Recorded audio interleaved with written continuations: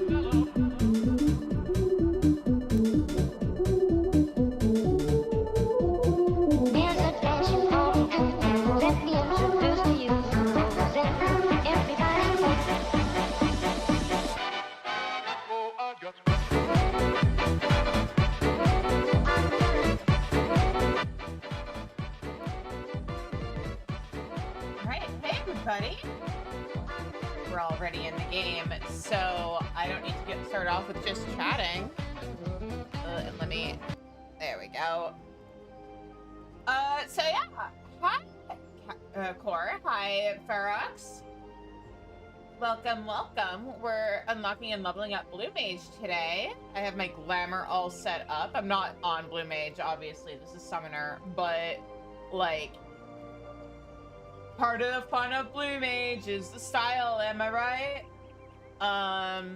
So, yeah. How's everybody doing this Sunday afternoon? Oh, it's stuck buffering? That's... Everything looks good on my end. Maybe it's Twitch.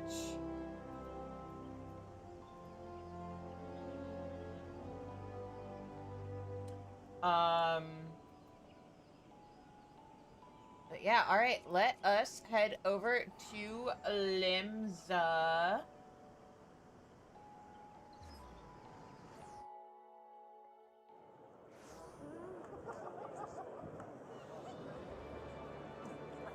Alright. The Blue Mage quest is out of the blue right over here. So let's go talk to the zealous Yellow Jacket. I'm doing good, Ferox. How are you? Also, let me let out the war cry in the Discord.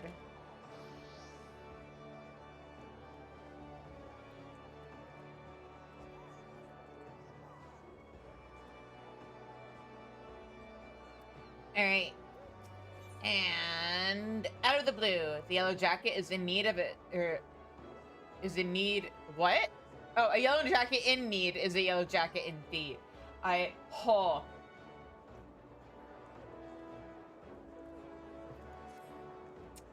Gotta read things carefully, am I right? You there. Would you be right in, or would I be right in guessing you're an adventurer? If so, I have a request to make. We've had reports of some charlatan claiming to be a blue mage, whatever that's supposed to mean. He could be a blue arse dwarf rat for all I care, but I hear he's selling his so-called soul crystals to adventurers for a tidy sum. Apparently, they're meant to give the holder all sorts of mystical powers. which is a load of chocobo shite according to a dozen or so dissatisfied customers. You see, spells and whatnot are not really my field of expertise, which is why I want you to help me investigate. Hi, Olivia. What's up? Thank you.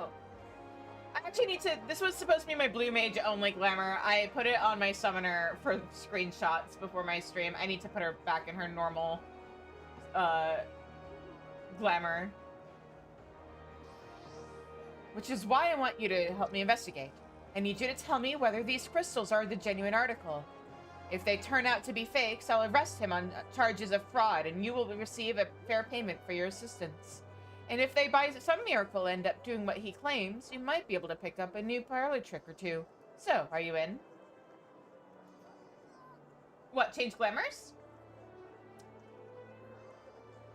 Very good. We've received word he's haranguing passers-by near Summerford Farms. I'll meet you there. Oh, I see what you're saying. I thought you were referencing the game. It might end up be a D-gem leveling scam.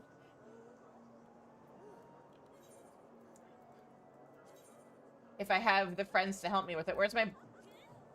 There's my actual, like, endgame caster glamour. The hat's a look, but it's not the look I'm going for with that. There we go. Alright.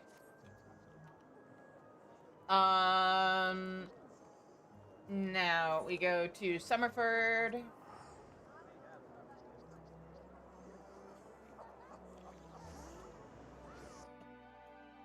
Because the thing is, like, the sooner I get Blue Mage leveled, the sooner that this stream turns into the pantry, rating content that gives Blue Mage spells so that I can fill out my book.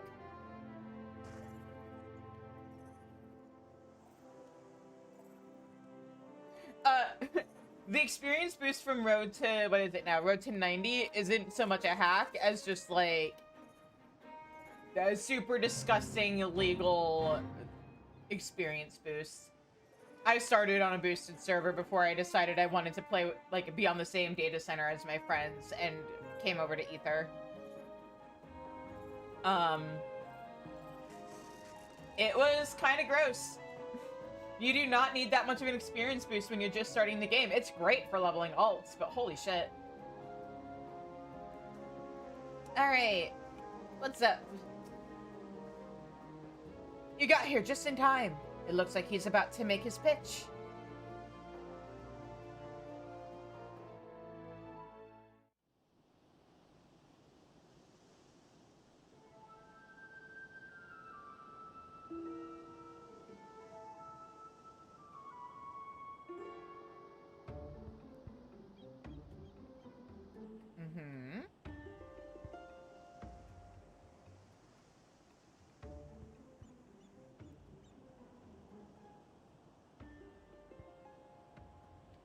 Greetings, ladies and gentlemen. The name's Martin, and today I present to you a wonder of the new world.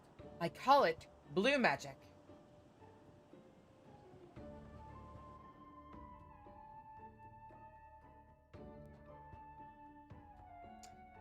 Beyond the Indigo Deep live the Wallachie, who have their own unique brand of spellcasting. God, I hope we meet them now that we're actually on that continent. Like black and white magic, it draws on ether from our surroundings, but that's where the similarities end, my friends. I'm sure you've all seen wild creatures lashing out with fire, ice, and what have you. It's a form of self-defense, see? But it's still magic. The Wallachie discovered how to harness ether in the same way and wield the forces of nature.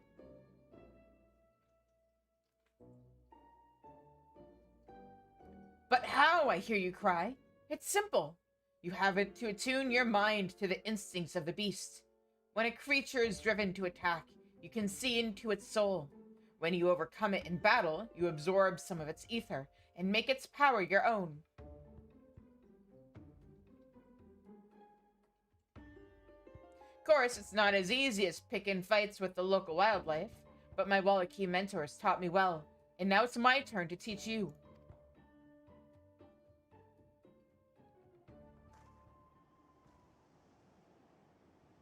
Behold, the power of blue magic.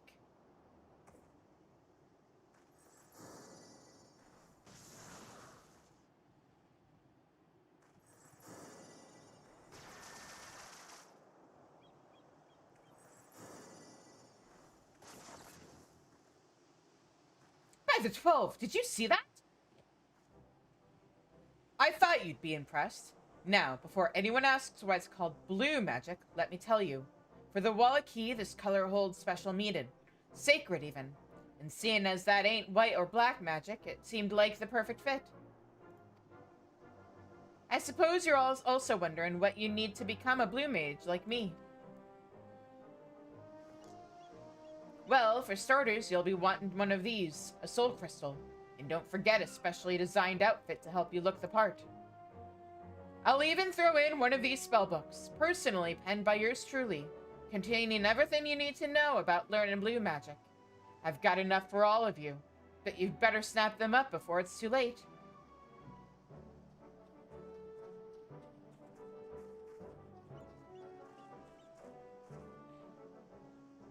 Are you not really that dense? Can't you see he's playing you for fools? Drive the beast to attack. More like run headlong into battle with only a silly blue costume for protection.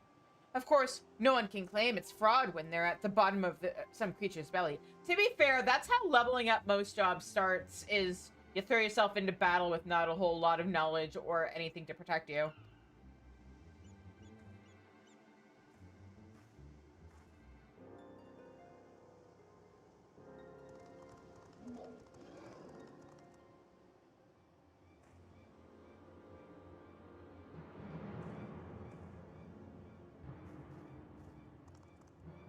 We feast on your flesh, smooth skins. Your goods cannot save you now, or your gods cannot save you now.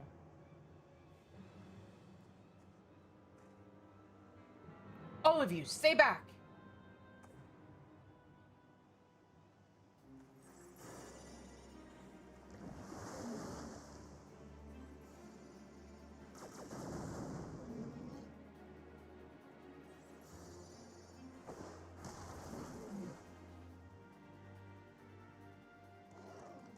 No more! Please spare us!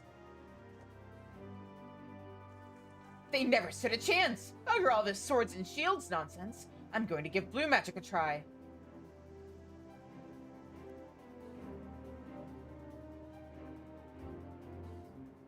I like how she goes from, this is a scam, to, I also wish to learn your tricks.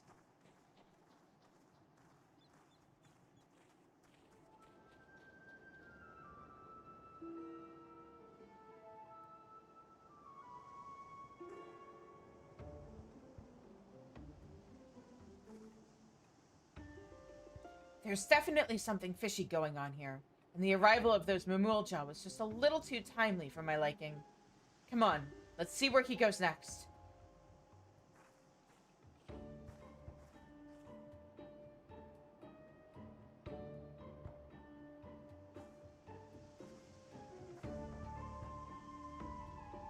But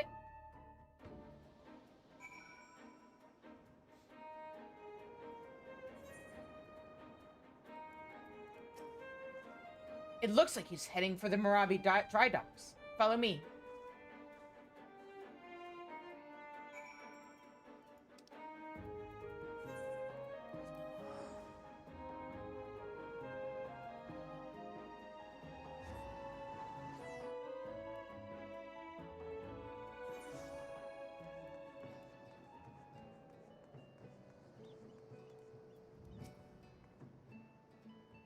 Hydrate. Okay. Hi, Ash.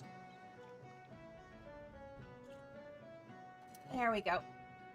According to one of the guards, this Martin character has been skulking around the docks over the last few days. Apparently, he's been begging for leftovers from the mess hall. Considering that he's making Gale hand over fist from gullible adventurers, this strikes me as more than a little odd. Anyway, he was last spotted making his way to the Salt Strand. Let's go.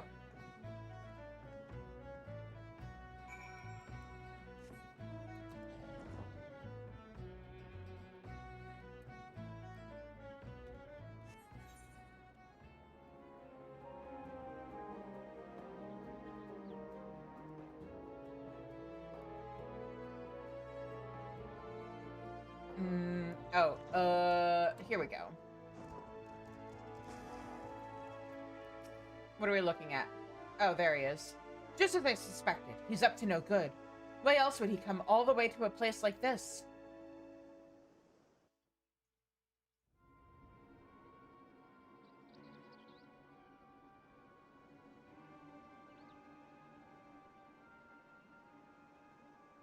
Martin, you say you'd be less violent this time. But that was very violent indeed. It all adds to the realism, and you lads did a great job. Your gods cannot save you now. Nice improvisation. That one bloke damn near shat himself. I think we've seen enough. Mm-hmm.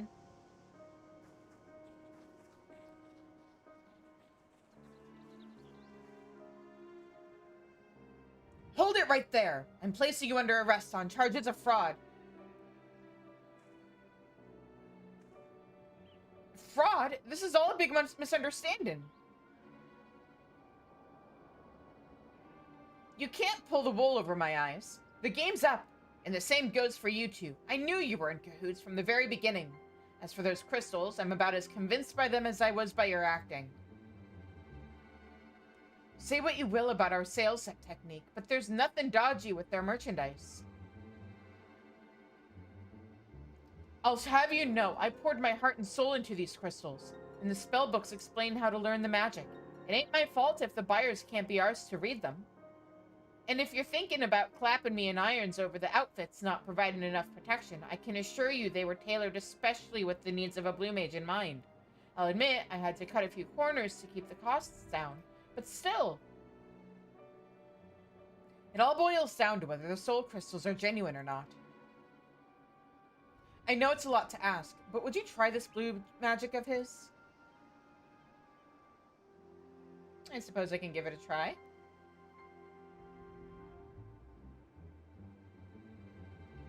Come on, miss. Don't be shy. Once you've learned your first spell, you'll know I ain't pulling your leg. I'll even let you borrow one of the outfits.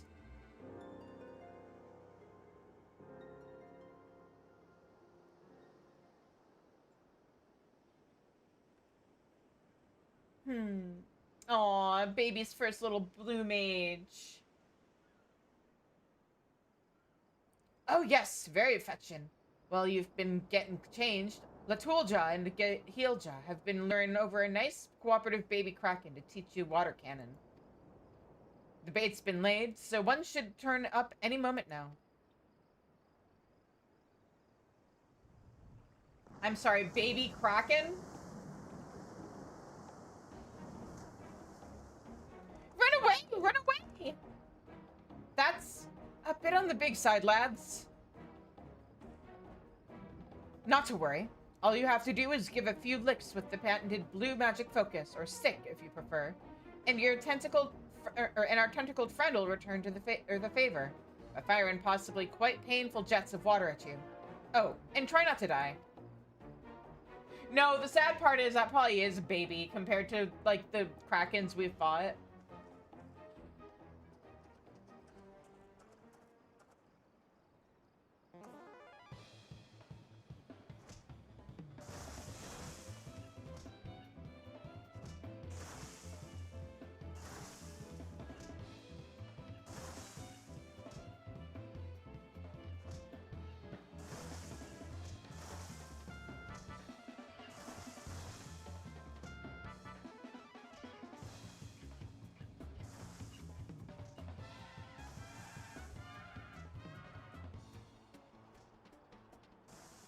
I win?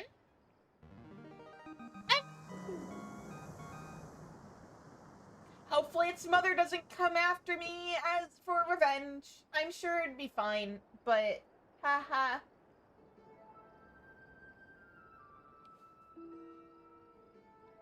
Mother animals in the wild tend to not like it when you fuck with their young. Impressive. After that little escapade, you should be able to fire your very own water cannon. By the by, you don't, strictly speaking, need to be struck by the magic you're trying to learn. But that'll probably happen whether you want it to or not. In some cases, repeatedly. As long as you're the one the beast's after, its power should be yours. Assuming you can defeat it. Hang on, let me put on a hoodie real quick.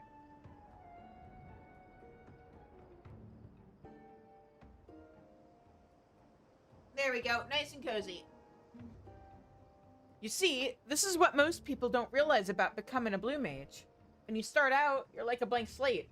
It takes a fair amount of bravery to stare these creatures down and look into their souls. It's a shame that not all of my customers have your determination, but that's hardly grounds for calling me a fraud. You don't think you're telling the truth, do you? I don't know. Did I learn water cannon? I did, didn't I? No, that's settled. I'll be having my wares back if you don't mind. But...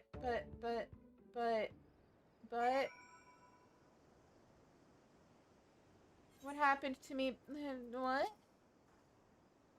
Did you actually learn any blue magic? I don't know, did I? Heel John Latoolja. Very sorry about Kraken. We not expect such a large one. Smooth skin, courageous indeed. What's that? You still don't believe me? To be honest, miss, I don't know what more I can do. Tell you what, why don't I give you a soul crystal, outfit, and spellbook for free? That way, as a fully fledged blue mage, you can act as a living proof of my innocence. Sound fair to you? Yeah. Also, hi, Ash. Blue mage unlocked.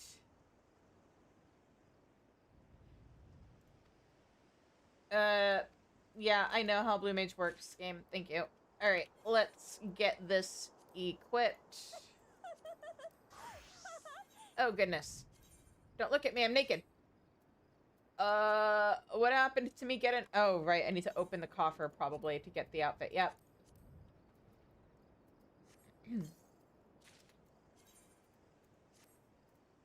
There, better. Hat. No. Oh. I see. But you know what? Does this work on Blue Mage? It should.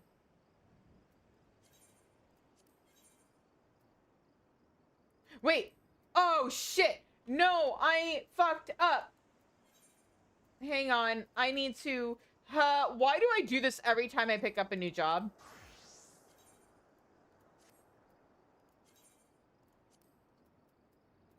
Okay, let's try that again. Don't look at me, I'm naked.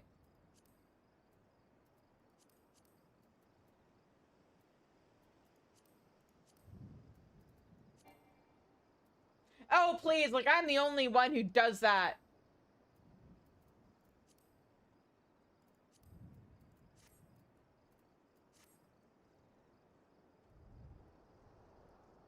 Alright. You're all saying the same thing. Alright. Martin's freedom hangs in the balance, and only you can prove his innocence. Well, I suppose you'd better show this yellow jacket that getting smacked by a mad kraken wasn't a waste of time after all. Just take aim at Latoolja and fire off a water cannon. If anyone knows how a proper blast feels, it's him. Gods know he's been on the receiving end enough times. This is only way?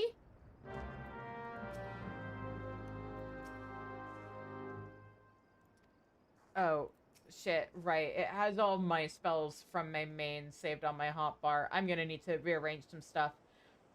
I'll be honest with you, this all seems completely impossible. Not that I doubt your abilities, but I don't believe a word of that out of that Martin's mouth, especially all this rubbish about blue magic. Hold on, let me just remove all of it. We're gonna rebuild these bars from scratch.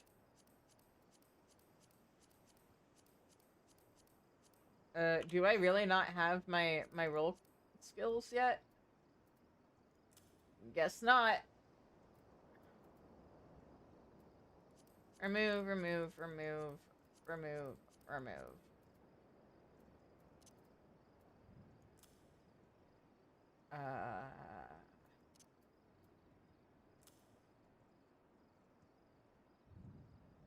Okay. And now my Blue Mage spellbook.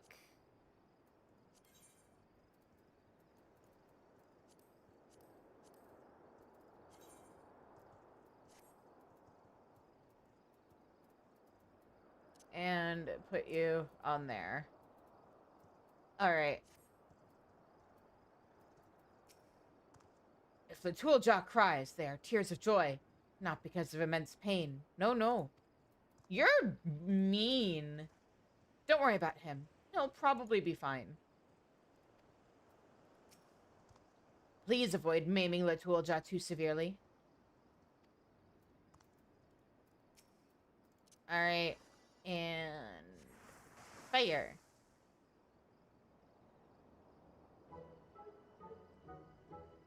Painful yet refreshing. Refreshing yet painful. See? I was telling the truth, wasn't I? Looks like it. Well then, we'd best be going. It's been a pleasure.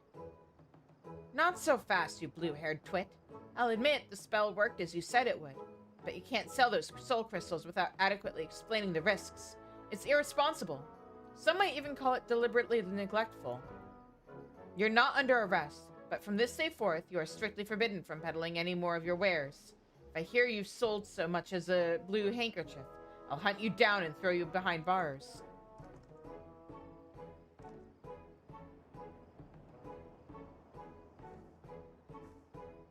For your aid in the investigation, you have my thanks. Fare you well. Yep, bye. So now what? I don't believe it. I was, just as I was beginning to turn a half-decent profit. Well, well, that was quite the show, darlings.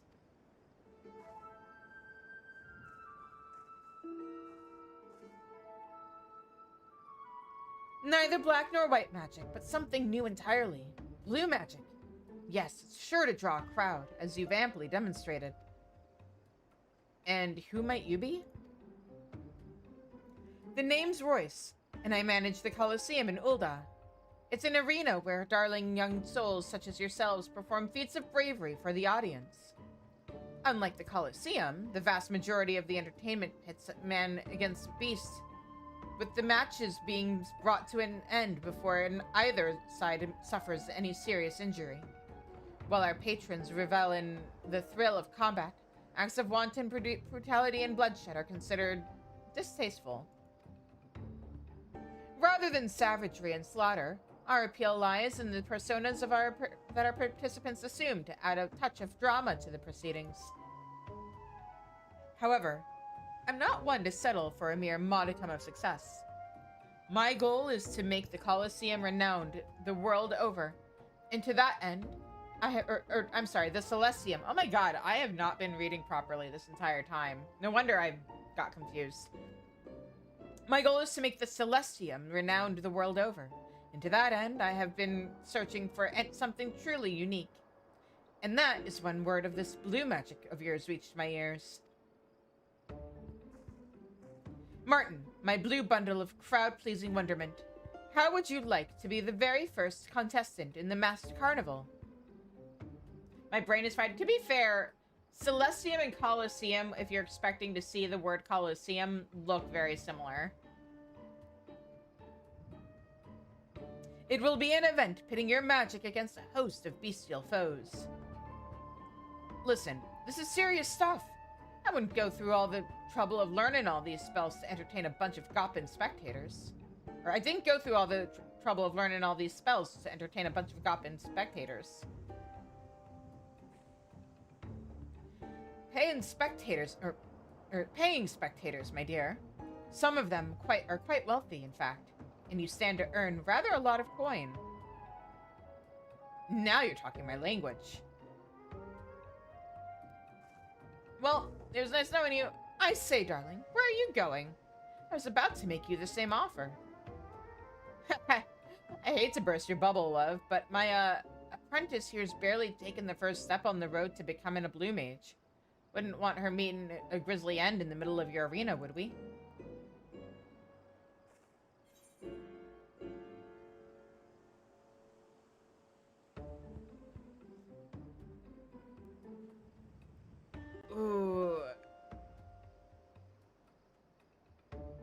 Do I want her to be aggressive about this, or...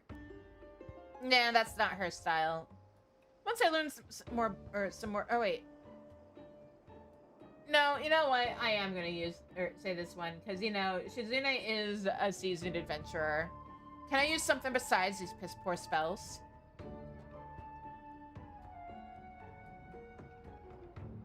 I think that would rather defeat the purpose. If I only needed warriors to triumph over the pit fiends, I have more than enough already. It's blue magic or nothing, I'm afraid. If you're not confident in your abilities, I don't mind waiting until you're ready for battle.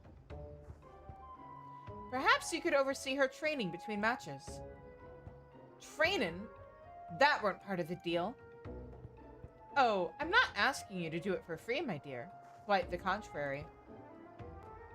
You'll pay me for that too? Consider it done.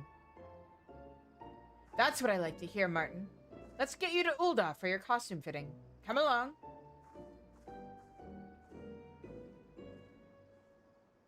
You have to wear a costume as well? I've got a bad feeling about this.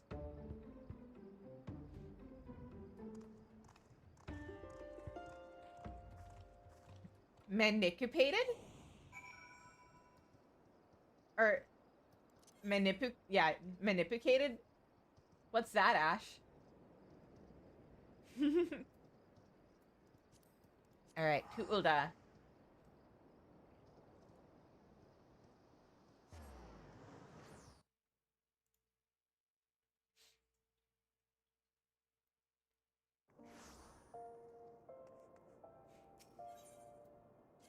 Alright, and now we go over here.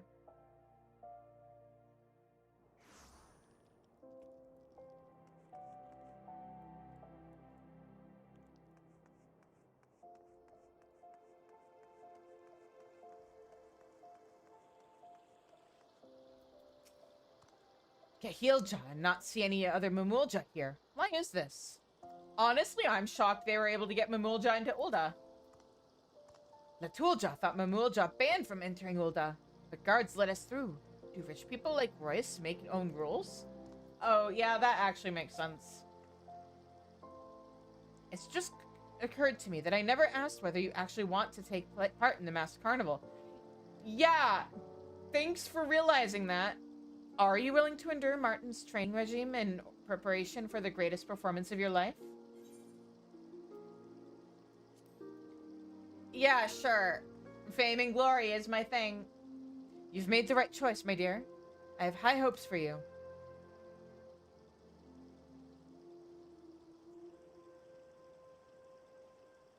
As for your illustrious mentor, I believe he should be ready to make his grand entrance any moment now.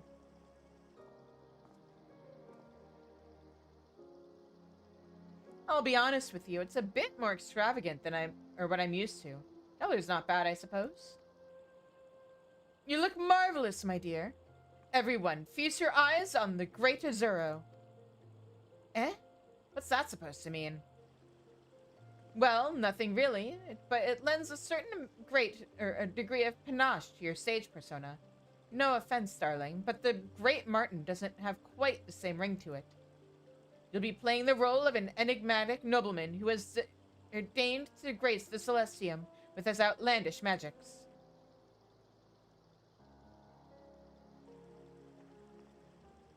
Oh, where are my manners? I never asked your name. Yeah, you didn't ask me for my consent. You didn't ask for my name. Shizune? We should come up with something a little more inspiring before you step into the arena. How about the great Shizune? Ah, yes, I have some information concerning you two gentlemen. As you may have heard, Ul'dah has a law that bans members of most beast tribes from entering the city. It was mainly to keep out goblin merchants, you see. I have had someone else pour over the documents, and it seems there's no mention of the Mamulja whatsoever, meaning you are free to stay as long as you please. Yay, I almost said loopholes. Yay, loopholes! Well, with that, I think my work here is done, for the time being. Martin, I leave Shizune in your presumably capable hands. Best of luck.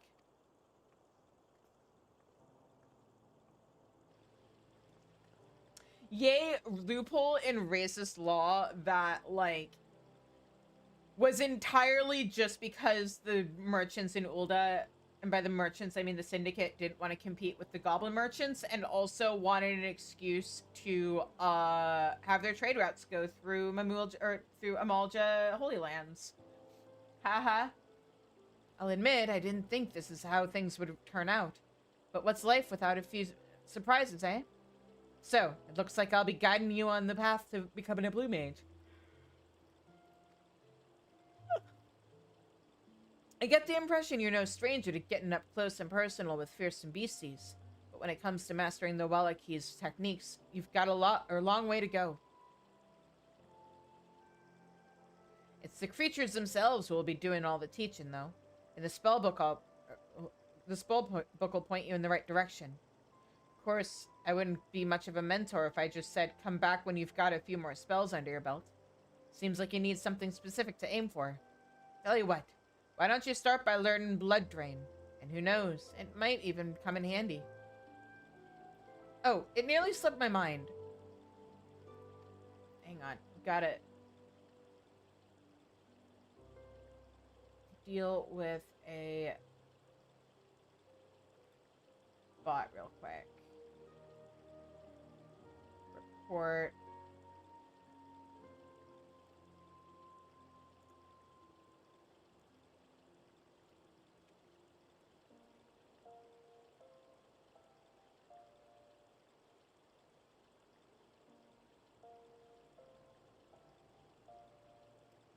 And ban. There we go. All right. Fortunately, you guys don't see it on your end. Because auto mod catches them. But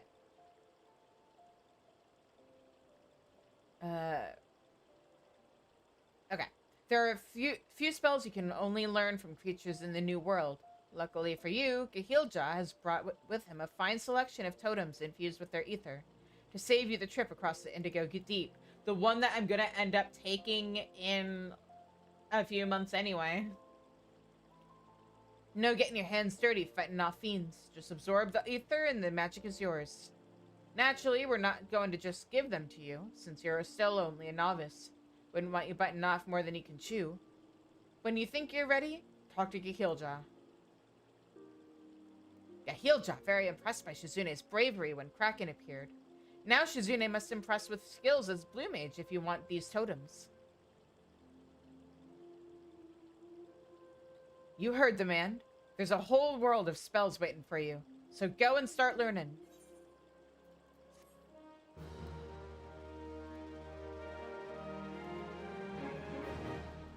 Alright.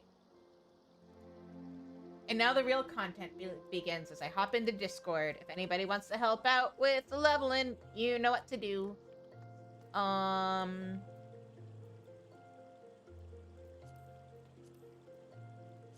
Alright.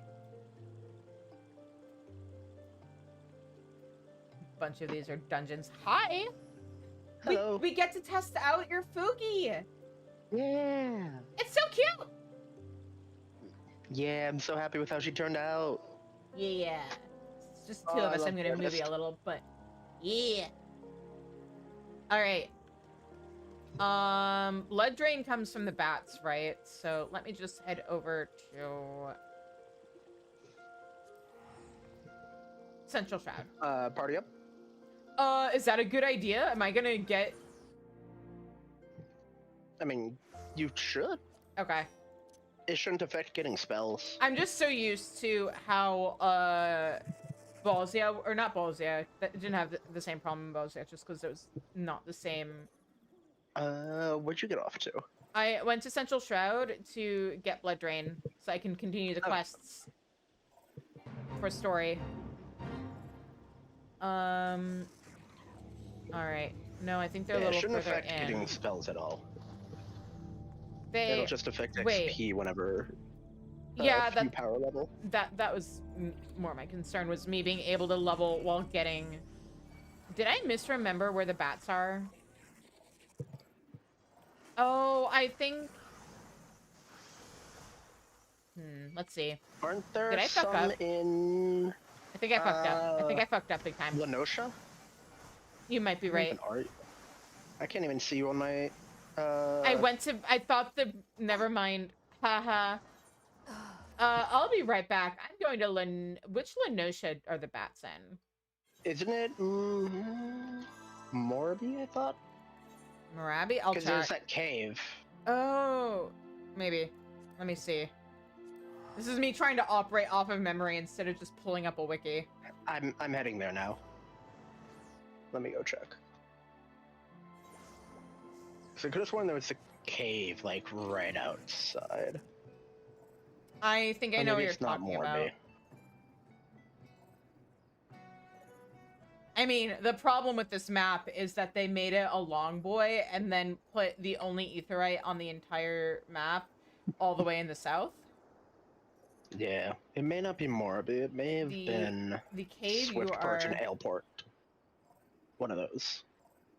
In Western. Sibley. I think I know where you were talking about though, so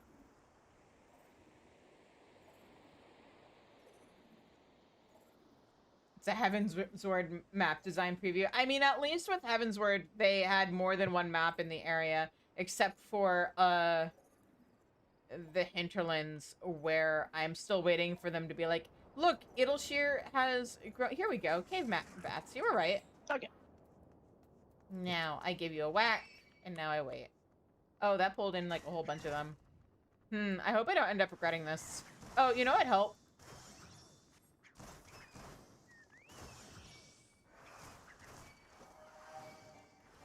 Here, have this. Thanks. Let me. Let me do that. Oh yeah, Ozisla.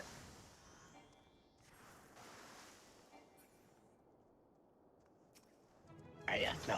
I messed up. They're focusing on me. Give me a sec. Let's go find other bats. Never I'll sit mind. back and keep you I alive. just learned it. Oh, sick. Fortunately, I know what the spell sounds like, so I was like, we're probably good to kill it. I've probably seen them use Blood Drain by now. What matters is that you got it. True. Alright. And that did get me to level 5, which is also nice. What am I doing? I am going over here. Not quite there. Yes. Do There you we want to do the definitely intended power level strat? Yes, with the caveat of, oh, is there a level? Oh, I have to be level 10.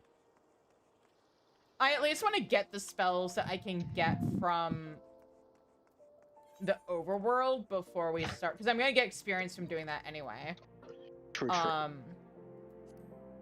So let's see here. Trying to think of where the really easy ones to get are.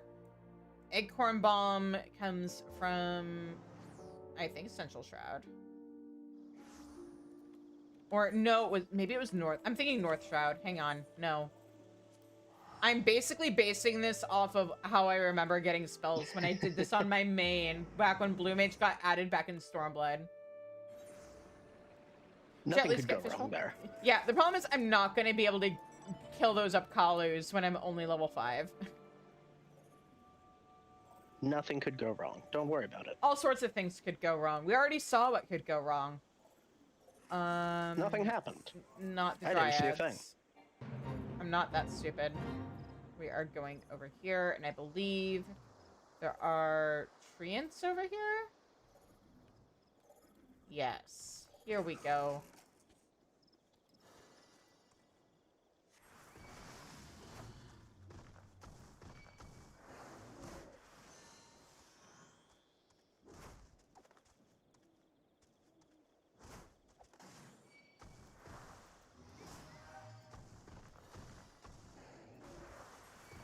Are you gonna throw an eggcorn at me, tree? Just one? Ah, here we go. Ah. Okay.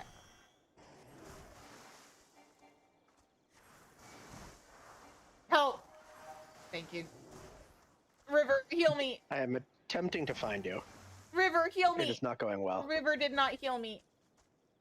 All right. River, kill it. Yeah, we've got room for all sorts of more. Come on in, Danny.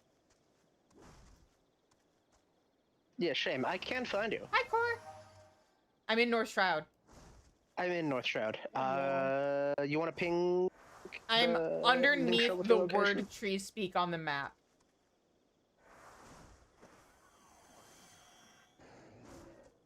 Gee, if only... Okay, Yeah. you're Hey, all the way over there. Hey, Shizu, do you Give me a want to sec, on my way. ping your location? If only you were watching a thing where... Oh, I guess I'm kind of not. You're covering the map.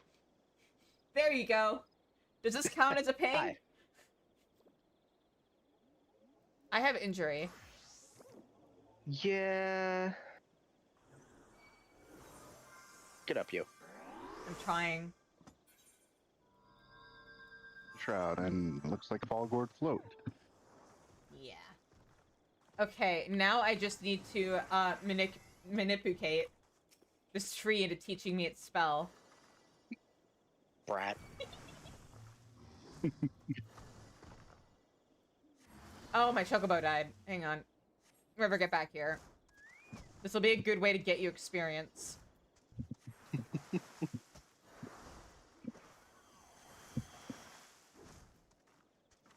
How's he doing on that? Oh, he's almost level 17. Ooh, nice. Can I get him to rank 20 before I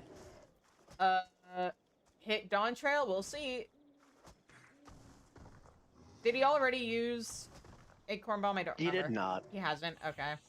Not that I've seen.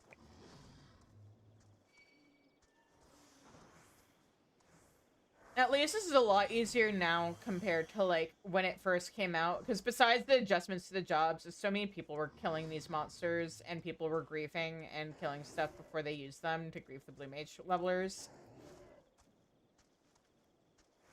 Fun times.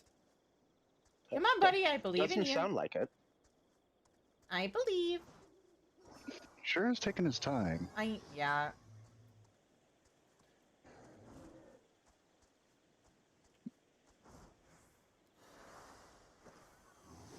Oop. Acorn Bomb. I'm afraid to so much as auto attack this thing. I think I might actually one shot it. Please don't one-shot the things I need to learn how to spells from. Mm-hmm. Also, I got like 5 levels from killing those bats, so... I mean, if you want a power level, we know a way. Yeah, no, I know. I want to get the levels I can from learning the spells that I'm gonna have to learn anyway, because I don't like wasting shit. Fair enough, fair enough. He just does not want to cast. Yeah. No, he's kind of a What's jerk. happening? Come on. Throw your acorn at me. Throw. I'm gonna see what one auto attack does. Dead. Let's see what Sage auto attack. Oh yeah, okay. Sage auto attack is reasonable for getting him down. Oh. Wait. I crit for 18 damage. It's a really good thing I have River on healer stance right now. I don't think it's doing it. Fuck it, What's I'm just gonna happening, find a buddy? different one. Yeah. Oh! Oh! Well, never mind. It already did. Well, I I must have think used it at some point. it used it before I died, and I guess because it was the same one, even though, like, I left battle with it, it may have still counted. I don't know. Maybe I'm just making things Interesting. up. But anyway, okay. Let's do this again. Yes. Got my glimmer. No. Let's see here. I'll just take a How flat page. I don't need to about... keep the I mage. swapped over to healer blue mage, so I'm good to keep you alive. Let's see how big of a mistake this is. Let's go learn Final Sting. Did I go to the right place? Yes. Okay.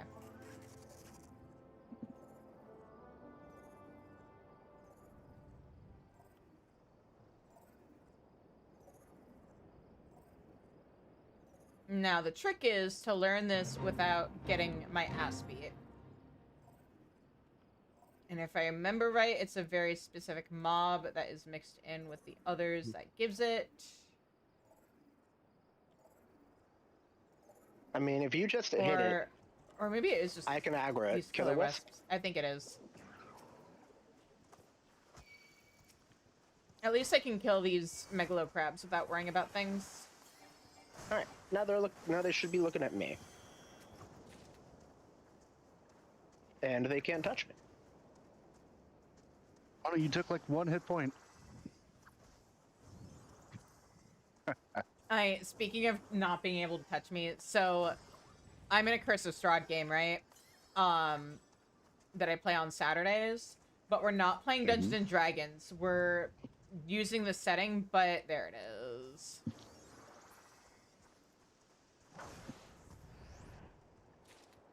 Nope. Oh.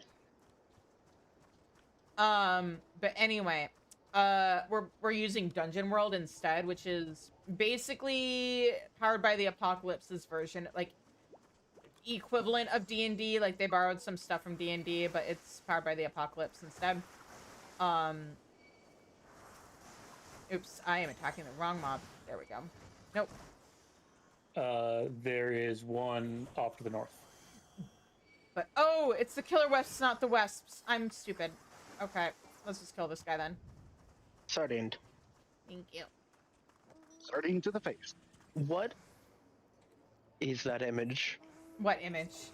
The Fugi image. Oh. Oh my god. Oh, ask Core. Here we go. Danhausen. Everyone loves Danhausen.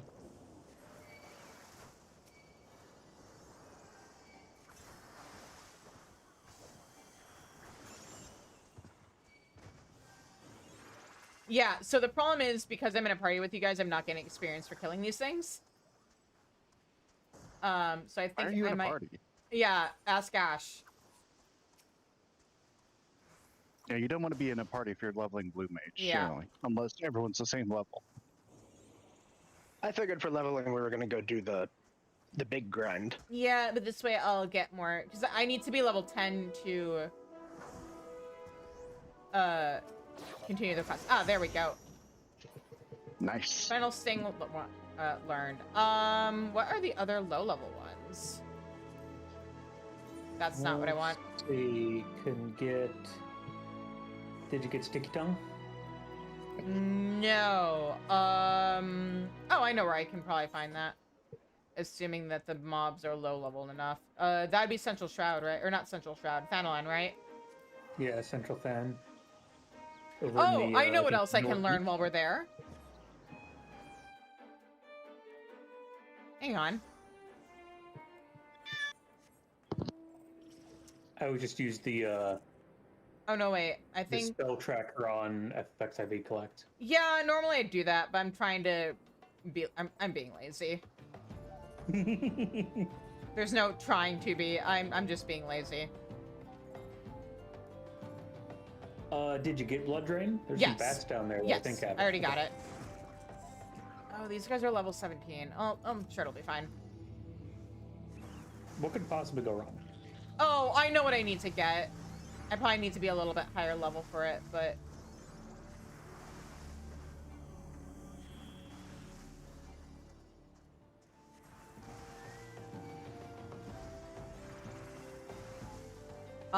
I should probably get 1,000 needles. There we go. Nice. But also... No, I don't want to go to the Crystarium. I want to go to... I think it's Horizon. Technically, I think you can already get Bristle. Get what? You can already get a lot of Bristle. Oh. You can get a lot of stuff, honestly. Yeah. The problem is I can't... If I do dungeons, I'm not going to get spells. Or I'm going to get spells, I'm not going to get experience. Is this where I wanted to go? Bristle is just in on a Borony Shroud. Oh, right.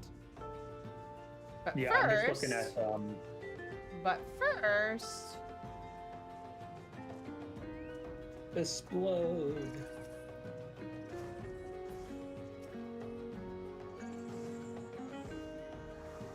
Okay, I don't want you...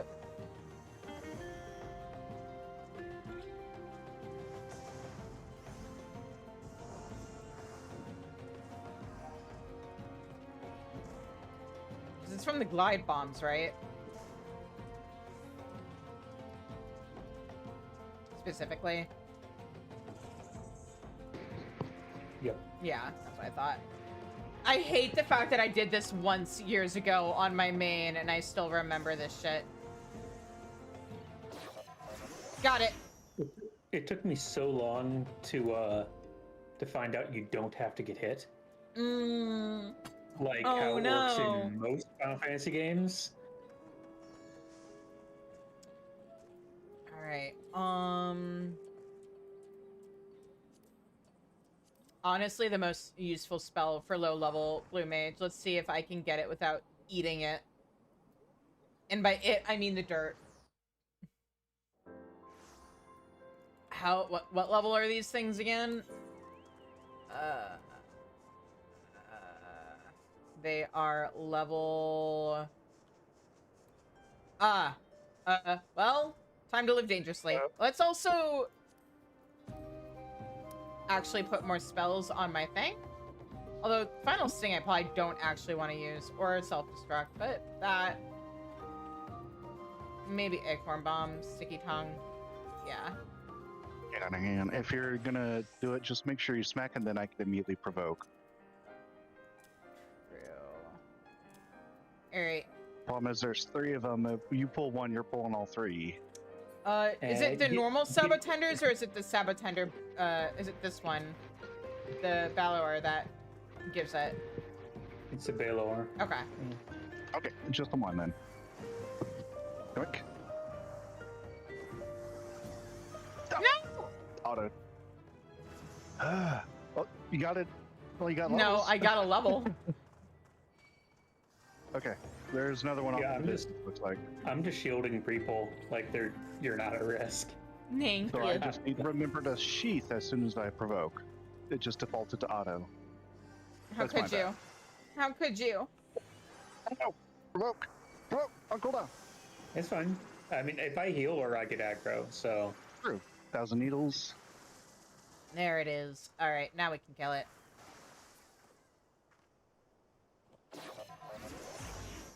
Excellent. There you go. The only spell I'm gonna need until my DPS outpaces it.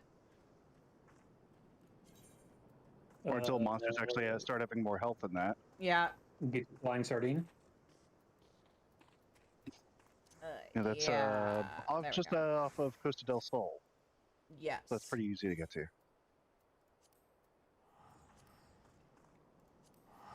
I hate how, like, this is all just ingrained into me. Do you think I may have spent a little bit too much time playing this game, guys? What? No. What? Don't be No, ridiculous. that's crazy. What? The plus side is when I was doing my taxes, I was able to include my sub on my business expenses, Lord. Nice. along with all the games that I play on stream. There's the hustle. Now, next time you build a PC, that'll be an expense too. Yeah, I just updated my PC like 2 years ago, though, so I don't think I need to worry about that anytime soon.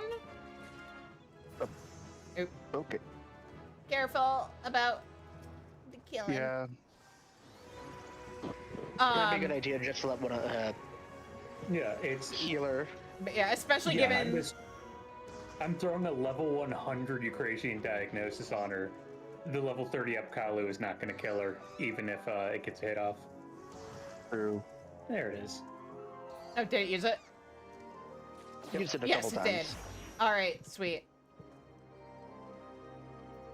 Right. Oh, I never finished telling my Curse of Strahd story where, like, because we're playing Dungeon World and, like, skills work a little differently, my character is supposed to be, like, a death cleric, and he just, like, we were fighting zombies, and he just used a skill that made himself invisible to the zombies, and suddenly he wasn't being flanked anymore. Nice. Yeah. He's also a little bitch, but, you know. Flying Sardine. There we go. Technically, there's nothing stopping us from getting you Ultra Vibration and Ram's voice. Ooh. Technically. Alright, but let me do the next quest real... Oh, Yeah, I've got, yeah, like, 50 seconds left before, the ads end, but yeah. But no, like, in terms of building a PC, considering the state that graphics cards are in right now, even if I wanted a new graphics card, I'd probably wait. That's great. Yeah, I'd say give it at least a year, probably thereabouts, maybe. Because I normally go with like NVIDIA cards just because that's what I know, and they're having problems. AMD is it's, having problems. Yeah, graphics cards are kind of out of sorts. The 40 series is still solid, from what I I have a understand. 3090 Ti, so like that's what I mean by like my PC is new enough that I'm not too worried about it. If anything, it's- my next computer upgrade is probably gonna be like another solid state drive or something. Maybe more RAM. I mean, that's the big thing I'm looking at here is storage is starting to be a real issue because Rise of the Ronin just came out on Steam like Mhm. just last week, and I played that originally on the PS5. I had a good time, and it runs so much better on my PC, so I'm glad I bought it for that to play it again. But it's 300 gigabytes on the disc. Yeah. It's like holy crud! I need more space. Well, and the I thing need to is, get like a 4 terabyte M.2. As- It's ridiculous. like, as I get more into content creation, I should probably have a solid state drive that is dedicated just to holding on to my content creation stuff. At that point, you're probably also going to want to look into getting something like a NAS set up, a network attached storage. Just probably dedicated storage. because video just takes up so much space. Yep. And right now my content creation stuff is on the same solid state drive that my games are on, and I every time I download a new game, I'm like, okay, so what am I willing to uninstall so that I can actually download this Yeah. thing? Anyway, let's talk to Martin real quick, and I'm gonna deafen and mute until I'm done with this. I'll be back. All right. Martin has found some time between performances to train you in the ways of the blue magic. Also, hang on, let me check something. Oh, I can get a totem. Off guard is now mine.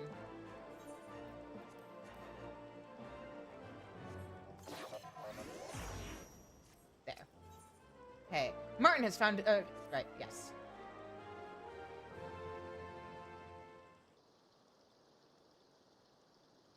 Well, if it ain't my gifted apprentice, Shizune. Before you say anything, let me guess. You're here because you've learned Blood Drain, and you want to hear my next bit of advice. Am I right? Or, I'm right, aren't I? Well, the next step is to... It's him! The great Azuro! You actually have fans? It's like all my name days have come at once. No, I don't want to be hearing that line right now. Please, say it for us one more time. How could I refuse my adoring public? Ahem.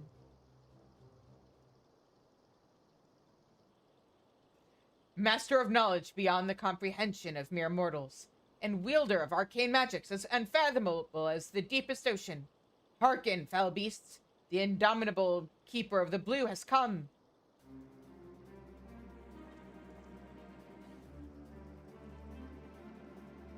"'Tis I, the great Azuro! You know, for somebody who had to be paid to do this, he sure seems to be enjoying himself. He said it! He actually said it!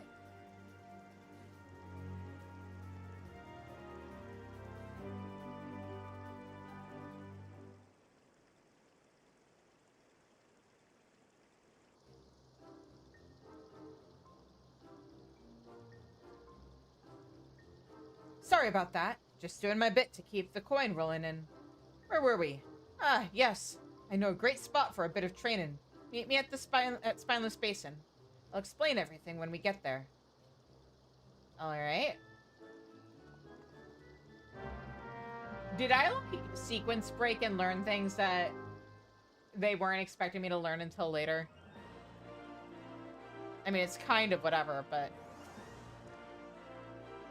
When Martin put on mask, he became Great Azuro, and crowd cheer for him.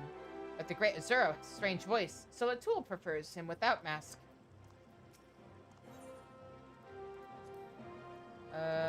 Yeah, we already got everything from here. Okay. Spineless Basin. It is actually faster for me to use the Ethernet.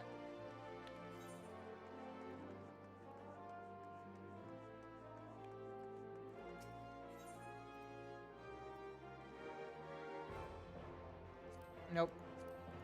There we go.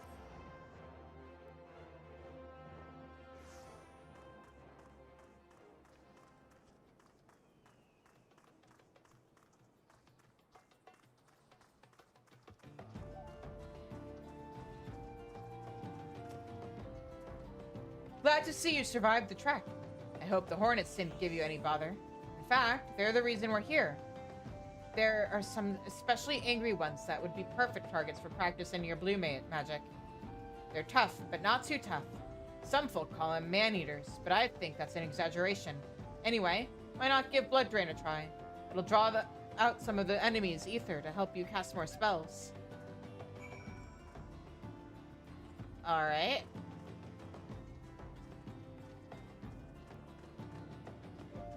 I see.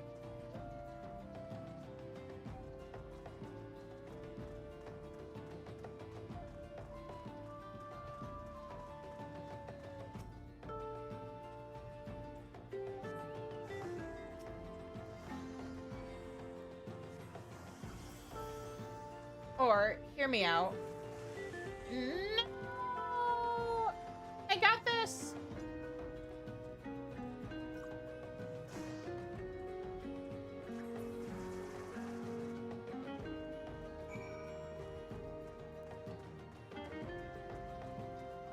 There we go.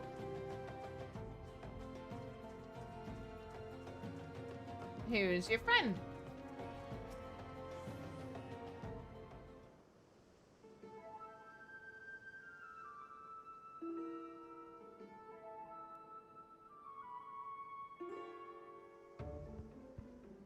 Thank you, Great Azuro, for getting rid of that pesky hornet.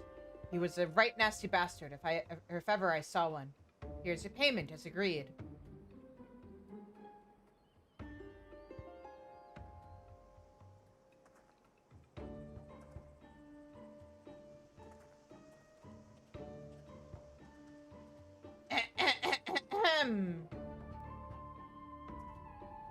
I didn't see you there. How goes the training? Training, huh?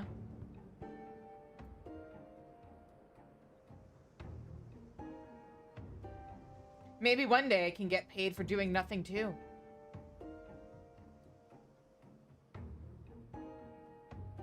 Come on, don't be like that. You had a chance to hone your skills, and that bloke can go out about his business without being stung to bruggery. If he's willing to part with a few gil for it, who am I to say no? I mean, he should be parting with that gil to me. Once we get back to Ul'dah, I'll divvy up the earnings. I'll see you outside the Celestium. Hey, Martin, if I had not caught what was happening, would you still have paid me? I bet the answer's no. Remember your worth, everybody.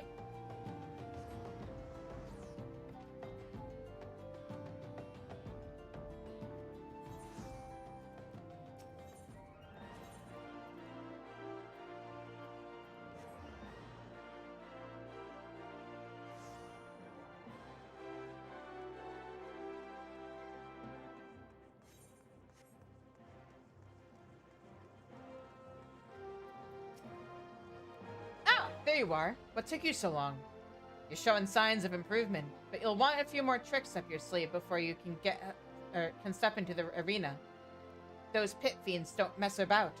I reckon what you need is Mind Blast. Once you've learned that, come and find me and we'll continue your training. And here's your payment for the hornet you put down. Wow! 414 gil. Amazing. I'm rich. I'll never have to work again. You think I'm being stingy? Listen, miss. I've already subtracted the fees for your training. If I charged any less, I'd be cutting my own throat.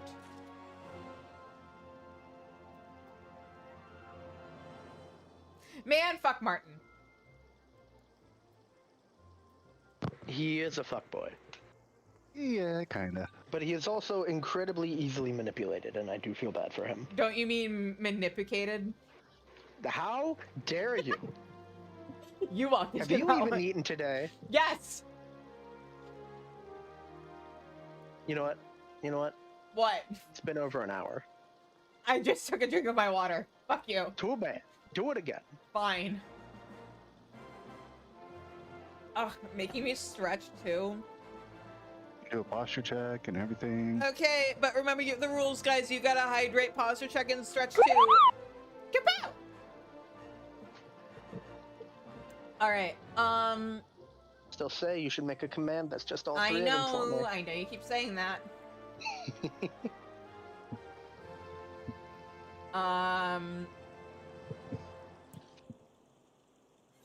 Let me check something. Oh, this gear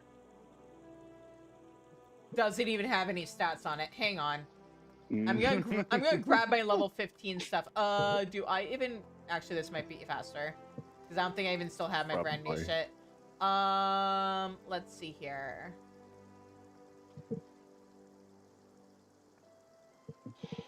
Which one See, of that's the these reason to is power level first. true? You know what? Fuck it. Yeah, let's just power level. It'll be a lot faster, promise you. Where are we going?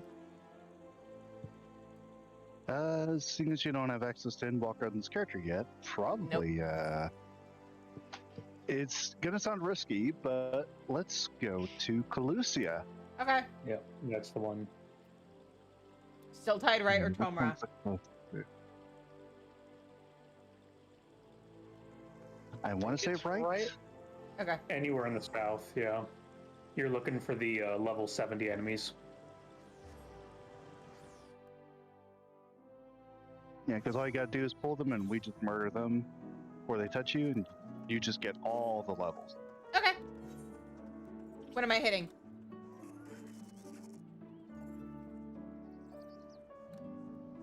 There's a good basically- loop over here by the lighthouse, if I'm remembering correctly. Yeah, it's like a Basically, full-on any triangle. level 70 enemy on the Yeah. beach. There's this weird thing with It's like world south mobs here. at the start level of an expansion that they just give more experience than you'd expect. I mean, that makes sense. Because you want to get to 71. Yeah. Hang on, let me actually hit it. I hadn't hit it yet, it just aggroed me. No, sorry. I'd recommend grabbing Flying Sardine first. Yeah, I- Sardine's a good instacast. Yeah, I it's have, an instant- I have Flying Sardine. Oh, We, yeah, we, well, we were yeah, there, use you it helped as me an get it. Listen, You gotta use it. I may be stupid. Uh-huh. No, that's it. Yeah, that was. That's the story. That was the So if thought. you there's this loop here, like the sort of triangle. You just follow the triangle. We just smack everything Okay. as you grab it. Like we can go ahead and hit this guy, and then you just kind of follow this path in a loop, and it works really quick. It's like an hour to level 80. Nope, I'm already level 30. Yeah, by the time you wake your way around the loop, the next set of enemies will be here. So like we can go here, like right. Right? Where you going? Huh? I don't know, where are This you? way. I'm following X. Yep. I Ash, guess. what are you doing? The two can respawn. Well, we could just do the loop. I guess it doesn't Fair. matter. Just kill whatever. But I'm assuming I the loop is appreciate over the here. Temptation. I appreciate the temptation to not waste the experience from getting spells. It's just like you've already gotten more experience than every spell Yeah. in the game.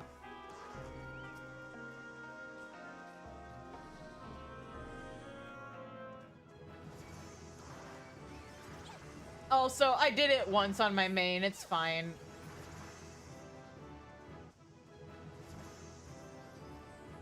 $35 already. Yep, Look at yep. that. You're halfway there. So I'll just be these your guys Living little on a field prayer? boy. We go this way. Oh, hang on, let me try something. Hmm? I wonder what map experience is gonna look like on a level 35 character. Apparently there's a I corner don't of the know. map I never got. Oh, it's because I never unlocked the, like, Stone Sky the Sea. Shadowbringer's equivalent of, yeah, Stone Sky Sea. Honestly, I always had killer luck with leveling. There over we go. here. There's like a line of enemies. I don't need know to go where through. over here is. We're not in a party. We're not in a party. Yeah, So, but like I I was sent saying, the if link you- now. If you look at here, like you with this little peninsula with a lighthouse, Oh, uh-huh. there's like a sort of triangle made out of it. Yeah. So you just kind of follow the road, hit enemies, and then by the time you finish the loop and or make your way like back here at the start, like say at the very top tip of the triangle, This everything's lighthouse? respawn. Yeah, like you would. Okay. Oh, I see yeah, you. we just started the lighthouse. No, I just was Well, trying to yeah. figure out, because there's 2 lighthouses. Yeah. So if you look at the map, there's a sort of triangle Uh-huh. made out of this. Yep. And so we can kind of follow that as a loop, and it's really efficient. Basically just the upland wheat loop. Don't remind me of that, Of what? please. Yeah, What- it's pretty much Coffee that. biscuits. Coffee biscuits. Oh. But if you become a coffee biscuit for $3 a month, you get access to my VTuber lore. How's that for a pitch? Am I doing good? How dare you? Oh yes, please tell me more about this VTuber lore. Well, I'm a magical girl, and I'm the champion of hope, and I fight things, and you can read about her Champion of horror. adventures. Okay. This month's chapter is running a bit late because I was working on something for my book. But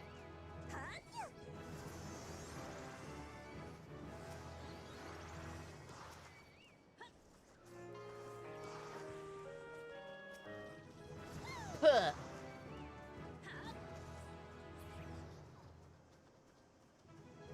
Man, if only leveling lower level jobs was this fast. Yeah.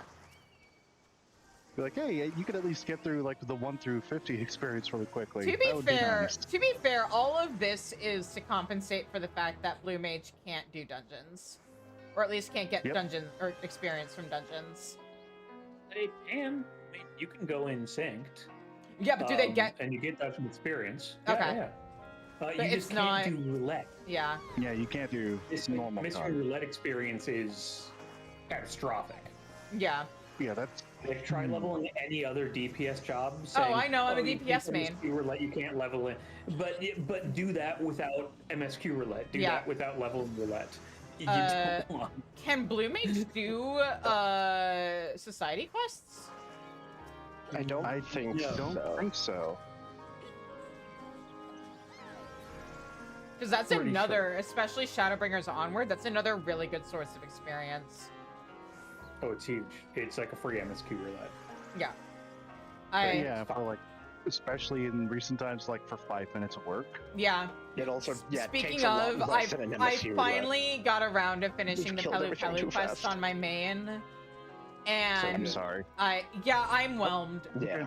Somebody on the writing team needs to have the concept of stakes, and I don't mean the food, explained to them. Nothing would have changed in that quest line if we hadn't been there. Yeah.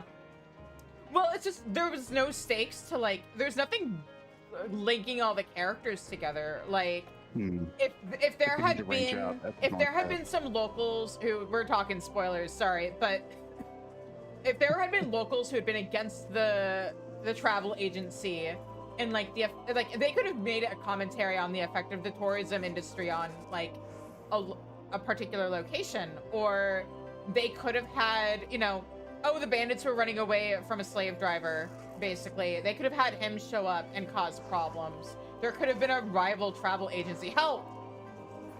Thank you.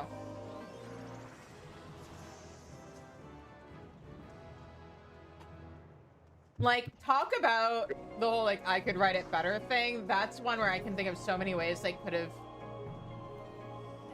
improved it so much.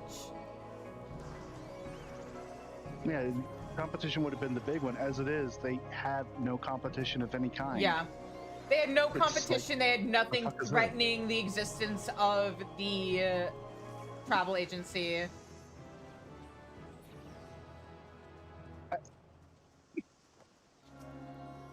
There was no conflict and there were no stakes. And in the meantime, like, my big concern about MSQ is, hey guys, this is like the 3rd expansion where, spoilers, we've basically prevented an apocalyptic event. Granted, in this case, I think it was something of a red herring where they were using it to introduce stuff that's actually going to be important for future expansions.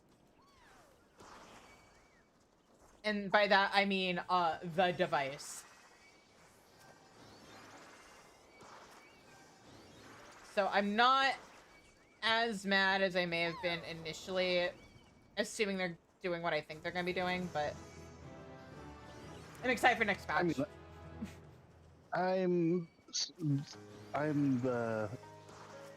cautiously optimistic on next patch. Where I think, hey, they might be able to stick something.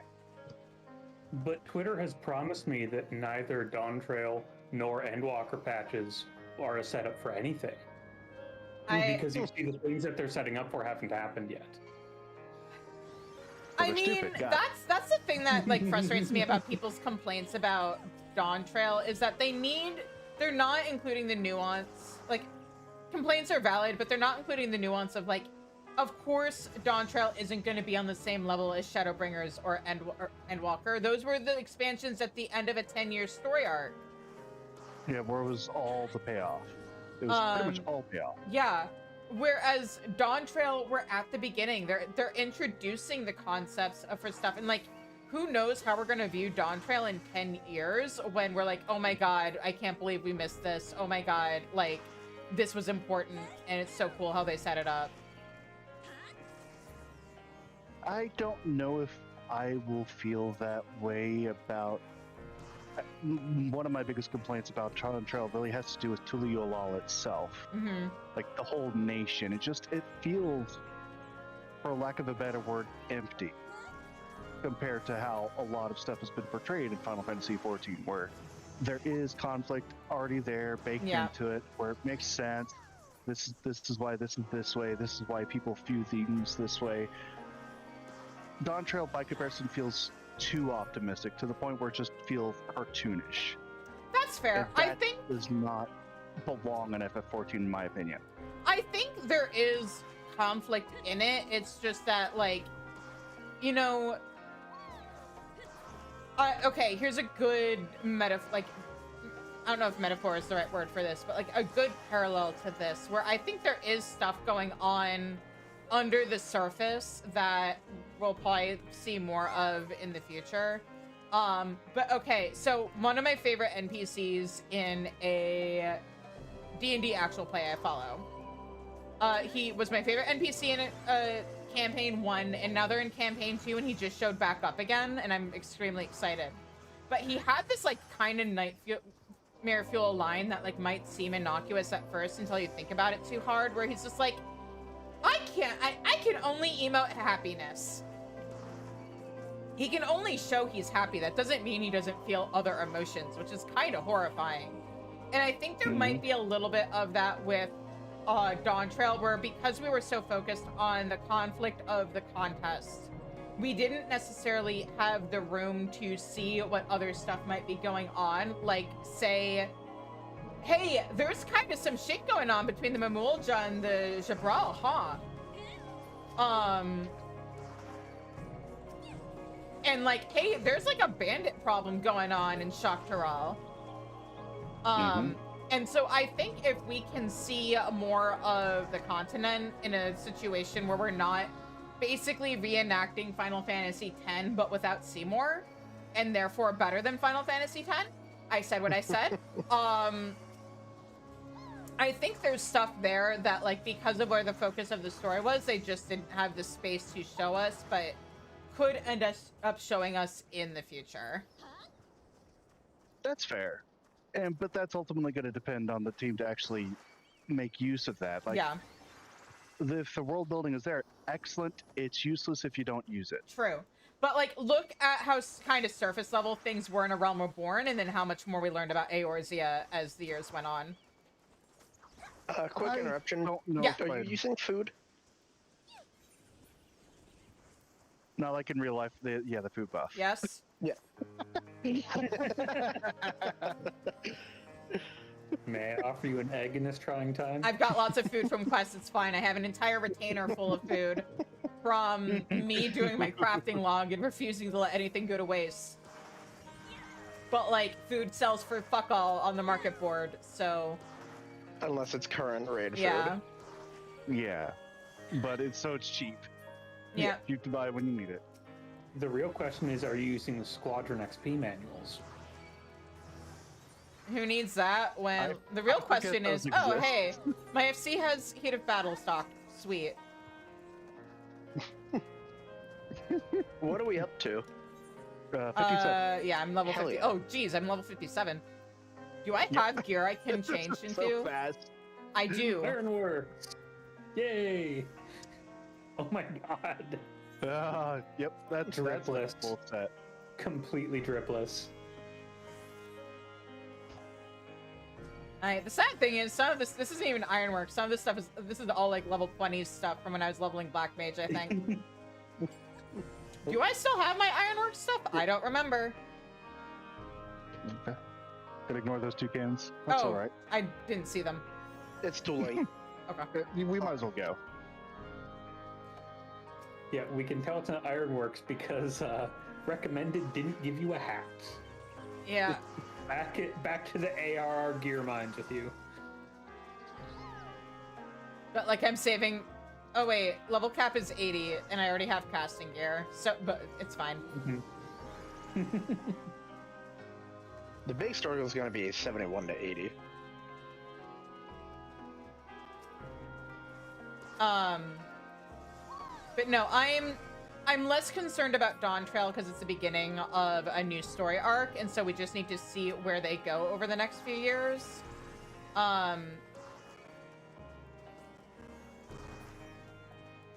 And I think, I'm less concerned about Dawn Trail than I was about Endwalker, where when I heard what they were planning on doing with Endwalker, I was like, boy, you guys are going to try and tell a lot of story in 10 levels. I hope the pacing doesn't suffer for it.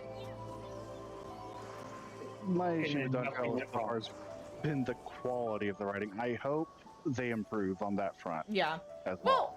It's not just world building, it's not just lore at stakes, it's like the actual quality of the writing itself, the feeling of the characters, how they're presented. Yeah. It's a lot. And that's why there was such a backlash to MSQ for Dawn Trail, is there was a lot that people disagree with people. That's It fair. was not any single thing. As much as Wook Lamont is the punching bag, and she's no small part of it, in my opinion, she's not the only problem. She's just one of them. See, I think my issue with it is actually, like, going back to what I was talking about with stakes. Like, hey, we're at the beginning of a story arc. I was cool with it just, like, being treated as a summer vacation with, like, low stakes for an expansion while we, like, emotionally and mentally recovered from Shadowbringers and Endwalker. And then, like, haha, actually, let's ramp things up back to 100 again. Oh, here's another world war, potentially. Yeah. Have fun. That being said, here is my theory on that. I think all of that was purely to introduce the. Did I skip? Oh, I did almost skip one. They just spawned in. Oh, okay. I think it was intended to be a way for them to, like, while we were all focused on, like, everything that's going on in Alexandria, introduce the key that I'm pretty sure was an artifact left behind by Azam, and the concept of us being able to traverse to different worlds with it once we learn how to use it. And so I think, like, you know, with Final Fantasy XIV in general, you have, like, the expansion specific story, and then you have the overarching story that may not necessarily be visible right away, but, like, then you look back and you're like, oh, I see where you were setting this up. And so I think Dawn Trail's story is actually setting something up bigger about, like, the key, and, like, they were talking about, like, oh yeah, like, something Ascians, and I'm saying, like, oh, are you guys gonna address the fact that you never really told us what happened to the Black Mass Ascians after Elidibus went poof? And the fact that there are a couple of Red Mass Ascians who are still unaccounted for? Don't worry about it. I genuinely now, like, outside of the whole Fan Daniel bullshit, like, now that Zodiarc's gone, I genuinely do want to know what's going on with, like, any Asians that are still out there. Like, if they were still tempered by a Zodiarc especially, like, what's going on now that Zodiarc's not there? Are they free from him? Are they gonna try and bring him back? Are we gonna have to chase them across shards? Because there's probably still... As far as we know, I can answer one part of that. If we understand that Zodiarc's influence is tempering doesn't go away when the primal is slain. So going off of that, what I was gonna say is, are they gonna be like still trying to do something involving the fragments of Zodiarc that are on the other shards? Because we don't know what happened to those. They could. Yeah, like they're respawning as you're running past them. Going slightly too fast, so we just want to post up on the bridge for respawns to start. But yeah, are we gonna end up with an ally who's like an ex-Asian or something? Who knows? That could be cool. I mean, we kinda do already. Yes, kinda. Ex-Asian? You're not there on stream yet. You're in the process of getting there on stream. I don't want to say because spoilers. We've been talking nonstop. We've been talking spoilers. It's fine. This is a spoiler stream. We're talking about spoilers, guys. Gaia. Gaia. She is. Doesn't count. She didn't full on become one. We know this. I mean, yes. She is.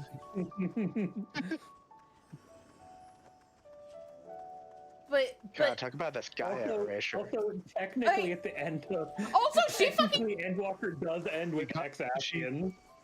She does show up in Endwalker, and she's voiced, and I'm saying, like, okay, is this, like, just a little Easter egg, or are they gonna become important again? I hope so. I want them to show up again. That'd be really cool. Make the Eat Rage mandatory. Yeah. Honestly, Make at all some raids point... and trials mandatory. Yeah, I was gonna say, at some point... Make all ultimate mandatory. I honestly, during Endwalker MSQ, like during the patch quests, when it became clear we were doing stuff with the Void, I genuinely thought they were gonna make the Void Arc, or at least the Warring Triad, MSQ required. So that way we could more openly include, like, Unukalhai into things. Especially since, like... I know people have different reactions to the patch quests in Endwalker. My big issue is that it felt like we were retreading stuff that the Void quests were already doing. Like, hey, let's restore the 13th. Yeah. Great. We should probably talk to my friends Sila and Becklug and Unukalhai, because they already started on that. My understanding is that the Japanese community's reaction to Crystal Tower becoming mandatory was so catastrophically bad.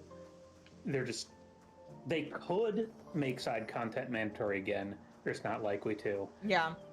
But then with Unukalhai, like, it's kind of not enough there to just make Warring Triad mandatory. Okay, so probably want to now stop for a what? second. Shadowbringer's job mastery quests, like the role master quest. What? Those are mandatory now? Which, yes, they should be. Level everything. Yes. At least level 1 of every job. The Void quests are fantastic. Also, like, the emotional payoff if you pace things right and you do all of the role quests before you finish Shadowbringers, and then you finish Shadowbringers and you're walking across that bridge and you see Ardbert walking towards his friends. If you've experienced those stories beforehand, like, oh my god, the emotional... Like, Shadowbringers is all about emotional payoff in a way that I feel like the writers forgot about in Endwalker and Dawntrail. That being said... Yeah, part of the problem is they either weren't able to because she didn't want to, but the writer from Shadowbringers did not return for Dawntrail. I feel a lot of people are saying Dawntrail can't... It doesn't matter if Dawntrail's not good, because that's the start of the next set of expansions, and it's like, it's supposed to be... It's supposed to be what pulls you into it. See, okay, like I'm not saying that it doesn't have to be good. I'm just saying that, like,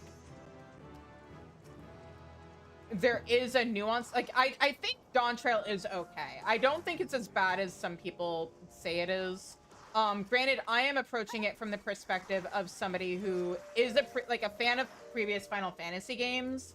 And part of what I like about Final Fantasy 14 is the way they take stuff from the previous games and like incorporate it into 14 and into its world building. And so one of my big issues with Endwalker was how much Final Fantasy 4 was in it, where it was just like played straight, not really seamlessly incorporated the way things normally are. Plus, I think that there should have been references to Final Fantasies 6, 8, and 9 in Endwalker, and it feels like that was part of the plan because you can kind of see it if you squint, but then they like punked out on it. There is a quest in Endwalker called You Are Not Alone, which is the name of a piece of music and a scene from Final Fantasy 9. The thing that with like Endsinger and like, or no, I think it was like the Dead Ends, like that little gloopy droppy thingy that like comes out of that one planet looks a lot like the lunar tier in Final Fantasy 8. Kefka's, like, I still think that the Tower of Babel should have been Kefka's Tower.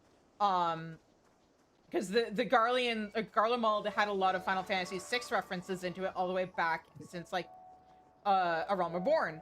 And then there was like, no, here's a whole bunch of Final Fantasy 4 references, except for this one Final Fantasy 10 reference that's going to be a dungeon boss, even though, like, realistically, it should have been a trial. A lot of people were disappointed that it wasn't a trial. Yeah. Well, yeah, because they fucking, like, advertised it in leading up to the expansion the same way they normally did trials, and then no. And, like, especially, like, narratively, considering what Anima was supposed to be lore-wise, that should have been a trial. Yeah, I think given the fact that they basically switched two expansions worth of story, it should have been two expansions. In an original draft would have, assuming the Endwalker was split into two, that would have been probably the 83 trial. Yeah, that's what it should have been, was the 83 trial, and then, like, I would have had Zodiark be the, like, level 90 trial. Yeah, that would have been the point where, hey, we beat him, the day is saved, and then over the course of the past patch content, that's when the final day starts to set in. With the sky turning red and us seeing the final days arrive in more than just 2 whole zones from the expansion. Because it especially feels so weird doing the role quests in Endwalker, and they're like, oh no, the final days and there's blasphemies, but I'm like looking at the sky in Nishgard and like, forecast calls for snow. And actually, they could have done what Shadowbringers did, where, hey, you have the blighted light everywhere. You can see it. It's blanketing the sky. And then once you actually finish the zone or finish the expansion, that's when it all clears and you get to see the zones as they're meant to be. And I know... I can't remember if it was Core or somebody else, but I know somebody mentioned... No, it wasn't Core, it was somebody else. But I know somebody mentioned, like, oh, that'd fuck with fishing, but I feel like if they had found a way to prevent it from fucking with fishing, they should have had, like, imagine how devastating it would have been if patch by patch, the sky had turned red in different zones in the game. Yeah, that was me. And realistically, that'd be such a disaster for the legibility of fishing. Apparently there's like some things they do where like... Yeah, just nightmare. Yeah. Well, I think, what my understanding is there's some like story-related weather stuff where like, they are able to make it not affect fishing because the weather we're seeing is like a cosmetic thing and the normal weather is still happening. Yeah, that's all story-related weather works like that. It doesn't actually affect fishing windows. What it would do is be a disaster for the legibility of fishing. I would agree with you if it weren't for third-party tools. I'd agree with you if it weren't for the fact that I think most people who are hardcore, like who would worry about that kind of thing, are either using the I don't think they're using in-game tools for that to begin with. Yeah, there's websites and stuff like that that can help you with that. Yeah, I'm pretty sure that like most people who care enough about fishing to care about the weather and how it affects fishing are probably already using Teamcraft or some other tracker to keep track of that stuff. Do I need to slow down on my running again? You should probably need to stop. Oops, yeah. Every time we cross the bridge, we should slow down. Okay. Or we're going just a little bit faster in respawn time. We're at level 65 now, by the way. Yep.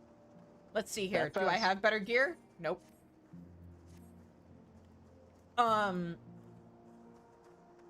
But yeah, oh, there was something I was gonna say and now I forgot. Oh, right. So like, no, I forgot what I was gonna say. Fuck.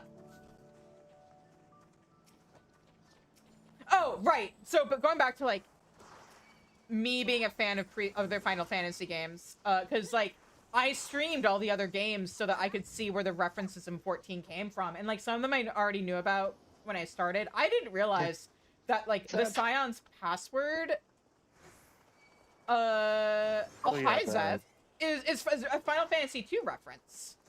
Yep.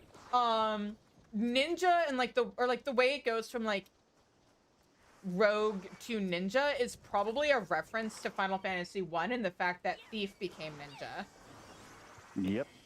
And like there's just all this stuff that's in it, and so like as a fan of previous Final Fantasy games, I enjoyed Endwalker because I think it did that stuff better than Dawn Trail, or other way around. Dawn Trail did it better than Endwalker, because like it's its own story, but like we're a group of people escorting a woman who is looking to live up to her father's legacy.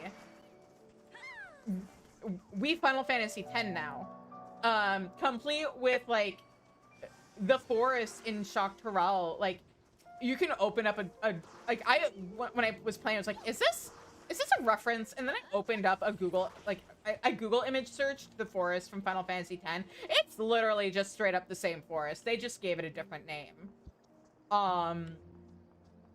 And like it's the same thing with the Final Fantasy IX references, where a part of me is really bummed because I always wanted a Final Fantasy IX expansion where we went to Alexandria and did a side quest for a pickle vendor and got the coup as a like allied society. And that's probably never gonna happen again. But as far as like the narrative themes of Final Fantasy IX, I think they did a really cool job of like doing really interesting shit with it. And like latching on to like the role that souls and stuff took in Final Fantasy IX and exploring that in 14. And I think like them having the characters be like clear references to Final Fantasy IX characters but have different names and still be their own people was a really smart move, especially after how oversaturated Endwalker was with Final Fantasy IV references that were just completely played straight. So yeah, I freaked out when I saw what the trial is for next patch. I'm very excited. I'm also slightly scared about what that means for future trials. Are we gonna have to fight Freya? Robo Freya? Someday? Is that what one of the future trials is gonna be? That'd be cool. So yeah, like... Is Steiner gonna be like a... Ooh, random thought. Steiner's gonna be a Hildebrand trial. Pretty sure Steiner was yeah, Otis. We already saw Steiner. Yeah, pretty sure that was Otis. Steiner, yeah, the rusty old knight. Yeah, I know. And that character was awesome. He was one of my favorite characters. I know we already got Gigi, but are we gonna get like Mecha Vivi? You know the Japanese voice of Otis is the guy who says on Today's Friday in California? Yeah. That's me. Yep. Amazing. It's a multi-talented actor. But yeah, this is all the bitching and ranting I've been holding back on during my MSQ streams because I don't want to spoil people, but like, yeah. It's Blue Mage. Yeah, it's Blue Mage, and like we're taking a chill break. Oh yeah. I don't actually 100% agree though that the 4 references in Endwalker were played straight. I think the issue is that they were really more aesthetically flagrant. It's okay. By played straight, I mean there are a lot of people who are just like, oh, the patch quests to Final Fantasy or to Endwalker are basically just us replaying the story of Final Fantasy IV. That's not really true. Yeah, but it's I agree with that. The names and character designs are the same. Rubicante is very much the same guy as he was in. Yeah. It's aesthetically Final Fantasy IV, but the actual events that occur are not Final Yeah, Fantasy 4. no, that's fair. Like- But like Rubicante is basically the same character he was in 4. Zero is basically Cecil. Yep.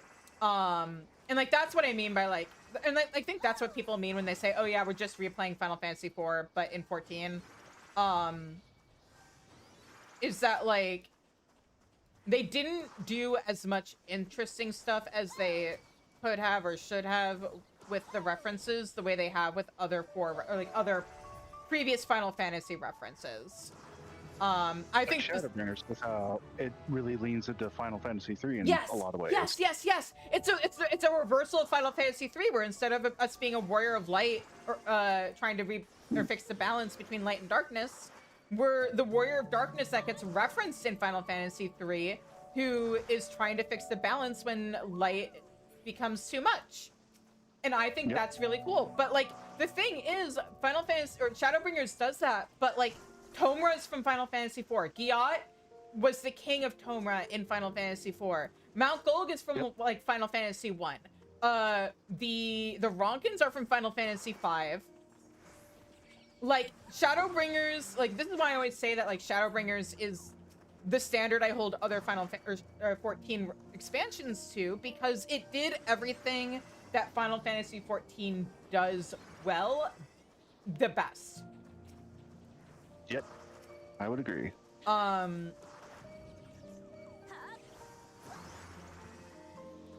And I feel like somebody on the writing team, especially if Ishikawa left it, that might explain it. But like, I feel like, oh, it's probably that combined with like Koji Fox's promotion / like side motion, whatever it is, to his new position. Like where he may not, I don't know if he's necessarily doing any of like involved with the lore writing for 14 anymore, because it used to be him and Oda. Yeah. Is Oda still on the team? I don't know off the top of my head. Well, I don't know about that, Zev, because like that was my concern when they first announced Shadowbringers, when they were like, because I was like, oh, we're in the middle of a war and now you guys are taking us to another world. What's going on here? But it ended up being more connected to the rest of the story than we were expecting, because it's like, oh, here's the origins of Hydaelyn and Zodiark and like the motivations for the Ascians that we had been sorely missing since like A Realm Reborn. Like it's what took the Ascians from basically being memed on as wannabe Organization 13 to, oh, you guys are like actually really interesting antagonists that we can like appreciate now. I still can't believe I care about La Habrea now. Yeah. Hey, do you think some of the reason why he lost his sanity besides the body hopping might have been because he lost his son? I'm sure that was no small part of it. How's that emotional damage doing to you? It's just you know, a wife guy missing his purpose. Eris's #1 wife guy. But like, I think honestly Shadowbringers is great right up until it starts leading up to Endwalker, and then you start seeing the problems with Endwalker, or like you start seeing the promise of what Endwalker could have been compared to what it ended up being. And like, to be clear, because I've been accused of not liking Endwalker, I don't dislike Endwalker, I'm just disappointed. Because like Fandaniel, like they made it seem like Fandaniel was the leader of an organization and that there were others that were with him, and then we never see anything about that. Whatever happened to that dream of Amaranth that Xenos kept having? Like that never gets followed up on. Like all of the, like Xenos gets built up to be such a threat in Shadowbringers, and then Endwalker happens and he's just kind of like following around Fandaniel because of the promise that he might be able to fight the Warrior of Light, but like not, he doesn't have to show any agency. He doesn't feel like a threat.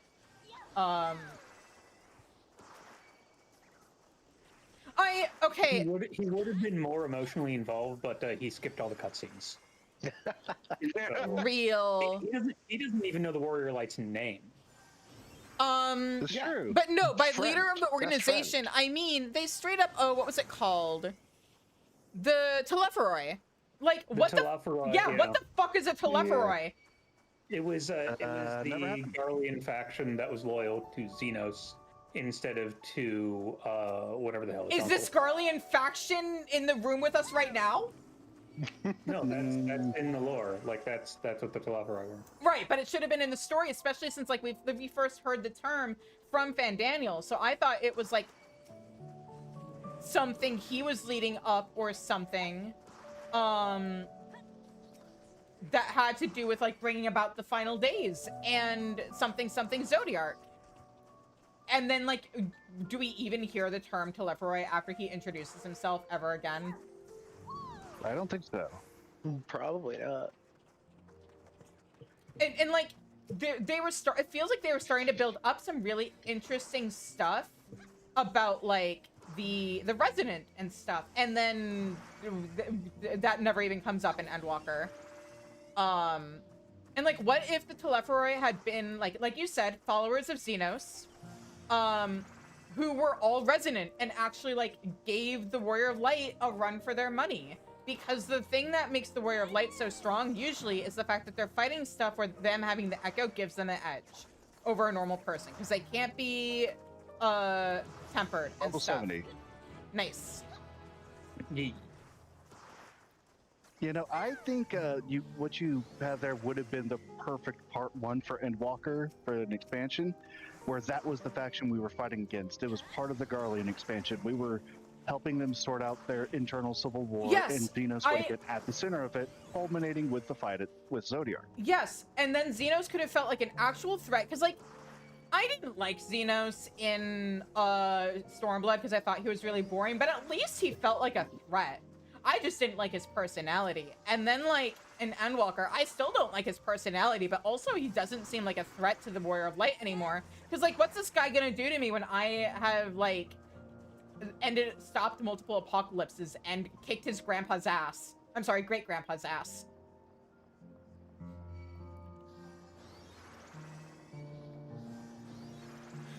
See, even if that were the case, Zev, we never see that. Like, video games have to follow the same, and this is like the problem with A Realm Reborn too, is that like, video games have to follow the same idea of like, show, don't tell. Yep. And like, I wish, like, with A Realm Reborn, I wish that they had better established, because like, as things are, you don't necessarily know this unless you talk to Y'shtola between quests, which especially new players aren't gonna think to do. But like, the Scions of the Seventh Dawn are the result of 2 organizations from 1.0, basically the survivors coming together, and that was the Path of the 12, which was Minfilia's organization that Louisoix helped her set up to help people with the Echo. And like give them resources and stuff. And then you had the Circle of Knowing, which was Louisoix's organization that had all the Archons. Yep. And like, if you don't think to talk to NPCs between quests, you're not going to pick that up. And I wish that it had been incorporated into MSQ more. It's also like, there's so much stuff that like we don't necessarily know about unless it gets offhandedly mentioned, that like, oh yeah, there's other members of the Scions of the Seventh Dawn that we just never meet. Some of them probably have the Echo because they were probably members, like, where are the other members of the Circle of Knowing, or not the Circle of Knowing, the Path of the 12 besides Minfilia and Tataru? I know some of them were around in A Realm Reborn and then they died. Because they were part of the post-Titan incident.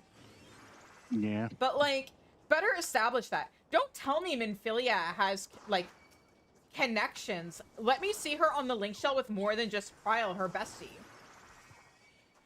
And a part of me, I know they will never do it. It's been floated before almost as a joke and been laughed off, but I wish there were some way to directly experience 1.0's story. Yeah. Well, I think part of the problem is a bunch of 1.0's story got retconned, which like, it would, besides the actual nightmare of 1.0, I think being able to do it and establish it in a way that felt cohesive when they didn't even really know what the Echo was back then, and then the Echo ended up becoming what it is today, like, it would need an overhaul. But like, it'd be interesting if they could like overhaul it have it use Final Fantasy 14 world and mechanics and stuff. Like Aroma Born onward, the good version of it that doesn't crash your computer because of a flower pot. Also, Wait, we should. Oh, do you not know this story about like part of the problem with 1.0 is that I'm slightly exaggerating, but polygons or like flower pots had as many polygons as players.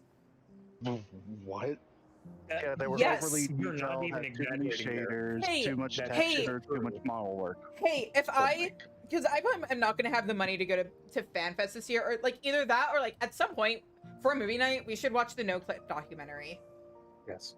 Yeah. Oh yeah. It has so much good information, good. and like even though it was made before Stormblood came out, and so some of the information like is dated just because like there's more information out now, it's still worth a watch because it goes into the history of like 1.0 and what went into its development and where they went wrong, and like the CEO of Square Enix is like, yeah, we fucked up, and like that's a Japanese businessman we're talking about here, being like, yeah, we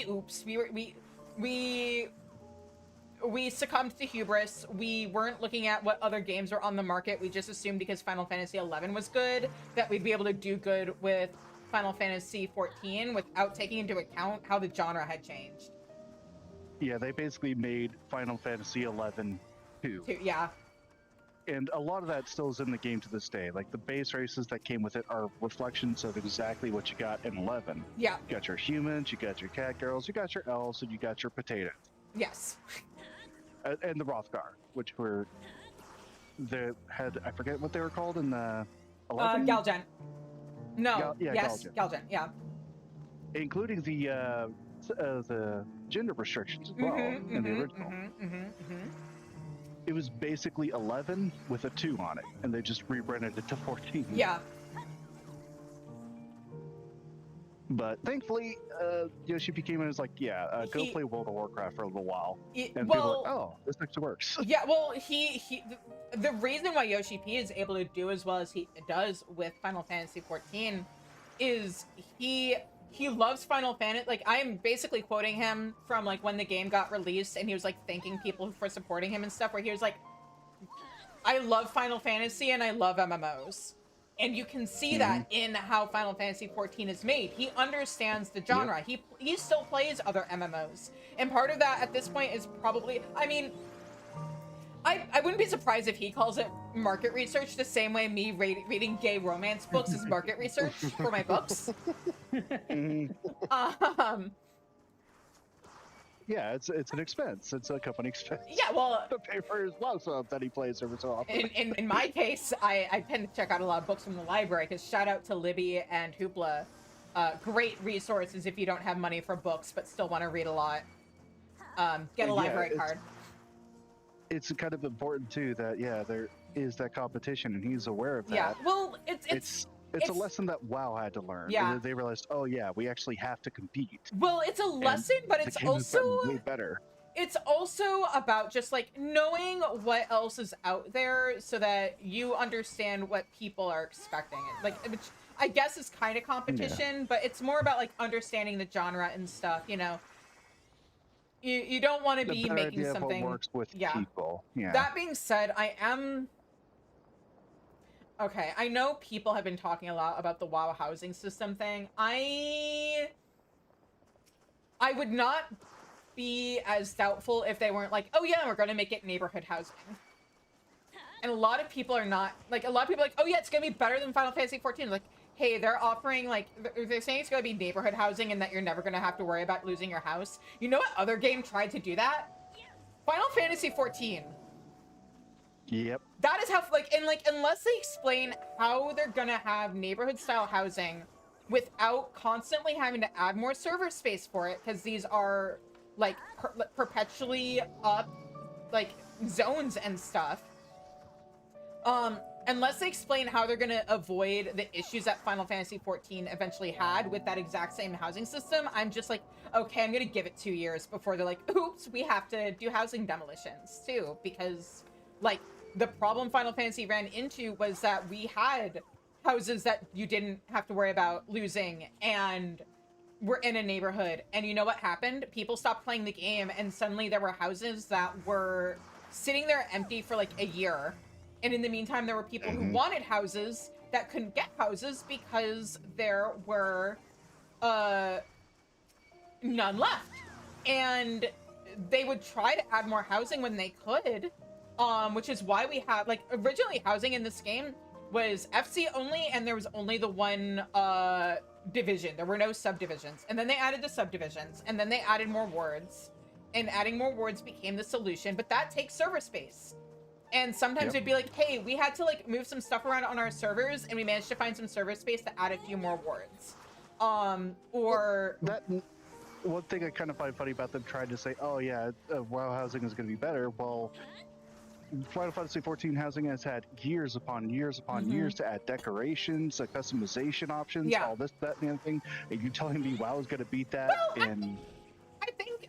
And yet, still, most of FF14's housing decorating is done through glitches. Yeah. They need to expand it. They need to do more with that. I think some of it is that like they would need to change stuff on the back end to make it possible to do what we do with glitches without glitches. I think that's the big issue, is that like, yeah, WoW is gonna let you like resize stuff and float stuff without having to glitch anything and whatnot, because the system is built with that in mind from the beginning. And with 14, they'd probably have to change stuff on the back end to make that possible. But my big issue is a lot of people are like, oh, like it's better than 14 because you're not gonna have to worry about losing your house. And I'm like, it took Final Fantasy 14 to like 2 years maybe to go from saying that same thing to being like, oops, actually, if you don't enter your house for 45 days, you are gonna lose your house. And so like, I don't, unless they can explain how they plan on avoiding what Final Fantasy XIV is doing, it feels like they are doing it to get a dig at Final Fantasy XIV with, well at the same time repeating Final Fantasy XIV's mistakes. At the end of the day, what I think is just really unusual is how people are willing to accept the marketing of an unshipped feature. Yeah, that's the thing too, is that like, yes, we've at least. Some of it's stemming from the competitive spirit, the competitive idea between WoW and Final Fantasy XIV that I thought kind of died down. I thought that had died down, but I guess it's still there. Where they got like, oh, my game's better than yours. Like, well, yeah, well, Final Fantasy XIV is in a weird place because it's in the beginning of a new story arc, so we'll have to see where things go. But I think like some people also are just like burnt out on the game because they went so hard on it for so long. Like, it's why I'm trying to like fix my pacing on streaming 14, because I stream video games 12 hours a week, and then this is also the game I play to relax, and I have been getting burnt out. Like, pro tip, if you're thinking about streaming, don't stream the game that you play off stream a lot for fun. It might seem like a cool idea. Yeah, cool, I can make a living playing this game that I enjoy. But when you turn it into a job, it makes it way less appealing to play when you're not working. And when you turn it into a job, it becomes a job. Yeah. And like, the problem with doing a job that you genuinely enjoy is that it can be really hard to turn your brain, like the work brain, off. And that's why you end up with so many content creators who are dealing with burnout, because they don't know how to pace themselves and be like, okay, this is a day when I'm not gonna work. Hydrate, I literally just drank something, but fine. Too bad. It's now hour 2. It's gotta happen. Also, re-up food in game. Oh, yes. Right, that. I went through the trouble of getting all this low-level food out of my retainer so I could actually eat it for leveling, and then keep forgetting about it. Hydration check. It's what I'm here for. Your experience bonus. It's what I'm here for. But yeah, people are getting excited about a feature that's not in the game yet, that looks, for those of us who have been playing Final Fantasy XIV long enough to remember, looks like Blizzard is just repeating Final Fantasy XIV's mistakes. without any explanation of how they're going to avoid running into the same problems. And, like, I've seen some people point out, like, hey, I'll believe it when I see it, because Blizzard has a history of overpromising and under-delivering. Mm-hmm. And, like, yeah, okay, sure, we've seen, like, some videos of, like, them showing off being able to, like, resize furniture and stuff. We don't know what that interface is going to look like in the game. We know nothing about it. So it amazes, like, there's so many people who are probably going to be, like, eating crow when this finally comes out, depending, or, like, in a couple of years, when the same shit that hit the fan for Final Fantasy XIV hits the fan for them. Kind of like all those articles that were like, oh my god, Yoshi P's not on the board of directors for Square Enix anymore. And he's, like, during the live letter, he was just like, no, they just, like, changed some wording and stuff. Nothing's actually changed. Calm down. Yeah, okay. I actually feel like that's kind of a shame, because I would rather him have more time to focus on 14. So would he. He has straight up said he would rather... If I recall correctly, the question in the chat before the live letter was, oh, you know, how do you feel, you know, that you're not an executive anymore? He's like, I still am. Yeah. No, like, he does not... all that nonsense. He does not enjoy... Like, he has straight up said he prefers the game development stuff over the being an executive thing. At the same time, I do think it's important for, like, good beans like him to be in that position. Yeah, it's kind of a shame, because the kind of people who would kind of be beneficial to the company in the sense of, like, making good products are usually not the people who want to be in those positions. Yeah. Like, honestly, I think with a lot of gaming stuff, the reason why gaming is in the position it's in right now is because you have a whole bunch of execs who have probably never held a controller in their life and probably don't know what a Steam is, who are making decisions of, like, hey, what's this live service thing? That seems successful. Make your single player game that was supposed to be an offline game one of those, please. And remember, Steve Jobs, of all people, had a whole spiel about it. It had to do with, like, the computer world, but it applies perfectly well to video games as well, where he's, like, saying, you know, you got the engineers who are making the good stuff. They want to get down and make something really good quality, really great. And then, well, you need people to be able to market it, to sell it. Well, when the marketers do a good job of selling it, that's what they start pushing in the company, because they push for the profit. They want to make the most amount of big bucks, and so they got to appeal to the marketers and what they want, what they think works. And that ends up having a knock-on effect where it starts to detract from the quality of the end product. Yeah. Because they're focusing on the marketing side, not the quality side. I think that's also why, like, Dungeons and Dragons is in the state that it's in right now, is because it's the people making decisions, like, the people at the top making the decisions about, like, the direction it's going to go in, are not the people who understand what makes TTRPGs fun. Who never played the game. Yeah. Yeah. Like, the reason why gaming is in the position it's in right now is because the people making the decisions are not gamers. I would agree. I mean, there still needs to be a degree of that within these companies, but they can't be the only ones making these decisions. You need people who know how money works, but they need to be, you know, they need to let the game devs make their game and then figure out how to market it based off of the game that's made, not have the control to dictate what's getting made in the first place. Like, get your AI and get your crypto and get your NFTs out of our fucking games. We don't want it. The people who say they want it aren't gamers. They're people who are looking at these games as investments. Yep. And so, really circling back to Yoshi P, it winds up being important that the guy making Final Fantasy XIV is also on the committee that discusses whether or not the corporation should fuck up Final Fantasy XIV. Or any other Final Fantasy. You know, it's not just Final Fantasy XIV. Final Fantasy 17 and its fate is on the line with it. And 18 and 19 and 50, you know, it affects the entire, like, future of the franchise. And, like, I love 14, but I want more other Final Fantasies. Give me more Clives. Give me more Janes. I almost forgot her name. I probably still fucked up her name. And don't forget, we're also talking about the fate of Kingdom Hearts E to the Pi Power ring of signet memory. I mean, I think that also suffers from the fact that nobody knows how to rein Nomura in. No, they do not. Yeah. He went from tee-hee, let's At this point, they're too scared. He's telling you how to rein him in. Use belts.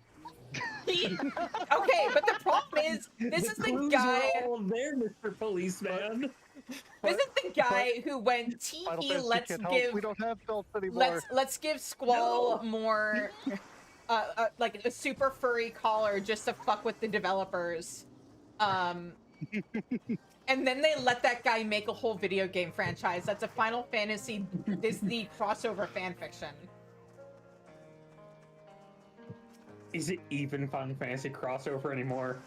I think it's really mostly Disney at this point. It's Disney. I haven't Disney played since original like character. I mean, the funny thing is, you might think, oh, well, it's made by Square Enix. Surely Sora is the Square character. He's technically a Disney character. Yeah, because it's a Disney IP. Also, apparently, originally they wanted Mickey to be the main character of that game, but they didn't want to show him like doing violence. So that's how the whole Sora thing happened. That too changed over I time, might be guess. misremembering, but Actually, no, I'll choose to believe this because that means Disney didn't want Mickey Mouse doing violence, but is okay with Donald Duck casting Zeta Flare. Yeah, of course. Yeah. to be fair, he's an agent of chaos. to be fair, even in like the old Disney cartoons, he was the angry duck that like went to go punch people.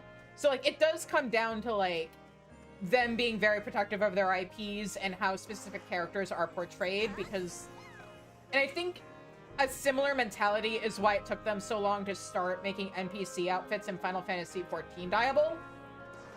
Was that it was about maintaining the like identity of the NPC it was based off of. Precious pussy, do not steal. Yeah. Although speaking of the Donald Duck, and like at least with Disney, like I can kind of understand it, because do you guys know the history of Disney and like why they're so protective of their copyrights and stuff? No. So Walt Disney had a character named oh, hang on, let me pull up the wiki so I don't spread misinformation by misremembering stuff. Yeah, he had like this rabbit character. Oswald, right? Oswald the Lucky Rabbit. So you had Oswald the Rabbit, and he was created by Walt Disney, and then the company that he made them for like fucked him over and he lost the copyright to it. And that is like the actual core reason why they are so protective of their IPs, is because they don't want that happening again. Oh, here we go. Okay. In 1927, because of cost and technical restrictions, Disney's chief animator Ub Iwerks ended their work on the Alice comedies and Julius the Cat. Around the same time, Charles Mintz got word that Universal Pictures wanted to get into the cartoon business, so he told Disney to create a new rabbit character that he could sell to Universal because there were too many cat characters. After Oswald was created, Winkler signed a contract with Universal on March 4th the same year, which would guarantee 26 Oswald the Lucky Rabbit cartoons.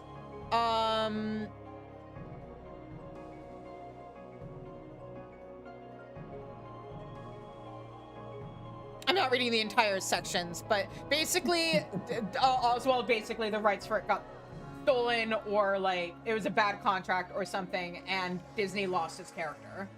Yeah, if I remember correctly, at the end of the day, it was just that, hey, it was a product they made for Universal, and Universal at some point decided, oh, we want to go a different direction, and we own it, so you're out. I mean, that's not like, that's just what the contract is. That's work for hire. That's why reading contracts when you get hired for any kind of like, especially freelance work, is so important, and why I think art colleges, like any kind of art college program, needs to include a business class.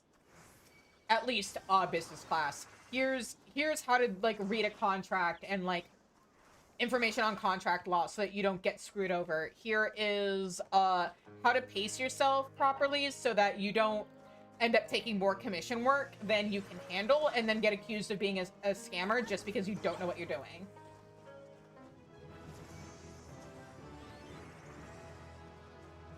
By the way, is this still the best place to be even on like level 74? Should we like move to... Well, the best place to be would be Labyrinthos, but we can't, so... Okay, I wasn't sure if like going to the Tempest or something would be better. There's exactly one strategy that can outperform in the Tempest, and it's kind of stinky. Okay. That's fine, we can keep running in circles and yapping. Yeah. Yapping is fun. Yeah.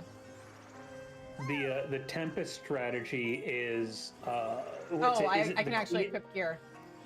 Hey, oh my god, that HP. That's a huge jump. Look at that. I think it's Cleonids are enemies that like they can sometimes eat other enemies. If you aggro the enemy that Cleonids can eat and then kite them over to the Cleonid, it counts as you killing that enemy. Interesting. Interesting. Yeah.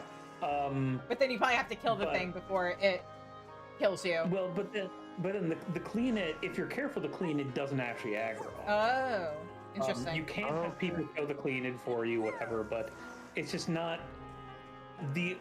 As far as I'm aware, the advantage over this is it's easier to do that solo. Mm-hmm.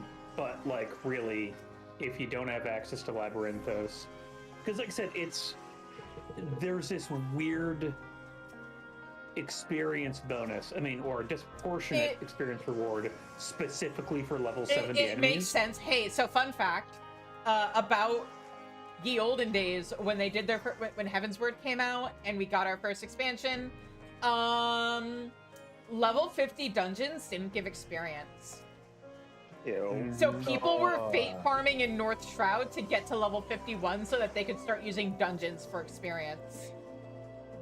Wow. Ew. They fixed that, obviously. But yeah.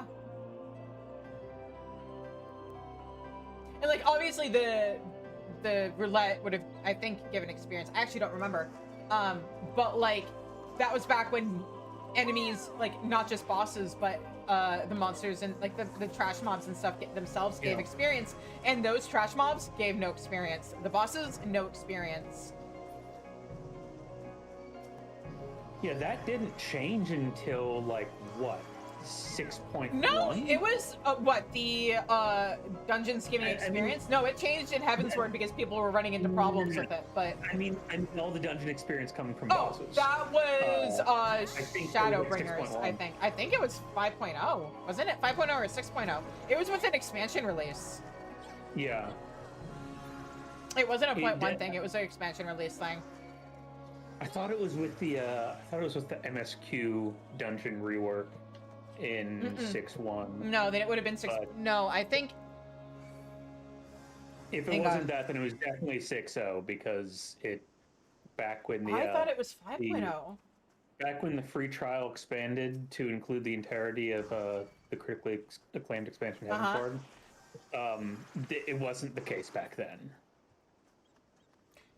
You still had people killing all the mobs in a dungeon. Okay. All the out of the way ones. Then yeah, also, I guess it was quick question. Yeah. Would this be decent experience for River, or River despawned. No, it's River just I think despawned at some point because we were talking for so long. Let me give him a little. Yeah, also, I'm level 74, so these should be pretty good experience. If nothing else, it should give me the bosom buddies. Yeah. Which, oh, never mind. It's not going to give me bosom buddies at this point. I forgot it's Sunday and like I actually exist in this game. Oh.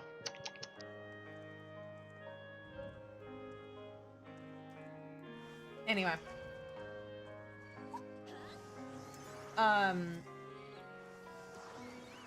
yeah, like people give Disney shit, and rightfully so, because like they kind of became they're kind of the hero that lived long enough to become the monster.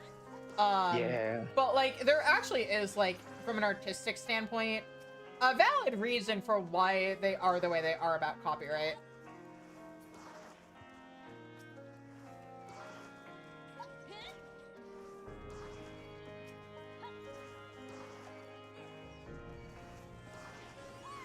And as a writer, I can get people being protective of their characters and stuff, because, like, those are our children. We birthed them. And traumatize them, but we don't worry about that. Hey, it builds character. Yeah, character. It's good for them. It builds the characters. Trauma is one of the things that you use to build the characters. Exactly. I'm so glad you get it.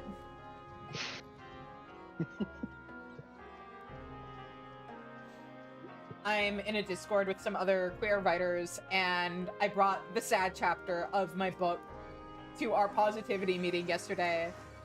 And people were like, yeah, that was really sad, and like, I like how you did this stuff and like showed these things. And I'm like, hee hee. If I'm lucky, somebody will throw their book across the floor.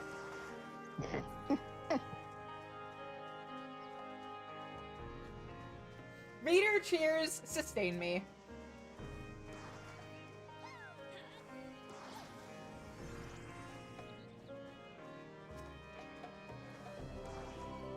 Also, at like 7:30, I might go and see if dinner is ready. Yes, that is a Because good I idea. am getting hungry.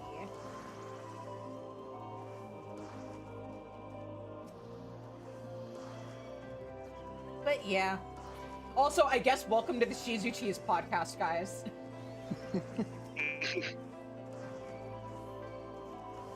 Listen, when you're doing blue mage farming, you either have to listen to a podcast or make one.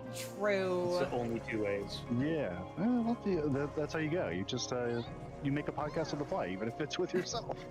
I mean, that's just what streaming is. I'm under Pretty no much. illusions. I know most of us are second monitor content.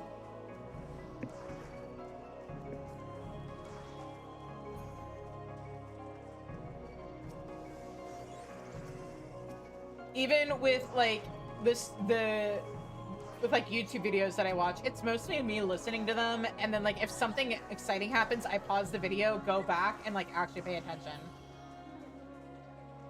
I mean, that's what I do. My toxic trait is forgetting that I can pause YouTube videos and just like leaving the room with it running to get a drink of water. My toxic trait is And, like, accidentally wait, it's not live pausing. TV. See, mine is the opposite, where my toxic trait is that like I'll be watching a live stream and then I'll pause it because I have to get up. Because I'm so used to And they've watching got stuff DVR on, so you're 5 minutes behind and don't Oh, realize it. I refresh. Like, I usually refresh because I'm like, wait a minute, I'm on Twitch. This isn't YouTube, and then I just refresh to get caught back up. No, what always gets me is, I mean, I'm so used to the usual VTuber streaming meta where like DVR is off, it's live or nothing. Oh. That when I watch streamers who do let you scrub back on the timeline, I'm unused to the concept that I could be watching 10 minutes ago while the stream is live. True. On YouTube, right? And if I forget that, then that makes chat really, really fun. Oh, hey, what's gonna happen in 10 minutes? Amazing. Or I react to what's happening, and that's to what happened 10 minutes ago, and they're like, what? Good job. See, because it's so funny, people will, like, Twitch will do something stupid, and people will be like, I don't understand why, like, streamers are still streaming on Twitch. Why are VTubers on Twitch? Don't you know Twitch hates VTubers? And I'm just like, have you tried streaming on YouTube before? They treat streaming like an afterthought. Like, I'm streaming on YouTube right now. I primarily do it just to, like, make it easy for my, executive dysfunction at ADHD ass to save my VODs, yeah. Right. Yeah, YouTube treats streaming like an afterthought. VOD treats, Twitch treats, VODs. Like Yeah. I mean... Not even an afterthought. I mean, because afterthought implies that it has thought. Well, I think part of it is they treat it like an afterthought because, like, I mean, they have the data to show how many people actually even watch VODs to begin with. It's why they reduced the number, like how long non-affiliate VODs lasted, where it went from like 2 weeks to 1 week, or like 30 days to 2 weeks, because they realized after a certain amount of time, people don't really watch VODs on Twitch. People go to YouTube to watch VODs. Because YouTube has a much better system for it. Yeah. Right. If people don't watch VODs on Twitch because it sucks to watch VODs on Twitch. It's a bad experience. But like my point is, they don't care about it. I think it's a feedback loop where it's a bad experience. Like people don't watch VODs on Twitch because it's a bad experience, and it's a bad experience because people don't watch VODs on Twitch. Yeah, it's totally right. It is 100% a feedback loop. The trouble is that the consumer doesn't really have the power to break the feedback loop. Mm-hmm. The consumer doesn't really have the ability to decide, oh, well, like I am going to subject myself to this bad thing. Yeah. It's in just case someday they magnanimously decide to make it good instead. It's so wild because like then you look at streaming on YouTube and it's like, why are you so bad? You have major YouTubers who stream exclusively on you, like HoloLive, but like they don't have even like if YouTube had the ability, like a points, like a channel points thing, like what Twitch has, or like other ways that I could add, like encourage community participation the way I can on Twitch. If YouTube had anywhere close to the same kind of like back end for streaming that Twitch does in terms of auto moderation and if YouTube had any mod features. Yeah, exactly. Other than ban. Like even reporting and like this is stuff that kind of affects their normal stuff too, but like even reporting somebody is absolutely miserable on YouTube. And that's not a stream only issue. Nope. They don't. Yeah, and it's like that's why I don't see myself leaving Twitch anytime soon, because like fuck Mixer. Or not Mixer. What's the one that like does gambling and shit? Kick, thank you. Yeah. Kick. Like fuck Kick. And a lot of the like VTuber specific platforms out there, crash and burn because like Twitch loses money. Twitch, I don't know if Twitch would exist if it didn't have Amazon money to keep it alive. But like Twitch loses money and it has more than just VTubers on it. When you have a platform that's dedicated to just a niche like VTubing, it's not gonna have the traffic. And then a lot of these platforms are vertical streaming only, and a lot of people aren't, like at least in the West, aren't interested in that. You know, the phones or the games we stream aren't vertical only. We want to be able to like watch stuff on a second monitor, and these platforms don't allow for that. And then they don't take off outside of like maybe Japan, where it has that culture. I just think you should go on a Subway Surfers arc. Fully embrace a vertical streaming. I'm thinking about go to Kick, pin a steak ad to your model. No. Vertical stream Subway Surfers. Let's go. I've thought about maybe doing vertical streaming on YouTube, and Twitch is talking about like adding vertical streaming to their thing, but that's mostly just for discoverability to like funnel people back to my Twitch channel. Which means I also need to like hunker down, and I've been really bad about making shorts lately. And by lately I mean this year. But since I found you. Yeah, I've posted some new shorts since you found me. See, I thought that what the numbers showed is that YouTube Shorts grows an audience of people who don't interact with the channel other than watching YouTube Shorts. Yes, but like literally I've had people come by the channel who found me through my shorts. So like shorts, and there are other content creators whose like streams I'll sometimes watch, or whose like content I follow, or who's like maybe I don't watch their streams but I watch their VODs and stuff, who I found through shorts, like Sayu and Monarch, and Porcelain Maid. Like I found all three of those through their shorts. Rin Penrose, I found her through her shorts. And I think some of it depends on like the kind of shorts you're making, because like if the shorts are teehee, look at this funny thing on stream, people might be like, oh, I want to watch this funny thing on stream. There are authors who I follow on YouTube who use shorts to advertise their books. So it's just about like what you're trying to use them for and the kind of content you're making. I watch Tsunami Cat streams sometimes, and I found her through her shorts. So it's just like, it may not be like, there are a lot of people who might just watch you for your shorts, but it's still going to bring you more people to your channel than if you weren't doing the shorts in the first place.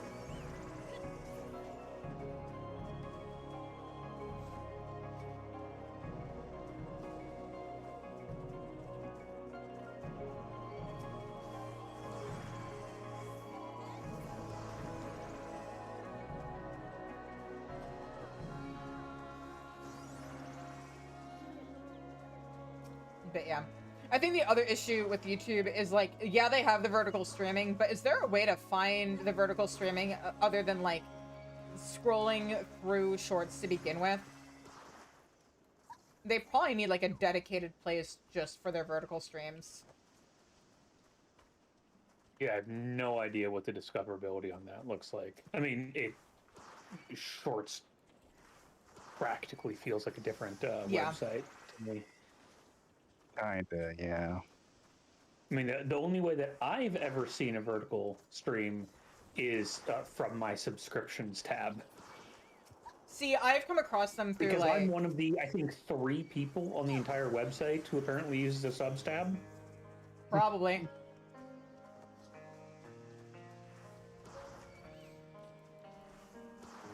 I think we said technology connections most recent Yes, video. hey, somebody else who likes technology connections.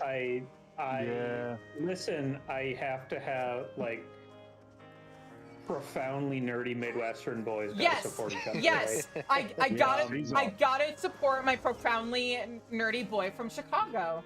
Tell me more about fridges. Yeah. The funny thing is, if Final Fantasy 14 was good, it would teach us about the refrigeration cycle. Oh It's god, true. That's my complaint with Dawn Trail. It didn't mention the refrigeration cycle or once. how washing machines work. Yeah, you're right on. But no, he's great. I felt like he also posts really interesting stuff on Blue Sky. Mm-hmm. And then his posts break containment, and then people who don't understand what he's talking about make bad faith arguments on there, and he's like, please, Blue Sky, let me restrict my posts to followers only. I don't want my stuff to end up on the Discover feed. I'm begging you.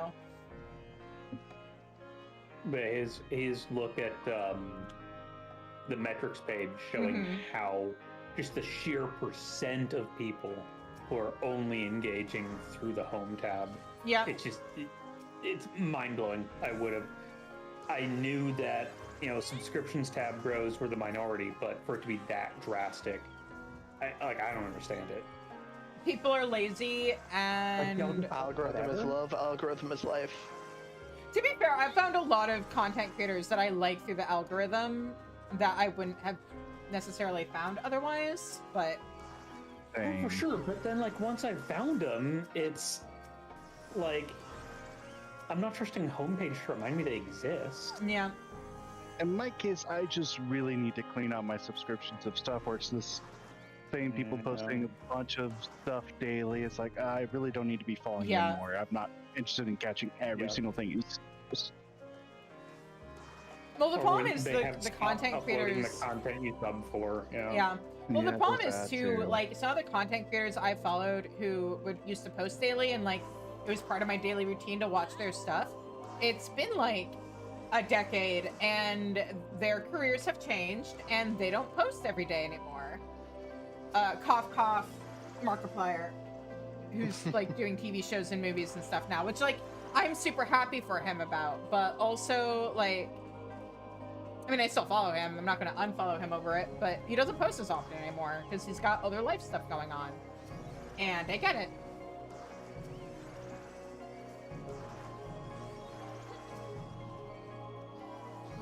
But yeah. Yeah, when your big books blow up, and then you stop streaming forever. I know. Okay, here's the funny thing. My original plan back when I was in like my early 20s and first started thinking, oh, streaming would be cool. My plan was, oh, I'll get published and then use my streaming as a way to interact with my readers. Now it turns out has happened is that I ended up becoming a streamer, and now I'm going to end up using whatever platform I have as a streamer to promote my books.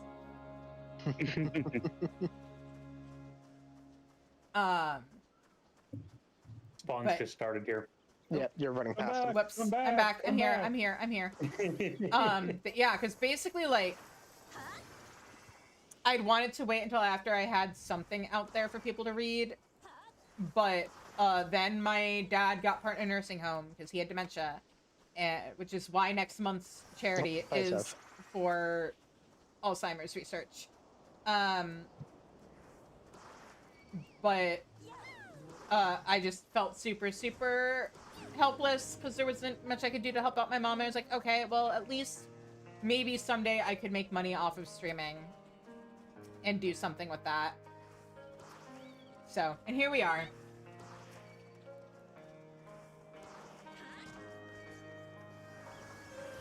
I mean, I think the other issues too, though, with like who we watch on YouTube and how we interact with like video content is I think, honestly, the pandemic gave us all brain damage.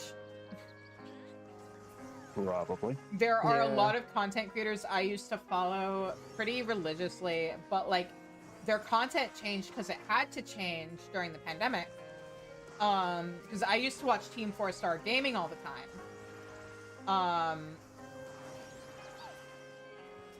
But like what I've talked to Ash about this before, so I'm repeating myself for him.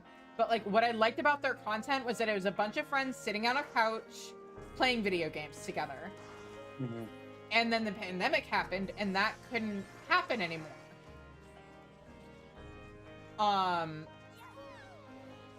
And so they just became these disembodied voices playing games, and it just, I didn't enjoy it as much as I used to.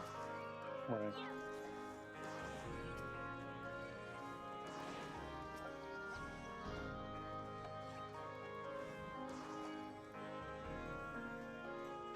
Yeah, I really didn't watch much streaming before COVID. It was Let's Plays. Mm-hmm. And it just felt like there was the Let's Play business, so to speak, was a lot stronger before everyone had to spend a year isolated. Yeah. Well, everybody got to stay at home, and they were like, hey, I'm all stuck at home all day anyways. Might as well do they some were playing their own video games. Yeah. And right. Well, and I right. think I that... mean, they were at home. I was at home. That's a lot more time to watch stuff and stream stuff whenever it's happening instead of sort of scheduled LP content. I think the thing is too, because people were at home, a lot of people started like messing around with content creation because it was something they could do without leaving the house. And so like things just got way more saturated.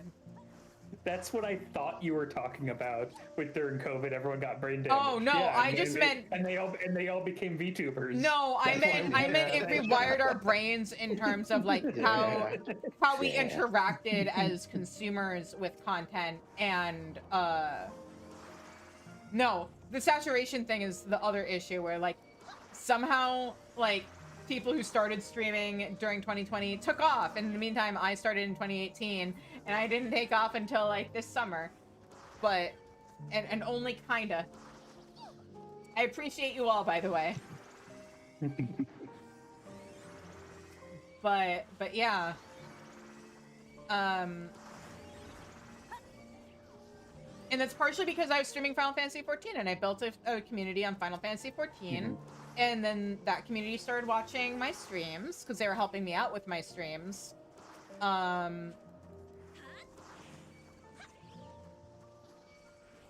It's so funny because like I would do a trial and I'd look over and see, oh, I have 8 viewers, and then the trial would end and suddenly my viewer count would like plummet.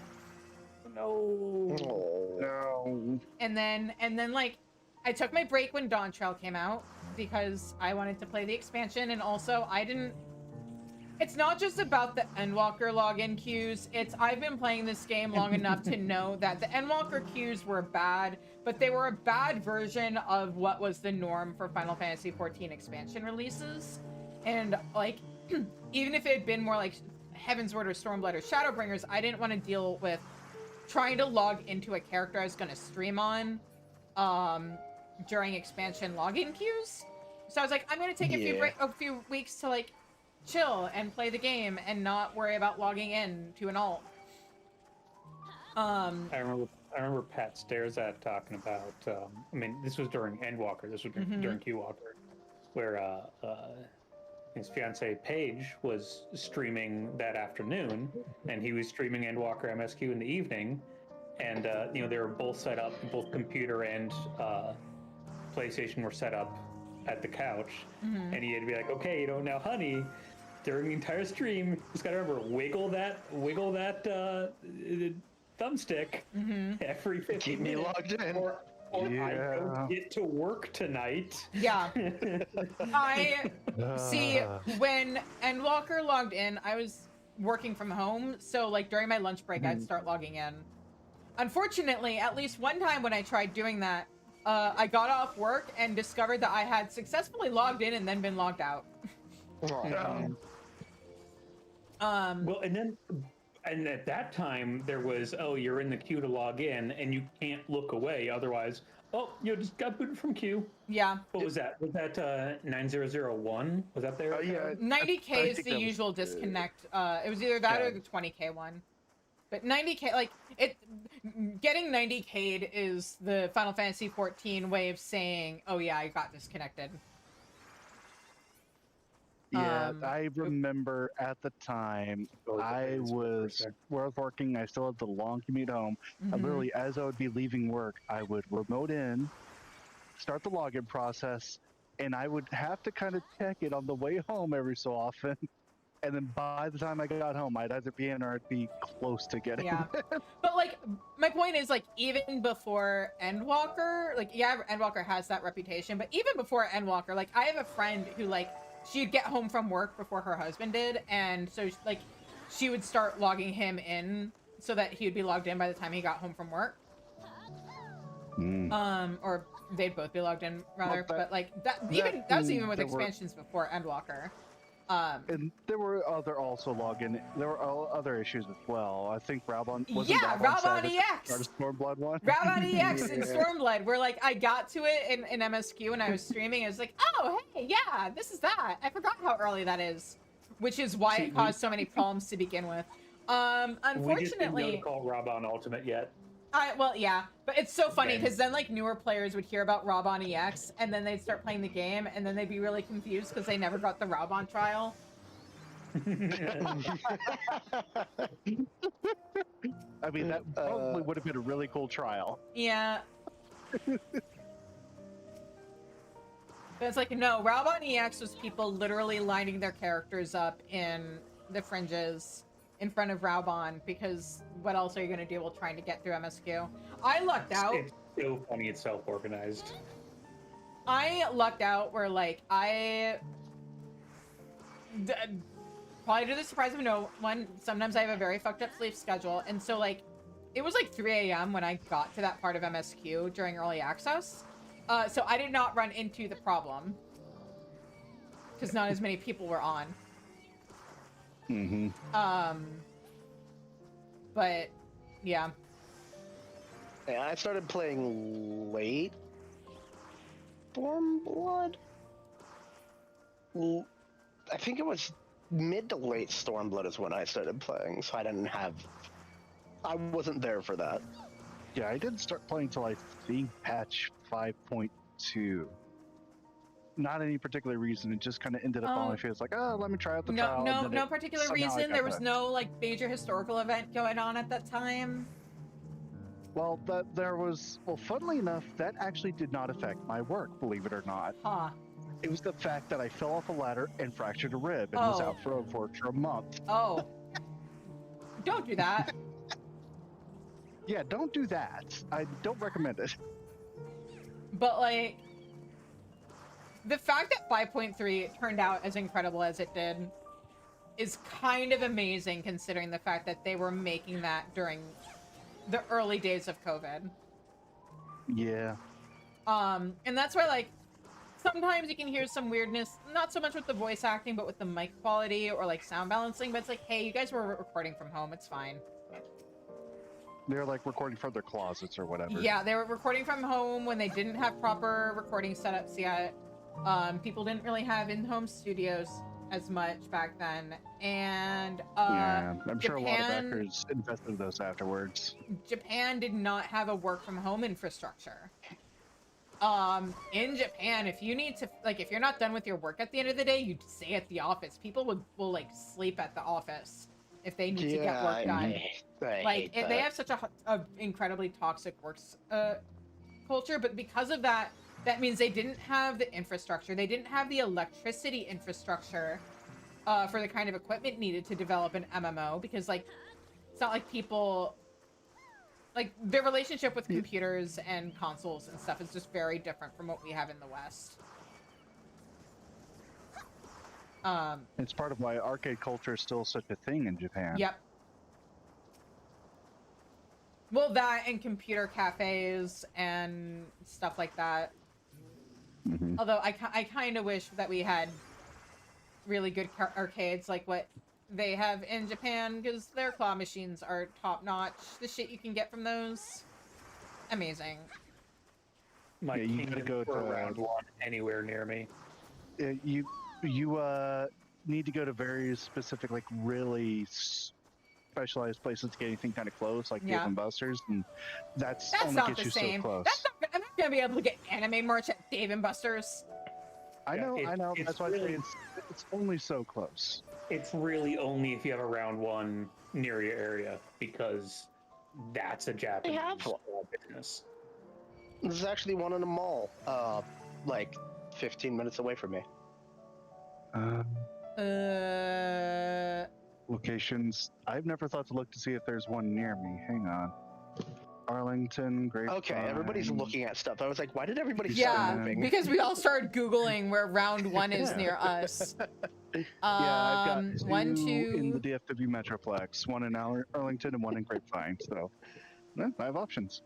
There's like 3 different Chicago-ish suburbs that have one. Oh, no, wait. Oh, nope. Sorry, hang on. Yeah, looks is like it bowling and arcade? And Quail Springs Mall. Okay, it's a bowling place too. Okay, then yeah, there's 3. One in North Riverside, one in Aurora, and one in Gurnee.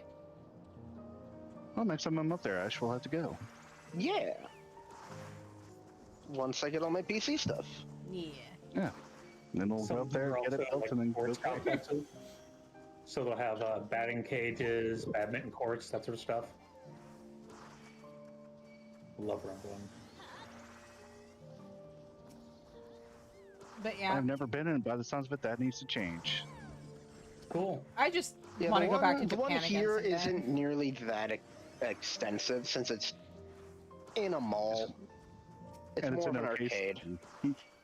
Yeah, the ones with sports centers, I think, are I mean, it's called Round One in Spocha or something. Went to one of those a couple times. I mean, when I was living in Japan. My problem is just a lot of fun. I live in Chicago. When I say I live in Chicago, I'm not one of those people who's from the suburbs and claims they're from Chicago, because nobody has heard of, like, the suburb they live in unless you're actually local. But, like, where are you going? I don't know. Hang on. I lost track of my map. There we go. We've run this route like 50 I know everything. Times. Everything is like 50 times, and every time you've gone a slightly different route. Let me have my variety. Well, that's why I've been changing jobs. I haven't been paying. I also have not been paying attention to the game itself. I've been focused on the conversation we're having and just pushing buttons. Fair. So, yeah. I'm gonna need you to lock the fuck in. Plus, you're very ADHD. Yes, so. I am very ADHD. Damn, that's crazy. streamer has ADHD. What? Wow, it's almost like so many people who do content creation are neurodivergent because it works with the whole hyper-focus thing and stuff. And then it's almost like traditional work environments don't really mesh well with neurodivergency. And then it's almost like that's why there's so much, like, honestly, I think that's why there's so much drama in the VTuber space, is because you have a bunch of people who are neurodivergent and don't know how to interact with people. Yeah. Everybody's slightly different neurodivergencies doesn't always mesh well. Well, it's that, and just like it's very also easy to misinterpret stuff. It's not even that. It's, you know, the people who start drama when it's like, hey, this could have been a private conversation. It's like, yeah, this could have been, but like a lot of these people are probably really bad at interacting with people, and that doesn't even cross their mind. Yeah. Just because of like how their brains are wired, which is rough. Like, but yeah.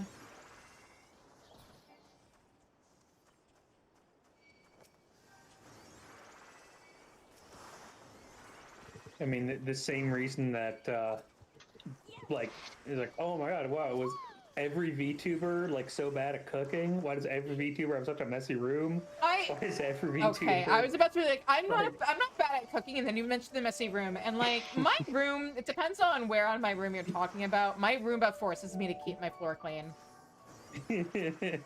But the desk space... What desk space? How many cups or empty cans do you have? None, because I live out of the same water bottle until I have to wash it. I have multiple 24-ounce water bottles, and I use the same one until it has to be cleaned, and then I swap it out for a different one. Hydrate, everybody. Water is good for you. I was supposed to go and get food like 15 minutes ago. Yeah, go do that. Stop. Let's get some help. Okay, we're on the... What do you mean help? That's what we're here for. I'll be right back.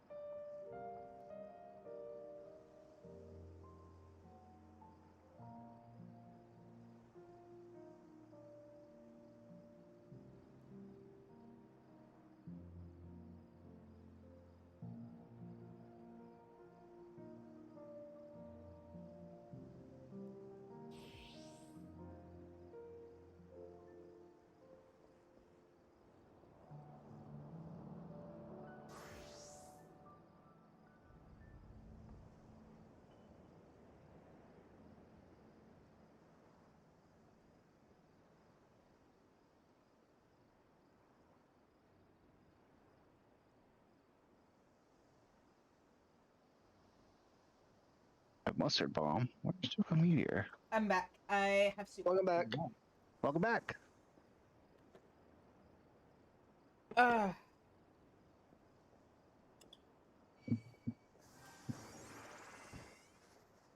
There you are. yeah. Oh yeah. Well, by the way, Ash, yeah. the thing that little checkbox I was experimenting with on VTube Studio does in fact do what I thought it did, so we don't have to worry about me forgetting the magical girl thing anymore, because it just like saves whatever toggles or expressions you have active when you close it. Hell yeah. Nice.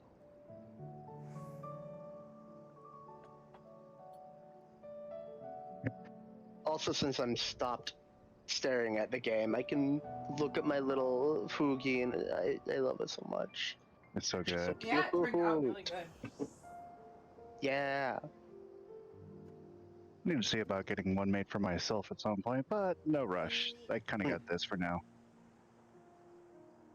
I would recommend Grave. You have to link me to their bio sometime. I just took a screenshot in VTube Studio of my VTuber model, and that's my Fugi. I did one with my mouth open and one with my mouth closed.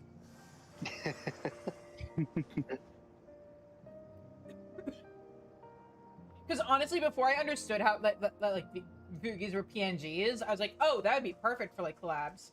Just a simple little. Oh God, water down the wrong throat. Yeah. Oh, wow. I hydrated and the water fought back. Hydrated too hard. So good for you, but then no one ever wants to breathe it in. I mean, air is good for you, just as long as it's not in your bloodstream. Yeah. But yeah, it I was also like, needs to be in your bloodstream. I wanted the cute Well, little just silly doodle not for replacing your blood at all. collabs.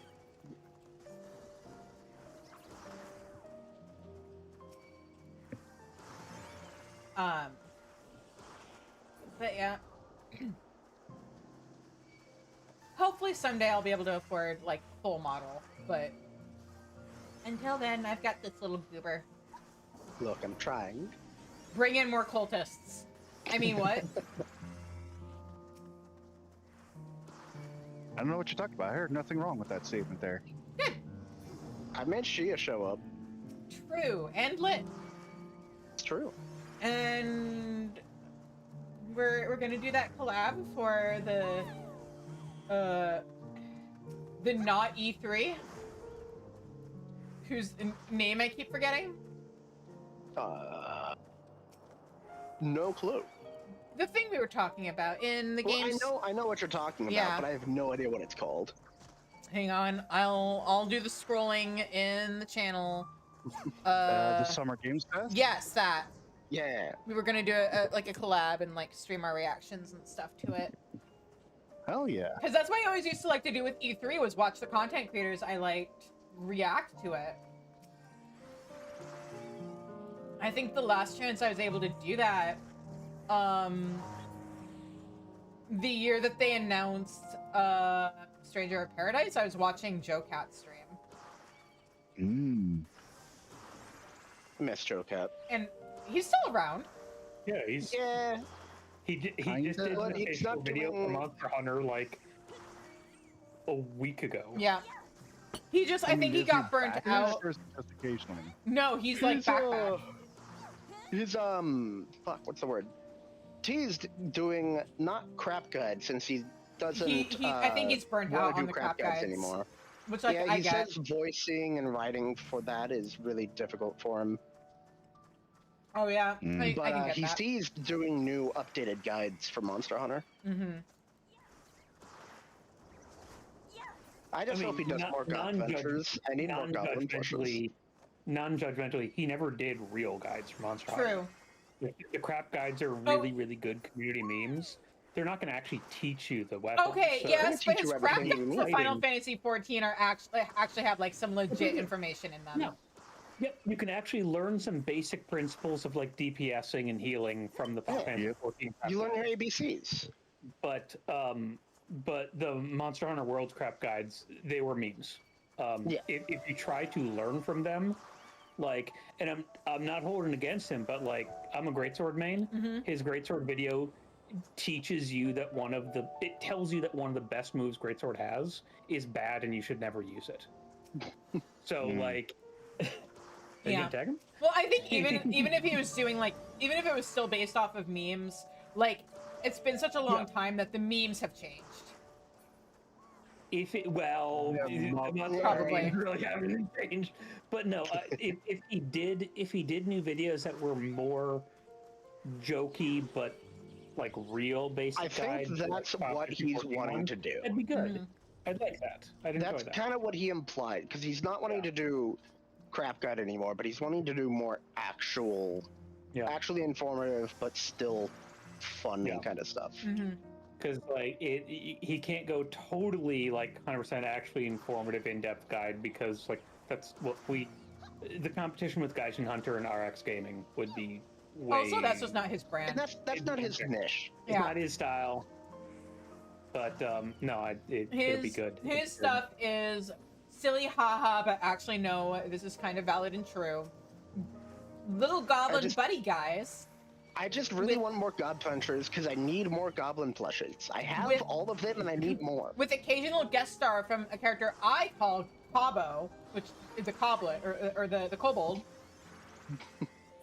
I never got the kobold plush, though. I have it because it was designed by a content creator I like. Ooh. Because he was doing... He's friends with, like, people who are involved with the Unexpectables and stuff. Like, I am convinced every single content creator just knows each other at this point, because, okay, here is my history of things. I was a fan of Team 4-Star and Dragon Ball Z Abridged, right? They're friends with Gaijin Goomba. God, it's been so long since I heard that name. But yeah, they're buddies with him, and he, like... There was also this guy, Chris Zito, who was on, like, part of Team 4-Star's gaming content. Takahata 101, on his Twitch channel, started a, actual play game. Or, like, it was hosted on his channel, but it was run by his sister, Monty Glue. And that's the Unexpectable. And it was originally Taka Gaijin, somebody who they met, I think, through like their abridged contest, who at the time went by, I think it was Senile Snake? I forgot what his thing was. I think it was Senile Snake. He eventually changed his branding to Distortion Devil, because of his character in the Unexpectables. So it was Zito, Taka, Gaijin Goomba, and Connor, aka Distortion Devil. Eventually, Taka became a VTuber, and his career as a VTuber kind of took off, and I also kind of suspect maybe there was some stuff going on behind the scenes, because he does not get name dropped, or he's never, like, guest starred or anything since he left the campaign. But he eventually left, and Ed Bosco, who's a voice actor, he eventually, like, he was a guest character who just kind of never left. Like, he guested, he left, his character came back, and then, like, he refused to acknowledge himself as a main character, but there you go. So that was the Unexpectables. Guest stars on Campaign 1 of the Unexpectables include Limalicious, Shenpai, and Jocat. Limalicious as in Limu as in the VTuber now. But this was like before she was a VTuber. And she was just like doing faceless streams. But yeah, like, so those were the people on the Unexpectables. Also, Octopimp was a guest character at one point. Hell yeah, loved Octopimp stuff. Food buff? Food buff. There you go. Yeah, I'm working on it. Food buff, both game and real life. I am, in fact, food buffing in real life. What's your food buffing in real life? But yeah, like, but so all these people just like know each other.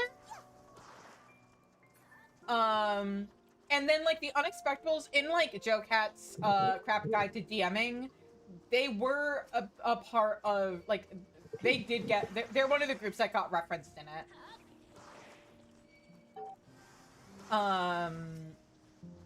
The whole like the barbarian who wanted to smash the barkeeper, and then the bard who wanted to smash the tiefling bard who wanted to smash the barkeeper. Those were Unexpectables characters. And Monty was in it and stuff. But anyway, Monty is still friends with Joe Cat, and like they do content together sometimes. She's shown up on his streams, he's shown up on hers. But yeah, like all these content creators just know each other apparently. Also, Gaijin Ubud still does really good content if you're interested in like Japanese culture and how it gets referenced in popular media, or like what yokai different Pokemon are referencing. Good shit. But I know he's also like gotten burnt out on the Japanese stuff, so he also does have a side channel that is about like Warhammer orcs in Warhammer.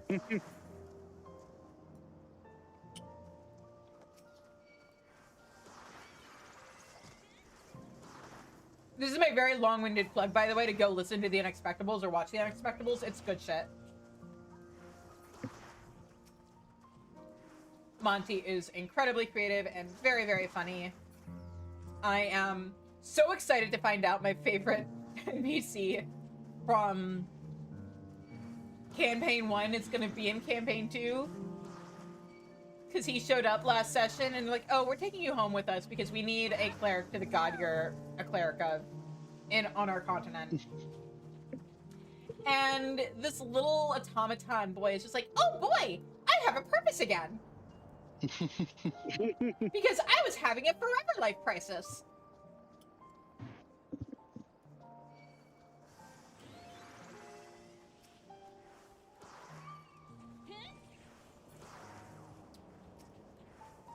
But also, this guy in Campaign 1 was like, haha, let me just accidentally, like it's nothing, summon a Celestial to beat up this thing.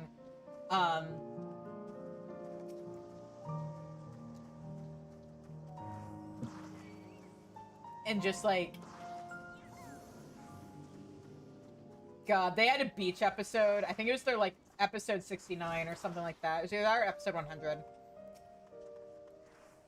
And they're being attacked, and Log is just like, that's illegal, and then just like destroys the enemies. I forget what he used, but very small, very cute, very scary, which is like one of my favorite character archetypes. I love characters that like seem super innocuous and like not threatening at all, and then you're just like, oh no, they're mad. We should maybe see what experience numbers you can get out of Tempest. Maybe. I'm getting like 33k from here. Yeah, that's been falling off. Slowed down. Yeah, it's really slowed down. Alright, let's head over to the Tempest. Bro, she fell off. No, don't say that. No, please, love me. Look at me, I'm a cute little magical girl. Ondo cups? Ondo cups. We're down in our cups.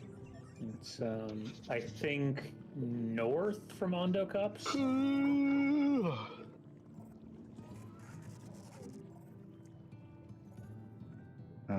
Sure. I'm just following the cube. I was gonna ask about like those things that are near Amara, and then I remembered, oh wait, those are needed for a quest. I don't want to be that asshole who's like destroying everything if there's a new player who's like doing that quest. It's a side quest, but yeah. We love being attacked by cubuses. It was an enjoyable part of our day. But my point is, I don't want to be that asshole who's the reason why some newer player can't finish the quest that requires killing some. Okay, so if you come to the like pillar at the north of the northern slope, hang on. The thing I think is you tap a deep sea leech, and then you lead it those to things. Also, there's a hunt over here. Oh, it's an A, right? Never mind. I don't care.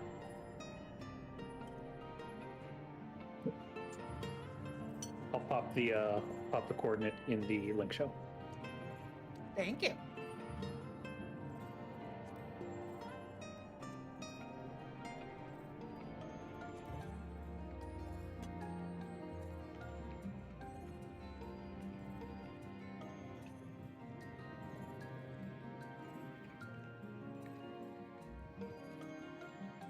We are in fact in hour 3. Oh. Yep, I just drank something. Too bad. Drink some more. You're here. Yep. Oh, there you are. Yep. Any of these deep sea leeches, if you tap one Okay. and then kite it directly in it. Let's see what experience you get out of it. Oh, yeah, that's like 3 times the experience. Okay. Hell yeah.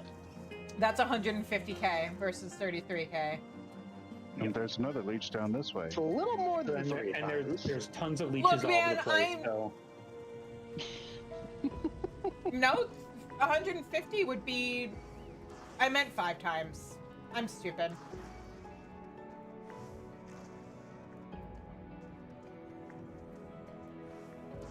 Like I said, you're all out of spoons after yesterday. It's not even spoons. I'm just not good at numbers.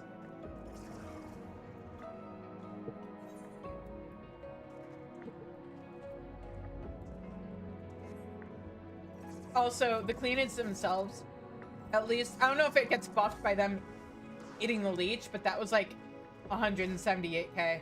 yeah.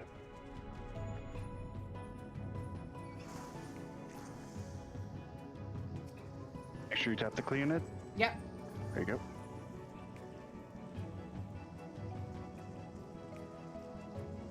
Yeah, this is much better. Can you Yeah, with aggro a the- couple of leeches at a time? Let's see here. Because there's one right here, and then there's one There's next to two it over cleaned it here. down this way. Hang on. Yeah. Let me try. If you just run and tap, I can shield you. You're not at risk. Will it As eat long more as than you one? active everything on the tap. I'm not sure. On the one I we're guess running. we'll Being find up out. here anyways, so. No. Yeah, but there's 3 leeches. What? Also, let me give you a little tippy tap. Oh, it gave up. Okay. Okay. No. Oh, that cleaner did eat a That one ate second too. one, but one that you hadn't tapped yet. So just, I mean, tap everything. It will not be possible for you to die. Okay. I'm keeping you shielded.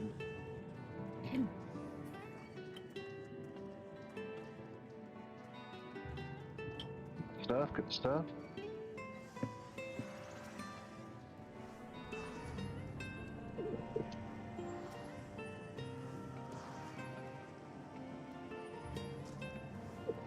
Actually, I am going to take a quick break and run to the bathroom. Yeah.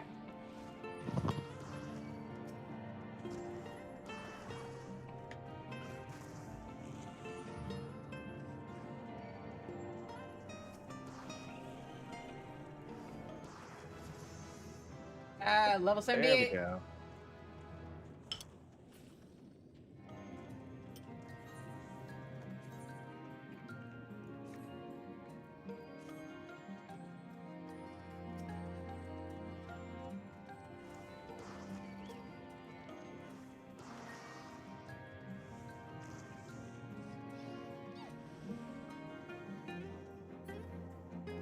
Yeah, this winds up being way better because of the fall off that starts hitting the 70s. Mm-hmm. That it wasn't a factor back in level into 70.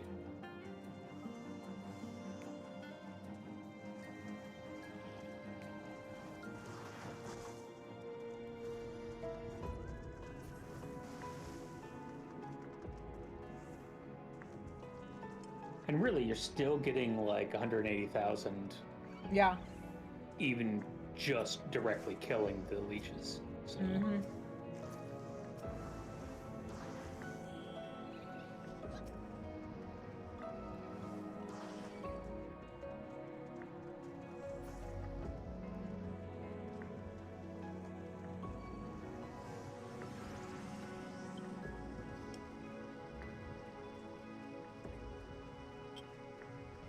No leech over here. I see some.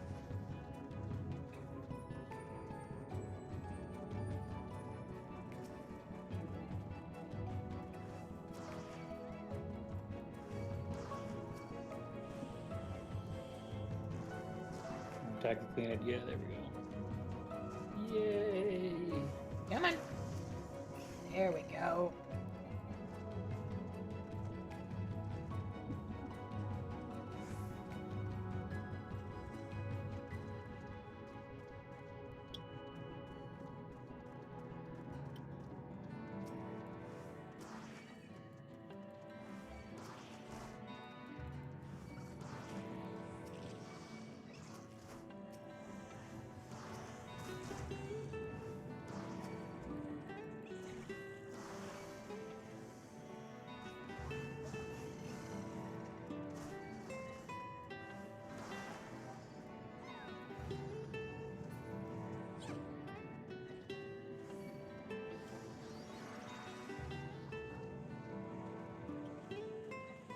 I don't think I've interacted with that exit to Collusia a single time. I'm pretty sure I haven't either. I didn't even know that was there. In all honesty. I mean, you know, it has to be like it. Well, I mean, it has to be possible to not require Gil to leave. Yeah, and Well, I dig that. Also, if for whatever reason you leave and then you weren't attuned to the aetherite, Yeah. like say if you're a streamer who ended your stream right upon arriving in the Tempest, but like had shit to do outside of the Tempest between streams. Not that I know anything about that. When would that ever happen? A couple weeks ago.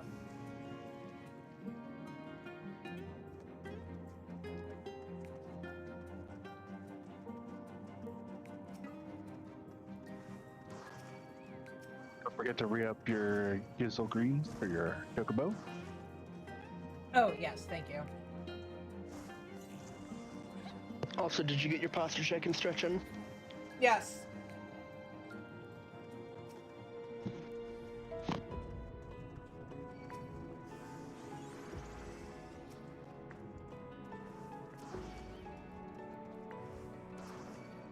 Alright, room is 80 plus degrees. Window officially open. Mm-hmm. One more level and then the real content can start. Skill hunting. You mean this isn't the real content? I mean, this is peak content as far as I'm concerned. It really is. Why would you Yeah, this is what you play Final Fantasy XIV for, is it not? apply anything else? But now people will be able to listen to us podcast while we do dungeons. All Blue Mage dungeons? Hey, whatever works. I just need skills. All Blue Mage is good because then we get Blue Mage Log. Mm-hmm. Blue Mage log? Yep. It's been so long since I've actually There Blue Mage. are extra bonuses for doing duties as a full party of Blue Mages. Oh, neat. I've got a Blue Mage set for DPS, tank, and healer, so I'm good for any role. But the thing is, Blue Mage Log doesn't work when you're undersized. So, like, you have to go instinct and actually with the full party. Yeah. Well, light party or full party, because there's that for trials and raids too. Neat. Maybe I'll check. Maybe even Alliance raids. I'm not 100% sure. Honestly, an all Blue Mage Alliance raid raids. sounds hilarious. It's so fun. It's so fun. Grab the leech. Oh. Kill the leech. You know, as it turns out, like I'm looking at the damage numbers popping up. Whether the Cleonids kill the leeches or not, it's not really mattering. The tech involving Cleonids eating the leeches Is more for if you're low level. You can do that solo. Yeah. So just kill everything. Yep, as long as it's tagged, we're fine. Works for me. I know I've seen some mobs in this area just really well, but again, back when I was doing it, and last time I experimented with leveling the Tempest, it was to 70 only. So they just weren't giving as much experience as the Collusia mobs. But, now those fell off. It's fine.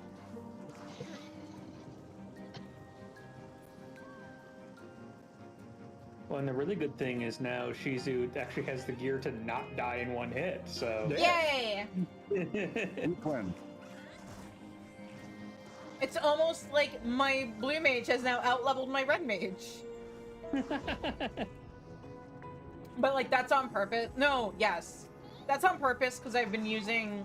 My plan was to use Boja to level up... Ah, there we go. Level 80. All right. Daba D. You are now capped. You know, For now. that song was really popular at my middle school when I was in, like, 3rd grade. And then I was listening to it as an adult, and I realized, wait a minute, this song is just straight up about depression. Yeah, 100%.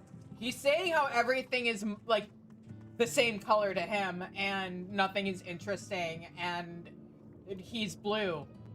Not because he's sad, but because everything is the same color, and it's depression. That's like an actual, like, non-stereotype description of depression. Yeah. Okay, now I could have my blue mage use the same glamour, or I could do this funny thing where I open up my gear list instead of everything else but my gear list. I link this glamour plate to my summoner, and then I link... Where is it? Nope. Here we go. This blue mage appropriate glamour. Oh, it'd help if I actually put blue mage on my bar, huh? Maybe. There we go. Oh, need hat. Tiny hat. There. Blue mage appropriate glamour. We love Tiny Hat.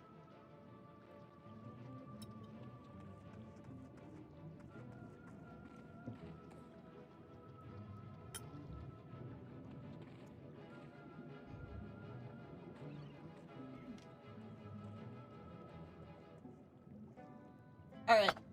So, oh right, we can party up now. Not blue. What do you mean green? Disgusting. Oh, you're not talking to me. Play Greg Quest, tourist. I've played Greg Quest. Are you saying an Enkidu cosplay is inappropriate for Blue Mage? Yes. Absolutely. Nonsense. Spoken like someone who doesn't have missile. What do you mean I don't have missile? Of course I have missile.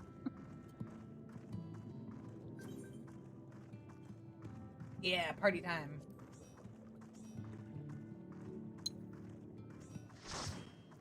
Yeah, I started Enkidu cosplaying a couple treasure troves ago. I think the fastest tombstone grind was Battle on the Big Bridge.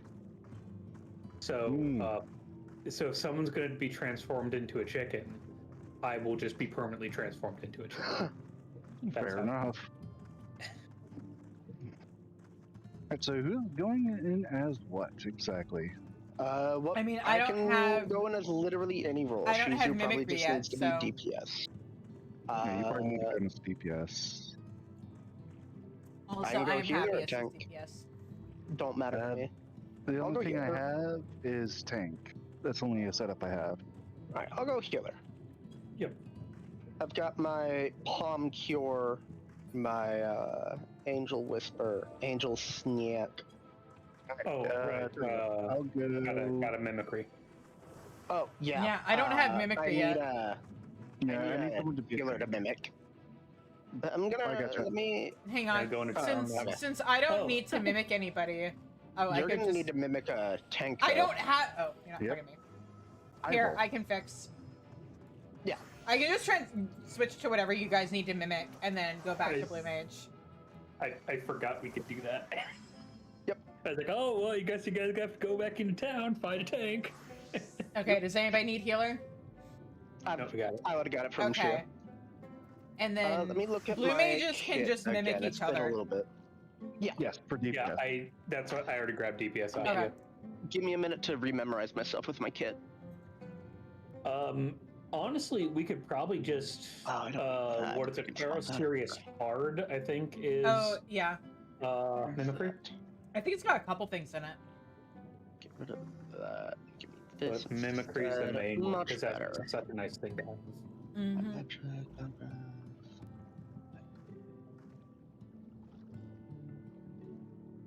And then we might as well just work through all the dungeons since there's 4 of us, and it works out perfectly.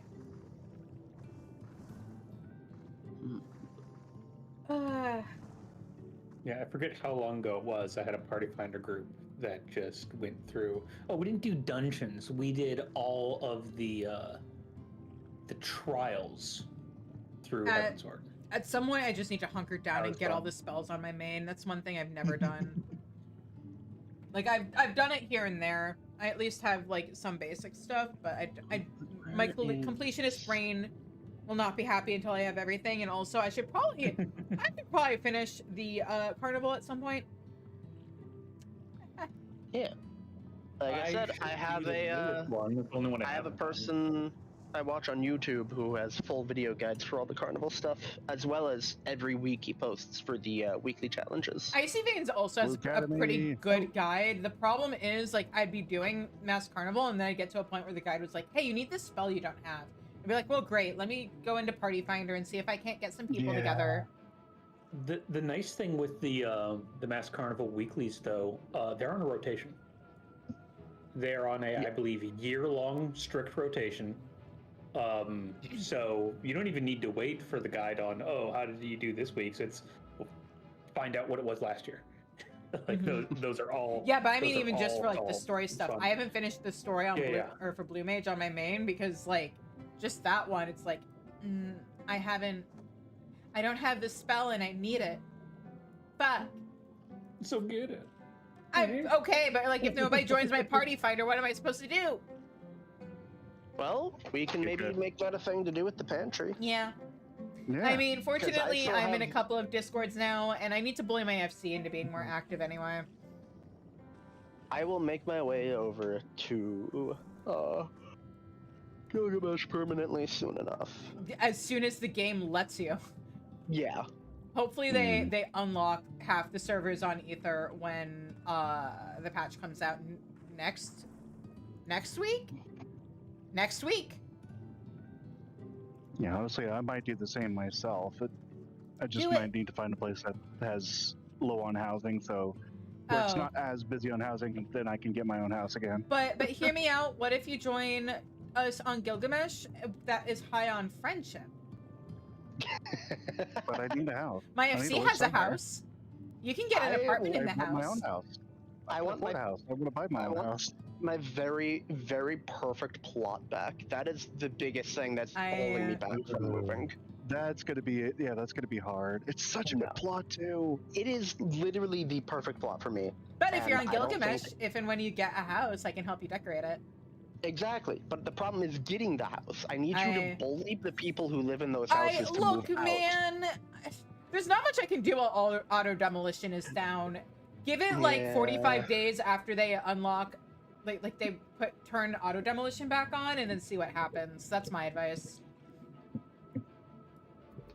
But I haven't shown off my apartment in a while. I'm not party leader, so. Oh wait, fuck. Yes, I am. What the fuck, guys? Yeah. I was wondering why we weren't doing anything. Okay. I was just gonna let that one marinate. No way! To the party and then betrayal happened apparently. But this is my apartment. I don't know where you want to go. Look at this lovely apartment. Everybody just use his apartment. It's apartment, but it is house. because I have this nice little kitchen and my living room / library. And then if we go up, I have a nice little lofted area. Everyone to Sheezy's apartment. Let's go. It's so over for them when they increase the limit for housing items, and I'm able to add more stuff. I love the idea, at least with housing. I don't know if it'll apply to apartments as well. You'll actually be able to expand the inside, get more inside. Wait, like bigger space inside? Inside, yes. Wait, when did they say that? That was announced a little while back. Oh, I missed that. Before Dawn Trail. Yeah. Oh, I thought they were saying, maybe I misunderstood. I thought I'd heard that they were increasing the housing item limit. No, you can have a small house with a large interior. It's going to cost you a lot of gil. Oh, yeah. You can do it. I don't care about gil. This is an alt, and she has like 20 mil. My main is, oh yeah, that would be amazing. Honestly, if they make it where you can have the interior of a mansion with the exterior of a small. No, I'm thinking small because I've actually always liked the yards for smalls better than the house like larges. Because I like the way the yard in a small wraps around the house. Yeah. I would like the outside of a large if you could actually go to the balcony without that too. Building a ramp up to it. You don't need a ramp. They added a housing item that's just a flight of stairs that you can climb to get to it. Which that you shouldn't have to do that. Yeah, you should be able to for exit sure. your house. There's a door right there. There's a door right there. Yeah. Crazy. But yeah. But this is, so if there's gonna be a useful door right there, it might as well be larger on the inside. But yeah, I have a little bathroom with my toilet and my sink. And then my bedroom. But yeah, when I move over, they'll definitely probably need to start with an FC room or an apartment. That you can have both. Well, you wouldn't be able to decorate an FC room for me. No, I wouldn't. But I just mean you can have both if you want to give yourself a little space. I will not. I can't decorate to save my life. Are you able to have other people decorate apartments? No. Or is it just like no? It's just like FC rooms. Gross. All right, so I need to get to Chicago, log in over there with you. Yeah, sure. we'll put on an anime. No, we'll put on Leverage, and more people should watch Leverage, by the way, because it's an amazing show and 10 out of 10. I have an entire week off in November. Don't you think I will? Oh no! Oh right, because you're also a November birthday. I forgot. Yeah. But yeah. I have okay. literally Anyway. nothing else to spend leave on this year, so. Blue Mage. Let's just go in order of. That's middle of no show. Where's the first dungeon? Nova's Witness, and that's pretty good. Oh, why the fuck is spell number 2 from Graveflox's Long Stop? The Hard. order doesn't make any sense. Yeah. Why, like, have these be in the order that you would learn them if you were leveling, or if, like, you were picking up spells as you leveled, please. Oh, right, we're gonna do Pharaoh Sirius first because of Mimicry, so. I think it's Pharaoh Sirius hard. Is it? Okay. Yeah. At least that makes sense because it didn't get added until Shadowbringers, if I remember right.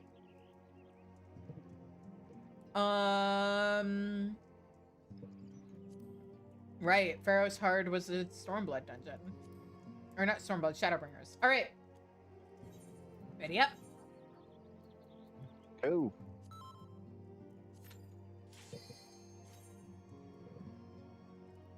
A rare moment where I'm doing content in this game and it's not mine.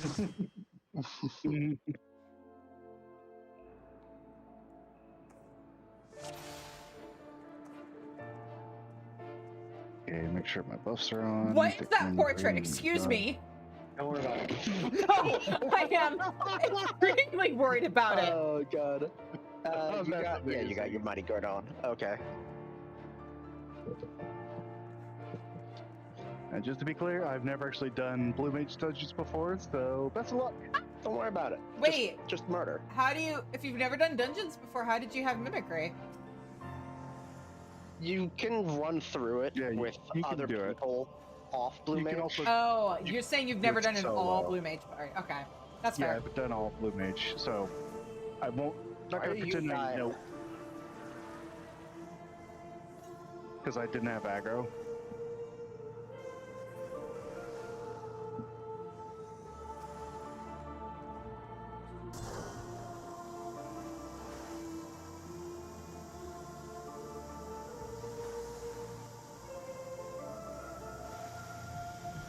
The music in this dungeon is so pretty. And that.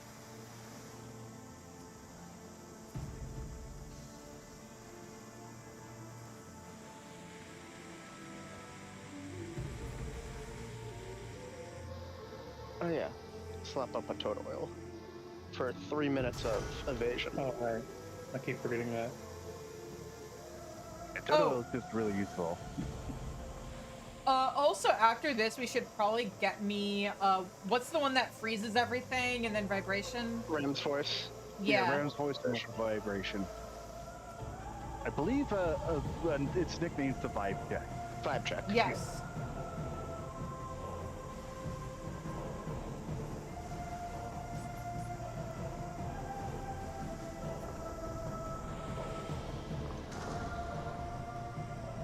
Whee!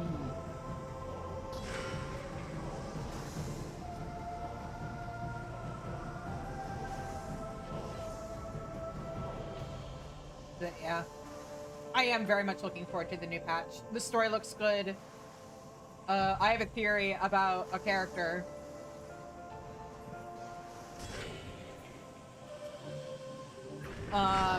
Also, I'm really excited about the, oh god, what's it called? The field exploration thing. That's going to be a lot of fun. It looks so much fun. I love the idea of the Phantom jobs. It's basically the Final Fantasy V job system. And I think that's a really clever way to incorporate it. Which boss are we going to get the thing from? I think it's this one. Oh, this one? Alright, I'm gonna stop stacking dots on it then. There's no way we kill it too fast. As long as it does its as long as it spawns little ads things, then we're good. Okay. But also remember to run the ads to the birds, or run the balls to the birds.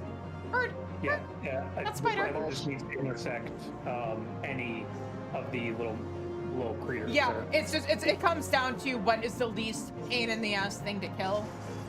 Spiders drop poison, and these things are really tanky. So you usually want to go for the birds because they're the easiest to kill. Okay. Got it.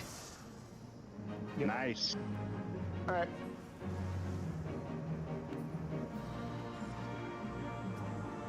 Here's my code DPS. It's oh, hang on. Bird. Bird. There we go. I got you. Stop dying. Make me.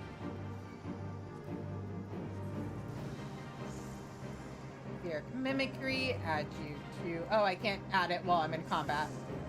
Mm-hmm. So I have to put it on a spider and then the bird. The worst case scenario is it goes on nothing, and then it mimics you. Yeah. So, if you don't see a bird, just put it on literally anything and you're fine.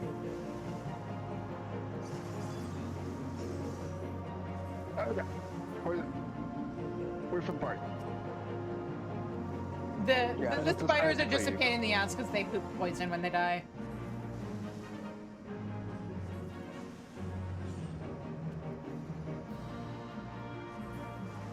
Boss is dead. Nice. Technically, we can leave. We should continue for the Blue Mage Law. True. Because we get to check things off a list. We love checking things off a list. Also, Core, stay still for a second. I refuse. Thank you.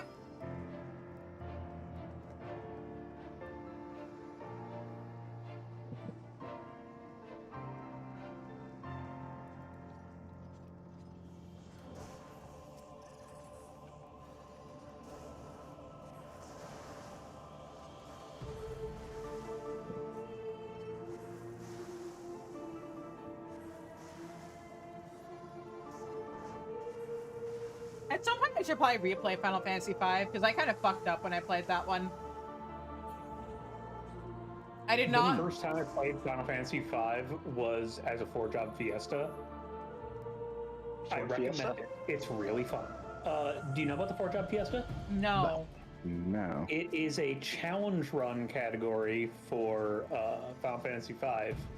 Long story short, you have a bot roll from a list of what job you are allowed to use, what single job you're allowed to use for each of the crystals. No, but see, the reason I want to replay it is because I got to the end of the game, and that's when I finally found out what Freelancer does. Mm-hmm. And I hadn't leveled everything on every character. I had just gone with whatever jobs seemed like narratively appropriate for each of them. Yeah. And boy, did I have regrets. Fuck X-Stat. Freelancer breaks the game. Okay, so yeah, basically you start as a freelancer, and so you don't take it seriously, right? Because like, but it's a funny little starter job, and then eventually you find out, oh no, like as you level up other jobs, like freelancer gets the best stats from all the jobs that you leveled, and you can mix and match all of it, like multiple abilities from the other jobs you leveled. Yep. It could use all equipment. It has the highest stat for every stat across all possible jobs. Oh, neat. It has, I mean, it's got a variety of other passives for free. Like it has every passive in the game for free, except for the ones that are bad, because they're like a limitation of the job. Yeah. Because they're bad. Like Berserker. I've always thought that like freelancer would make a really fun limited job in 14, where it'd be based off of what jobs you had leveled. Yeah. So anyways, Occult Crescent, Phantom Freelancer, yeah. Let's fucking go. Yeah. I'm so excited. Final Fantasy V was one of my first Final Fantasies. Before I played 14, I had played it and 12, and I just never finished either of them, because I was a kid with ADHD. And so then I was able to, like, the story is okay, but I still have a lot of nostalgia around it. It's not my favorite story, but I also think I somehow sequence broke something and missed the cutscene when I was streaming it with Lena and what's-her-face finding out that they're sisters. Because apparently that's missable. But I was not aware of that. Here we go. Oh no, let me get you on top. No, come here. Yes. Okay.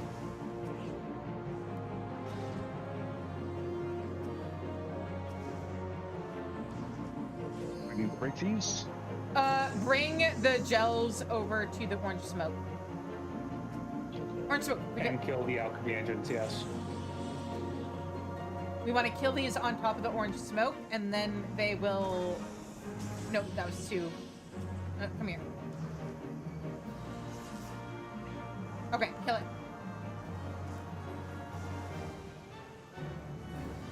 There we go. I see, we're patching these little holes. Cool. Yeah.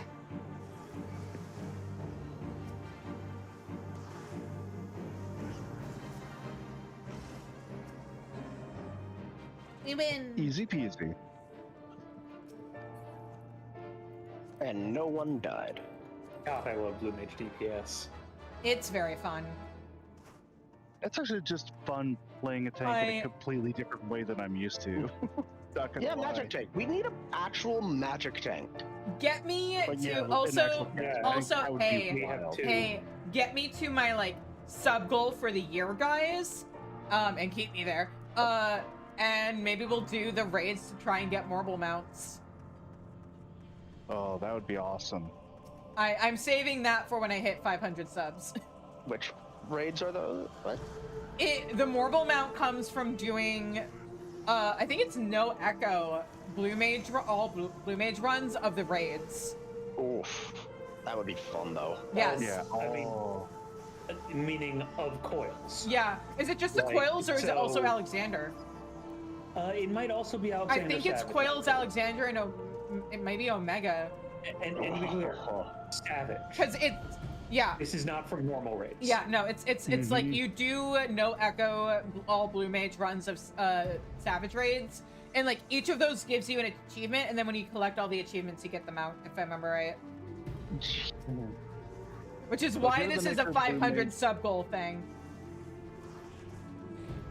500 subs is significant because that's the point where I can actually start using sub money to like pay my mom rent.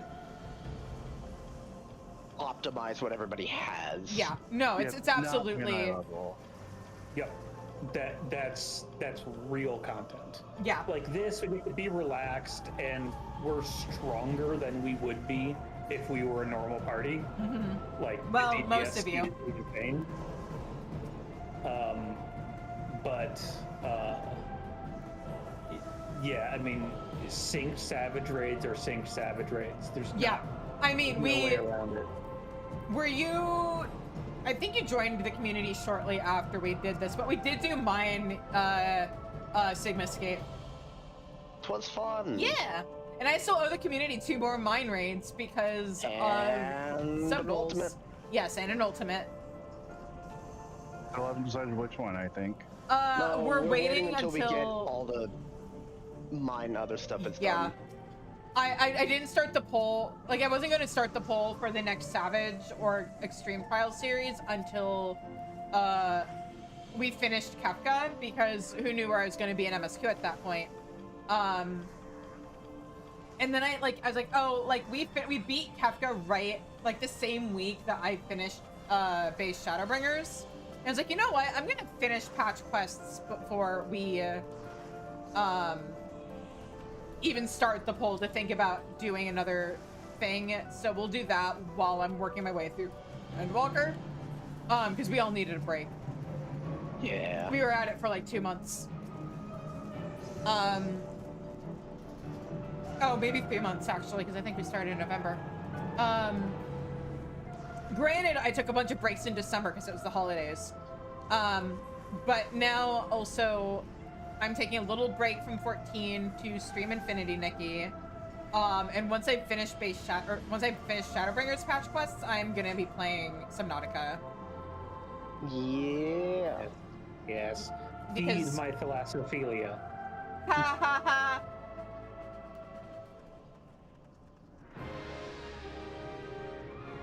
People kept talking about like Subnautica being a scary game. I didn't like the entire game. Just like, oh my god, everything about this is so beautiful. Yeah. So somehow nothing scary that happened. I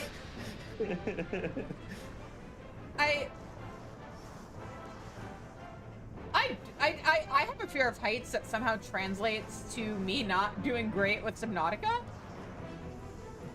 Interesting. The problem for me is not, oh, the deep, scary water is like, I don't know what's swimming down there. It's, oh shit, the water is so deep I can't see the ground.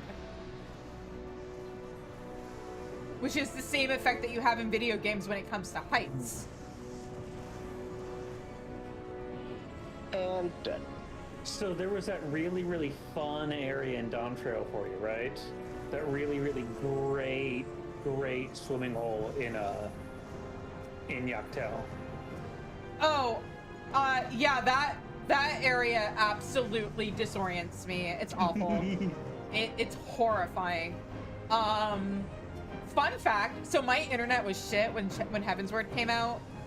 I found out at one point I decided I wanted to like try getting into streaming, and that's how I found out my parents were basically had like not dial-up, but like the equivalent speeds of dial-up. I have convinced my mom to get better internet since then, but like we had really bad internet at the time, and I was playing on a laptop. Which meant whenever I did Never Reap, my character would plummet a little bit when instead of just like jumping from platform to platform. Oh. Did not like that.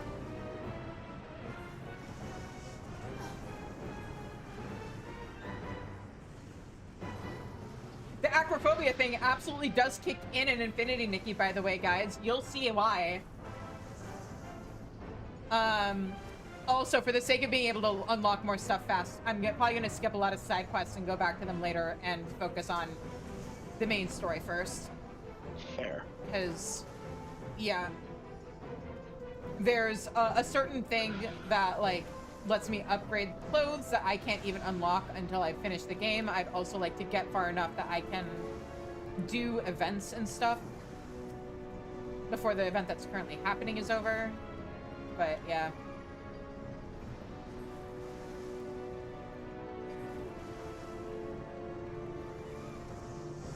But yeah, we're gonna do Subnautica. I'm gonna get real scared by the big, scary Leviathan coming after me. Whoa! Nice. And then it's Endwalker, where all the bitching that I did tonight, I'm probably gonna end up doing again. Yay. Yay. Don't worry, I also plan on doing a YouTube video about it at some point. Actually, there was one part. There was exactly one part of Subnautica that did spook me. And that was, it just happened to be, there's a pretty tight cave network. Mm-hmm. And cave diving is the most terrifying possible thing. Oh. Yeah. And that's even before the recent cave diving memes and, like, caving memes. It's I'm a funny. recreational diver, and no, fuck off with caves. Zero chance. It's funny because back in Stormblood, okay, so my running joke at the time, and I'm kind of sad they never did anything with this, but like, so Heaven's Word added flying, right? And then Stormblood added swimming. So I was like, gee, I wonder what they're gonna add next expansion. I bet it'll be spelunking. Actually do kind of wish that they had added spelunking. I think it would have been fun, like exploration, treasure hunting content. But maybe something along the lines of Delves in World of Warcraft, maybe? I've never actually played WoW, so I wouldn't know, but they're like kind of mini dungeon experiences. and like if we were going underground, maybe we could have met like more goblins and stuff. Because like, isn't that why they wear their masks? Is because they're from like underground and the air above ground isn't good for them, so they have to like wear basically goblin respirators. I'm sure it's in the lore somewhere. I don't remember, but anyway, okay. It's probably in the Encyclopedia Eorzea or something. I wouldn't hang on. dig through it. Welcome to Shneezu's Lore Corner. Because I do have the encyclopedia within pretty easy reach. So what ward are you in? Somebody else answer that question because I don't remember. We are in. If you're friends, you can just. There is also do that. Yeah, I can actually just find it that way. Actually. Here we go. Okay. Malja, Ixol, Kobolds, Sahagin, Ninth Ward, Moogles, Goblins. The goblins are a scattered nomadic tribe, claiming no land as their own, said to embark on a great pilgrimage every 100 years. In the subdivision. The entire subdivision. Yes, the entire race appeared to have vanished from the face of Eorzea for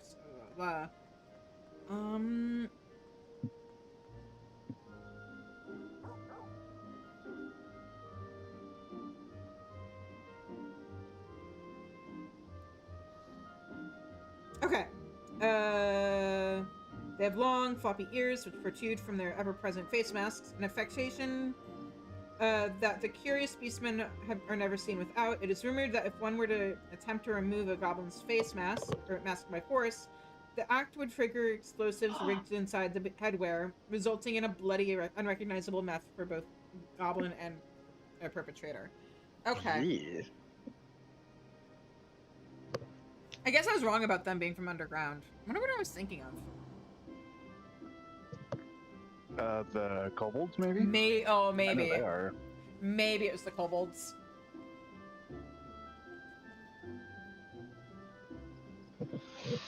Oh, Anyway, we probably want to do. If we want Ram's voice, it's Cutter's Cry, yeah. Yeah, they'll get you Ram's voice and Dragon's voice. Yeah. Cutter's Cry. All right, we all set? Yep. I'm still gonna ready check. There we go. All right.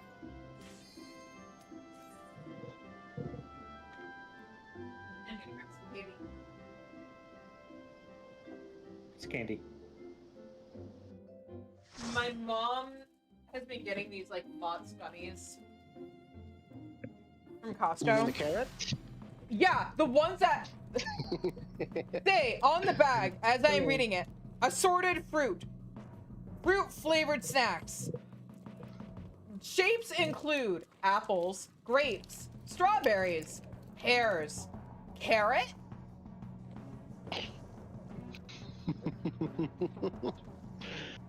Let's go.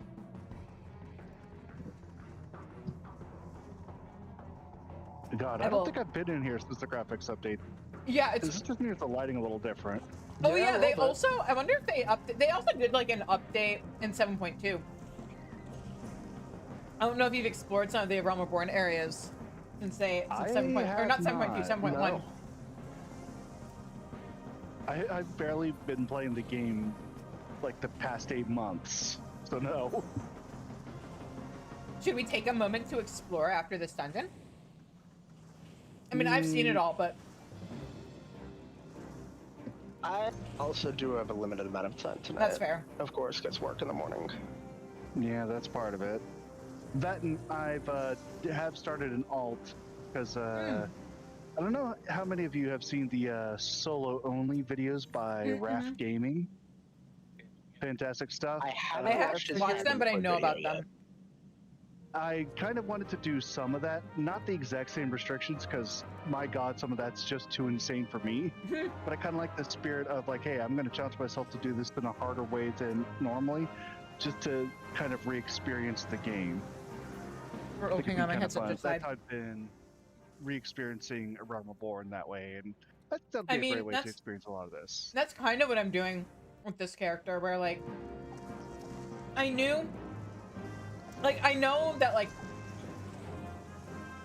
when you're streaming a game, you need to be able to set yourself apart from other people who are playing the same game.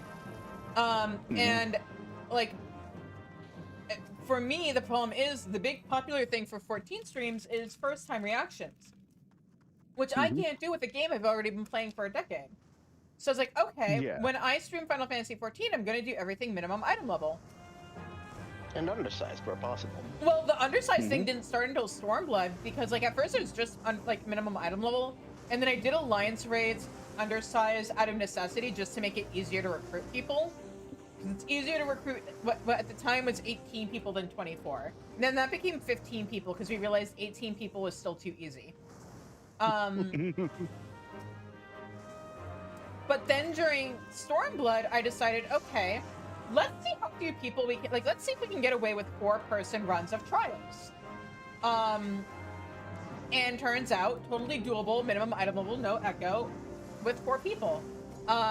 First one I did that with was Suzaku. There is a video of that on my YouTube channel. Also, that is where Ellie betrayed me and rescued me across the hole twice. But yeah, like, so I've done that, and I've done Seiryu with 4 people. And that's kind of where the whole undersized thing like really took off. And it does add something to the game. And like, if you're a vet and like you played this content when it first came out, it's nice being able to re-experience content that like just people don't see anymore, because even with item level gear or with item level syncing, like people's gear is just too good for us to not just blast through things like that. Yeah. Yeah, kind of like that. It's so fun. So this Blue Mage Dungeons is my counter argument to anyone saying, "Oh, they should give us our full level 100 kit even when we sink down." Yeah, yeah, sure, buddy, sure, buddy. Well, that, and also, in order to keep things balanced, they would have to so nerf our skills if to have a 100 level kit in a level like 20 dungeon that it wouldn't feel good anymore. For every single dungeon. Yeah, that would so suck. And even that wouldn't work because I mean, now, okay, so now your level 30 white mage has OGCD heals. Yeah. Well, that, and also like, okay, great. How do you balance the fact that like this skill might, like, you might have your 1, 2, 3 combo in this dungeon. How do you make sure that is scaled properly? Oh, right, yes. Why are you actually fighting them? Because we were talking and I forgot. Yeah, we're Autopilot. But like the issue is, okay, you have your 1, 2, 3 combo in where are you? Did you already go down to the next floor? Yeah, and died. Well, minor issues. You have your res handy, Ash? They're alive. They already released, yeah. Oh, good. Y'all are dying. Stop I'm fine. taking damage. I'm fine. I survived.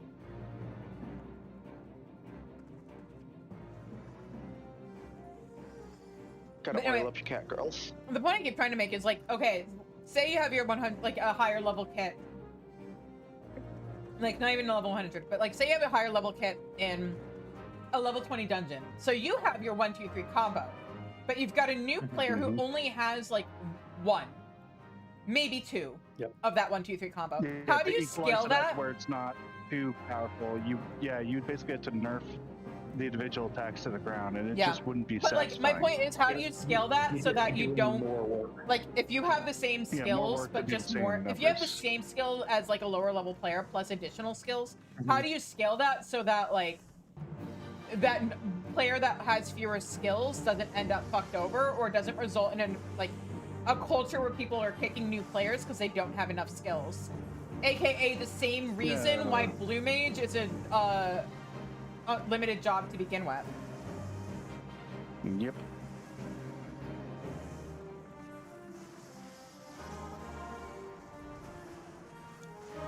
Because their concern was people getting harassed or kicked out of content because they didn't have the right skills. Yeah, it's either that,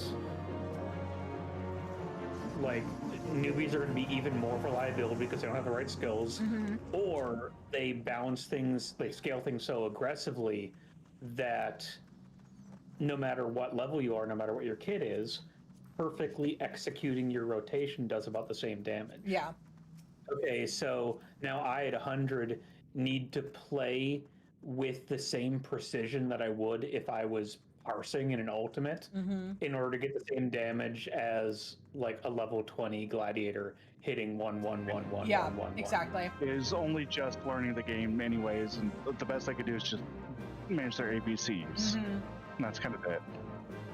Right. Well, and that's so that's why I don't give people a hard time for not pulling big or not DPSing while healing if they're under level 50, because like at that point you don't even really have enough of your kit to comfortably do that anyway. I do think people need to lose their sprouts when they hit level 50, but because 50 was the original level cap. So it's like the people who complain about Dawn Trail content being hard. It's like, sweetheart, you have played 100 levels of this game. Do you expect it to be the same difficulty as Sastasha?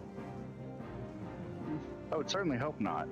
Yeah, but there are people like, or like even like the same difficulty as Heaven's Word. Like level 100 should be harder than level 50 or 60 was. We should probably kill these guys. Do the level 100 dungeons constantly kick my ass because I'm bad at their mechanics? Yeah, but it's fun. Fuck the pit in the level or in the 7.1 dungeon, but I love it. I love it so much. I despise it. I love it so much. I started this expansion wanting to be a Viper main, and then that dungeon came out. I was like, well, I guess it's back to Bard for me. The idea was that I'd alternate between Viper and Bard depending on how I felt, and then that dungeon came out, and I was just like, never mind. Get back here. Stop being poisoned. Don't move away from me. There we go. I mean, we either need to keep running or use freeze. Like it's one or the other, right? As soon as someone drops a freeze, then yeah, then the running stops.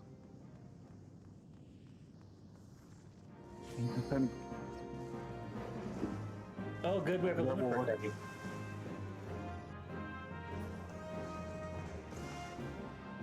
That's the limit break.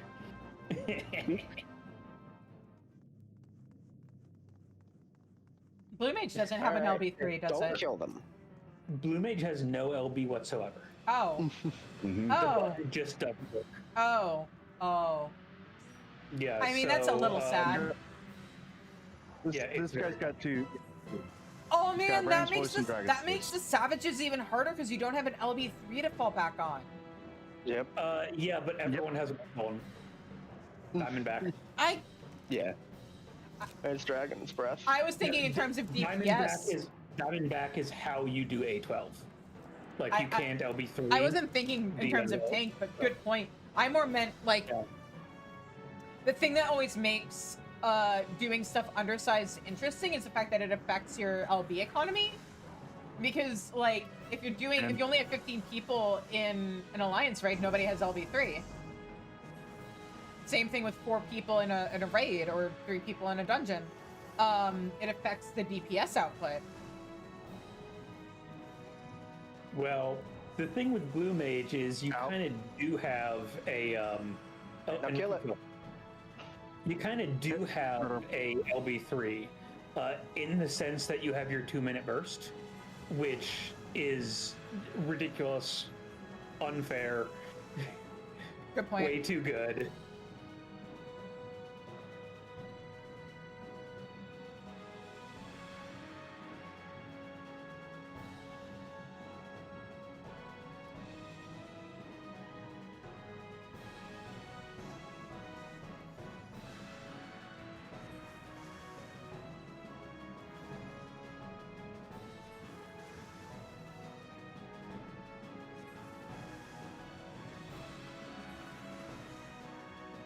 But yeah, it was frustrating. Oh, hey, tombstones. Did you get anything? I got both voices. Yes, I got both of them. Hell yeah. Nice. That's what we want. Drop rates are so high if you go in synced. Mm-hmm. Yes. Beautiful. You can't spell these just going unsynced. It's just it takes more tries usually. Yep. Yeah. Except I've had some take so much. Except for the ones that are required for quests are 100% drop rate. So Aurum Vale, even if you do it unsynced, you will get Glower if you see it. Okay. They do not want that gating you. Remind me where we get Vibrate from. Ultra Vibrate is in the world, in Stormblood. Where is it? It's oh no, it's in the peaks. Teleport for it.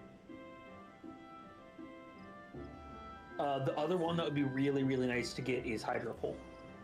I forgot how much I love Blue Mage content.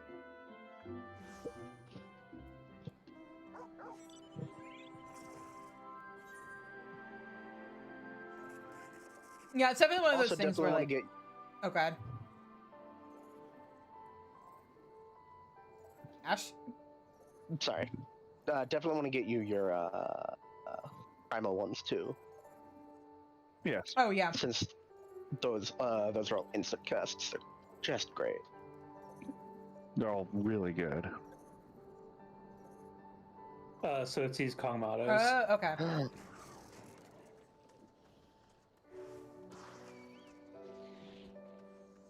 Starting to the face. Hit him with a stick. There it is. Kill. Must kill. Got it. Nice. Yay. Hmm.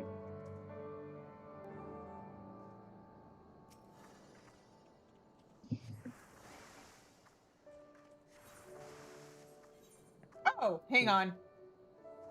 Hmm. Okay, first things first. Put these back in here. Grab one of these.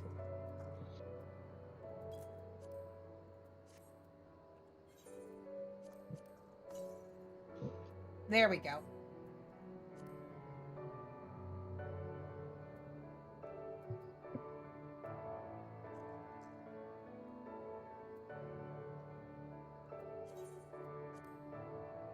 Yeah, primal spells would be a good one. Congrats to River. Yeah, that's why I said hang on. I had to grab a gissel green or an onion from my my saddlebag.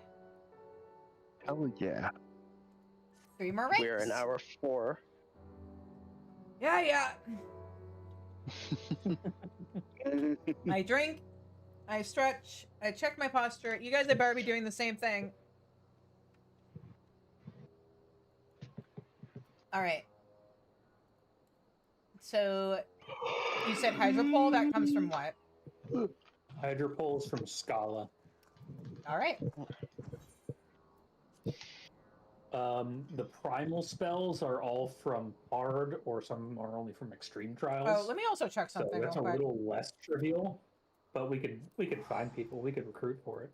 It's almost like I have an entire like link shell of my own, and also friends in an additional link shell that I can ask. Hey, nice. It's almost like that's why I transferred my character from Halicarnassus to Ether, because Ether was where all my friends were, and I wanted to make a link shell. Because I was like basically at that point just data center visiting instead of, because it made more sense for me to travel than to have like multiple friends travel over here. Mm-hmm. And then like I tried doing Labyrinth of the Ancients and we weren't able to recruit enough people. Or no, I think we were able to recruit like 12 people and we tried it with 12. And then people got sleepy before we could beat, like, we were making good progress on the first boss, but Labyrinth of the Ancients isn't possible with 12. It's hard impossible without 15 because you need 4 people on each Atomos plate. Yes, it's possible. You just have to alternate which party is standing on the platform and which one is attacking. Oh wait, this isn't who I want to talk to. Then I think it takes longer. Is it only 4 people per plate for Phlegton then? I believe. I mean, we didn't even get that far. We got caught because I don't know. Wipe to plates on last boss. We got.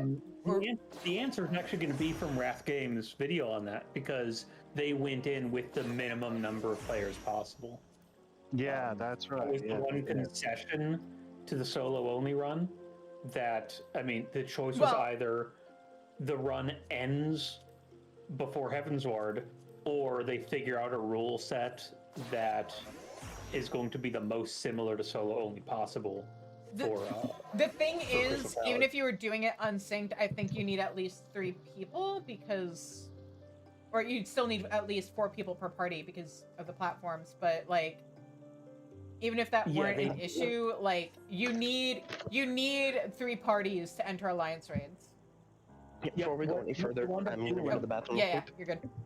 The rule set was that they went in with the minimum number of people required to do mechanics. Mm-hmm. All of the people participating had to be doing solo-only characters with the same rules as Wrath Games, which there were people already doing that. So they had all soloed the game up until then. They were all self-gathering and self-crafting all their gear, all that sort of stuff. No one could heal or buff any other players. And if the current aggro target died, it was a wipe. Interesting. So yeah, they absolutely had to swap off who was tanking at the right time so it was as much as possible. It was, I think, 15 individual solo players that just happened to be in the same instance. And that was just such a more interesting result than, this run ends because or like I make an exception and I just queue and then move on like nothing happened. Yeah, it's really cool what he did. Let's see. It was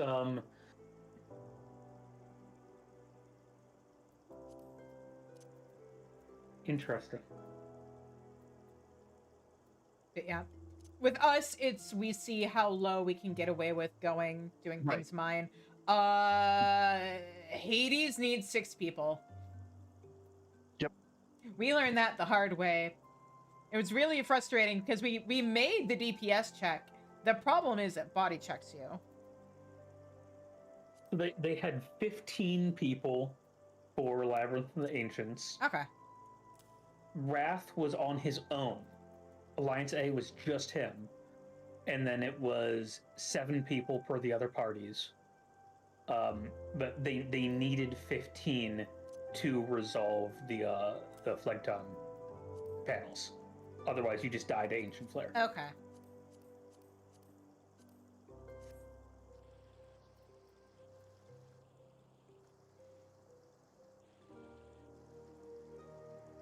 But yeah. And then I think they kept those party, even though it wouldn't be strictly necessary for other Crystal Tower raids. Mm-hmm. Like you could go in with fewer people because mechanics don't require it. But like this allowed those 15 players to get past Crystal Tower on their solo only runs. Yeah. So they did them all like that.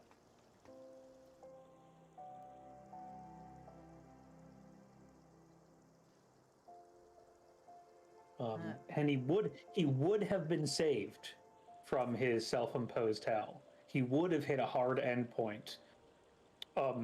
Except then Dawntrail came out and Picto came out. And it was possible to solo Susano on Picto. Interesting. Yeah, you're able to so is he still in Stormblood? Fast enough. Yep. Okay. Yep. I think Hades is probably going to be what gets him then, potentially, because... Here's the crazy thing. He leveled Picto to 100 in Stormblood. In Palace of the Dead. In Palace of the Dead and Heaven on High. I don't think he could do Heaven on High. Oh, I know what I can do. No, he can. Did he? Well, why wouldn't he be able to if he was in Heaven? Or if he was in Stormblood, he should have been able to. Why wouldn't he be able to? Oh, right. Heaven on High does unlock at the beginning, not the end. Okay, yeah. So he could do Heaven on High, but still, basically no leveling options available. And he had wondrous possible at 100 Pictomancer, extremely tight DPS check to skip. Also, funnily enough, that was a permanent nerf to his account too, because of the way Wondrous Tales worked. Yep. Oh yeah. Basically, once you unlock, it's like, hey, all this stuff I don't yet have access to because I'm not deep enough in the game. Yeah, that's on Wondrous Tales now. So he was like, he'd get like Endwalker trials or Endwalker Extreme trials on his Wondrous Tales, even though he hadn't even reached Shadowbringers yet.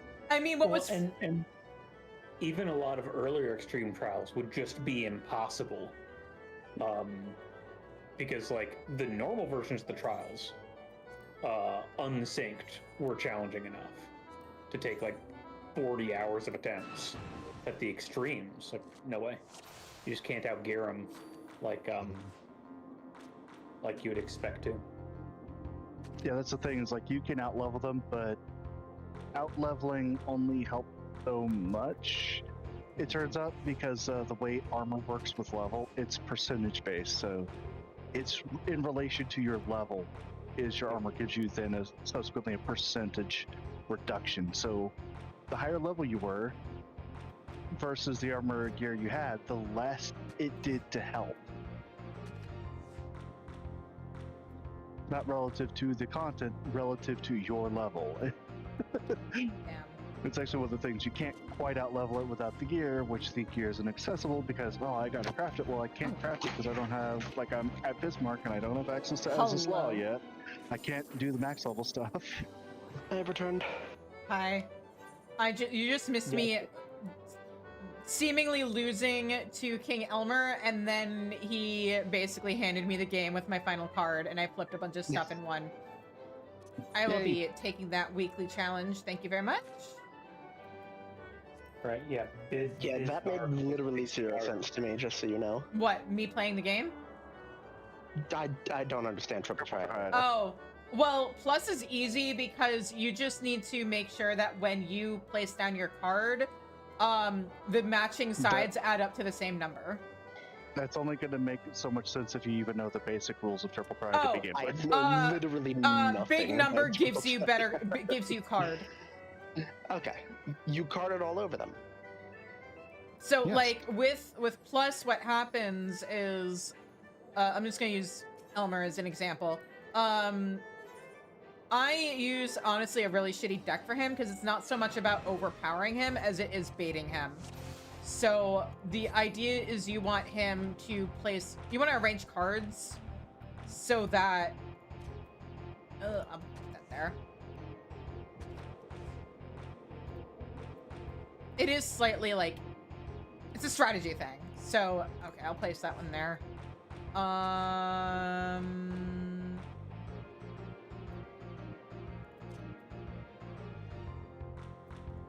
This is a wild deck to be bringing to Elmer. Hey, this is the like, this was the way you beat him back when it first came out, is use the starter deck, and like, if you place your cards in the right order, and the problem is I don't remember the sequence anymore. Oh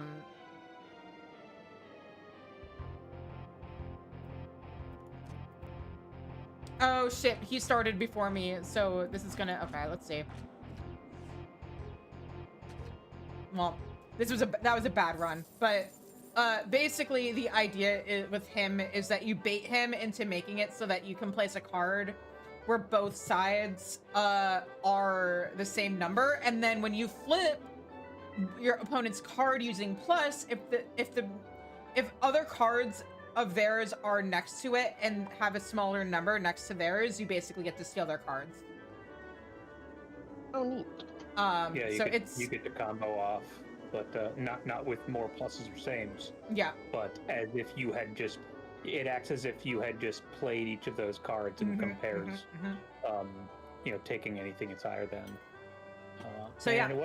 One of my most treasured memories of the LP era was Super Best Friends play Final Fantasy VIII, where they played as normal, got the triple triad deck, and then the rest of the hour-long video was just skipping the entire story and only showing triple triad matches. Because that's a good part of Final Fantasy VIII.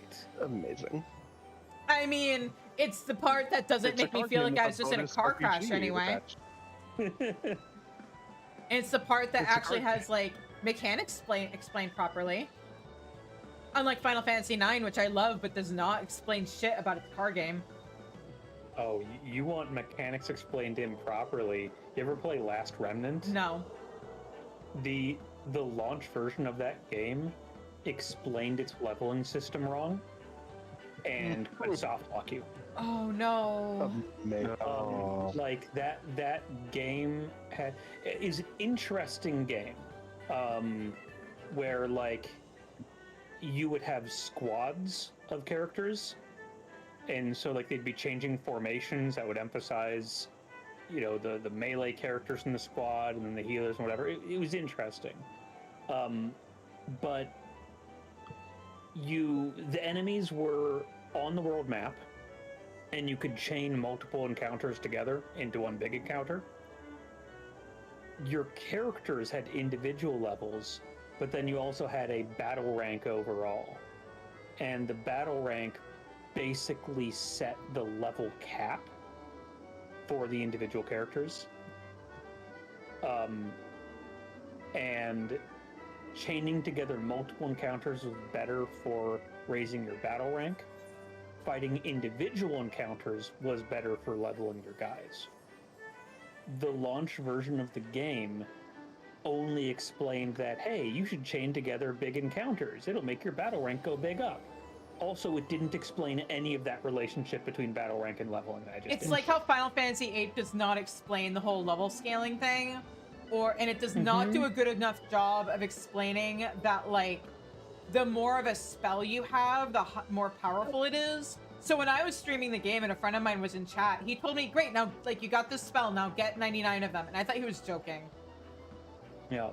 And then he was like, no, I'm not joking. It's even more like that than you think. Because the other thing that battle rank would do is scale bosses. And also there was an encounter near the end of the game where it locked you out of everything except for 6 bosses you could go to fight, and those all scaled really aggressively to your battle rank. Awesome. Also, what are we running next? If you played the game like they explained you to do, you would be power leveling the bosses and under leveling your own characters voluntarily, and then you just die on the first turn every fight. We should do Scala. Oh, yes, right. Yes, that was what we were gonna do. All right, that's Stormblood. So let me collapse the Realm of Born and Heavensward. What's up? Okay, good. We're good? I changed off my job, so I needed Etheric Mimicry tank real quick. But also no, that's not a big deal. All right, Ground City of Scala, let's go. Maybe this time we'll get lucky and get the little RNG thing we did not get when I ran this for MSQ. Get what? Give me the cat! Oh, do you not know about this? No. I don't know about this one. One of the bosses... Okay, so the boss that's a big doll, sometimes when it, like, opens up, there's a fat cat inside. Oh, Fantastic. Also, I'm sad, but, like, I wasn't gonna put too much effort into it, and maybe it just doesn't work with Explorer mode. But, like, when we did the Rainbow Glamour theme for Kafka, I was like, I'm tired of always taking pictures of Kafka. I'm gonna do something fun. So I tried to go into Siren Song C, because sometimes once you beat it, in the beginning, like, if you go back to the beginning area, there'll be a rainbow. But it did not show up for me. I have seen it with my own 2 eyes, though. It is not a myth.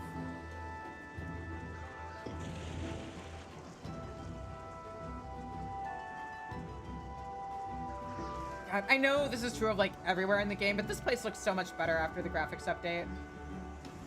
Yeah, it really does. Also, I need to use Godskin more often, since it gives the biggest shield if I use it.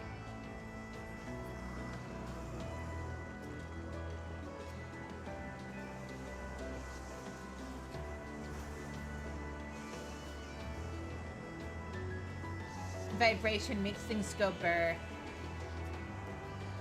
It's a beautiful thing. Especially when we have 2 blue mages who can alternate using it. Yes. Really, I should make sure I have it on my bar so I can use it too. I mean, we have 4 blue mages, so, like... We should I've been not using it. I keep forgetting about it. Yeah. Yeah, because then we could just everybody have a shield. That's basically so I think non-stop. we do need to make sure we wait for pull. If he does Hydro push first, we need to wait for another rotation.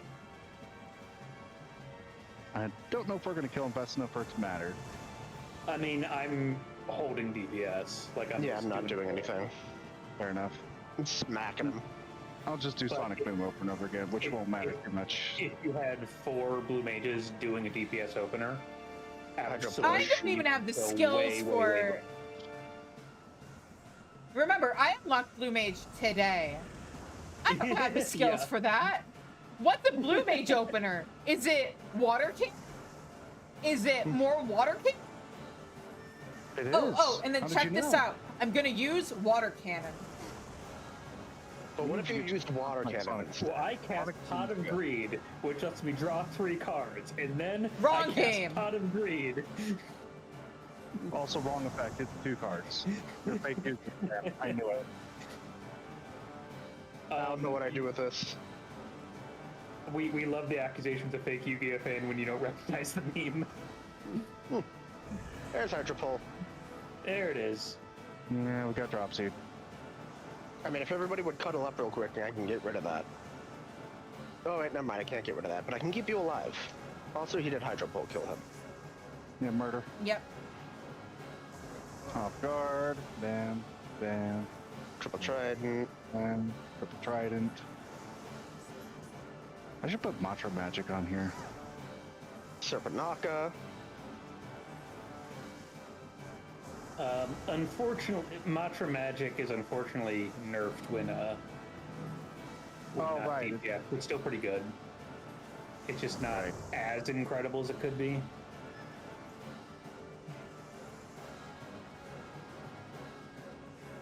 I'm gonna push over here.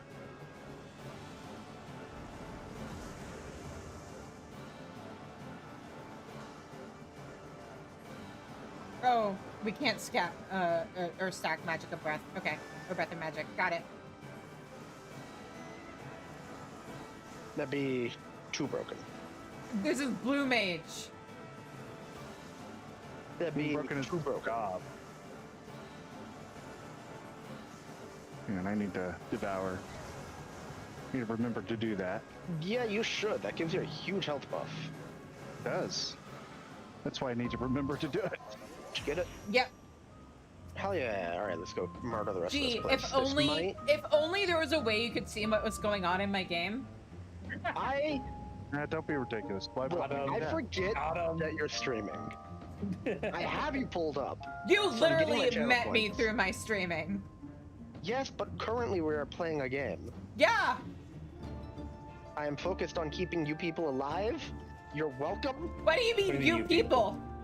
Yeah, same brain cell. Let's go. Now, is this I mean what I said. a pantry brain cell, or you're from the Midwest too, right? Yes. Yeah. Yes. I'm in Minnesota. I'm sorry. Ew. No. Mid-Desota. Mostly because everybody knows the great state of Chicago is the best state of Chicago. Yeah, that's not a state, it's Illinois. The best state of Chicago.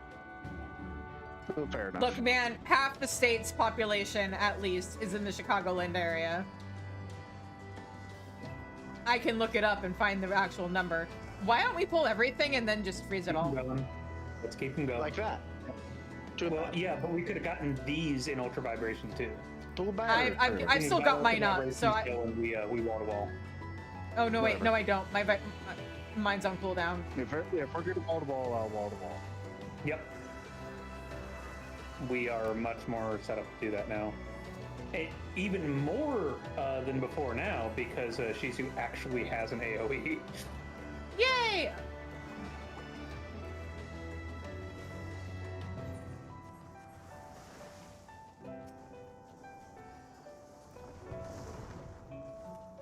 Let me just actually remember to put that on my bar. I was like, I only need Ram's voice. It's fine. Ram's voice is pretty good. Yeah, but Hydro like, Pole is just so tasty. oh right, that yes. Let me actually get that. I thought you were talking about Dragon's voice, but yeah. Dragon's voice can be tasty. It's just not quite as tasty as Hydro Pole. There. Let's Hydro Pole into Vibe Check. Just. Yep. Yeah, Hydro Ooh. Pole into Ram's All voice, right. then into Vibe. All right, Have a grab Discount Shikakumon. Let's see if you can do the fun thing.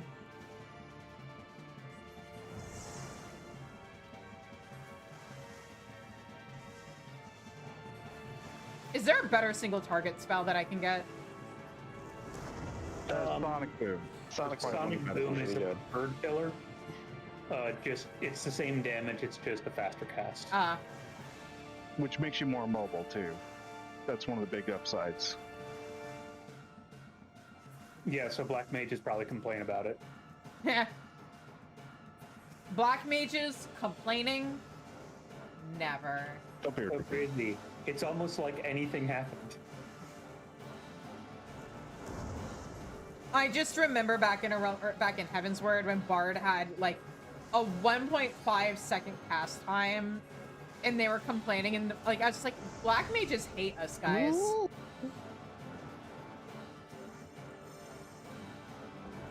Are we gonna get? Are you gonna open up? Nope. I didn't see it.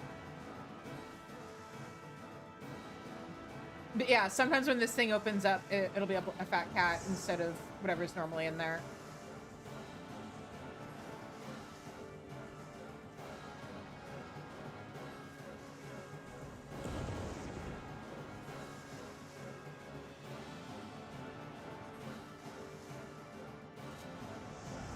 No, you fuck.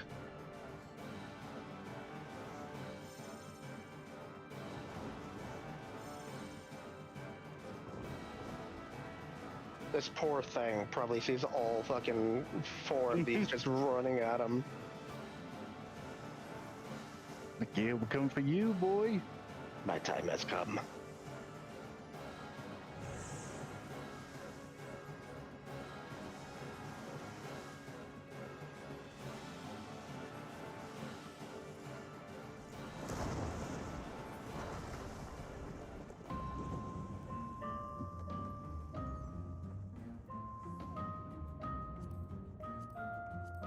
Wall to wall, here we go.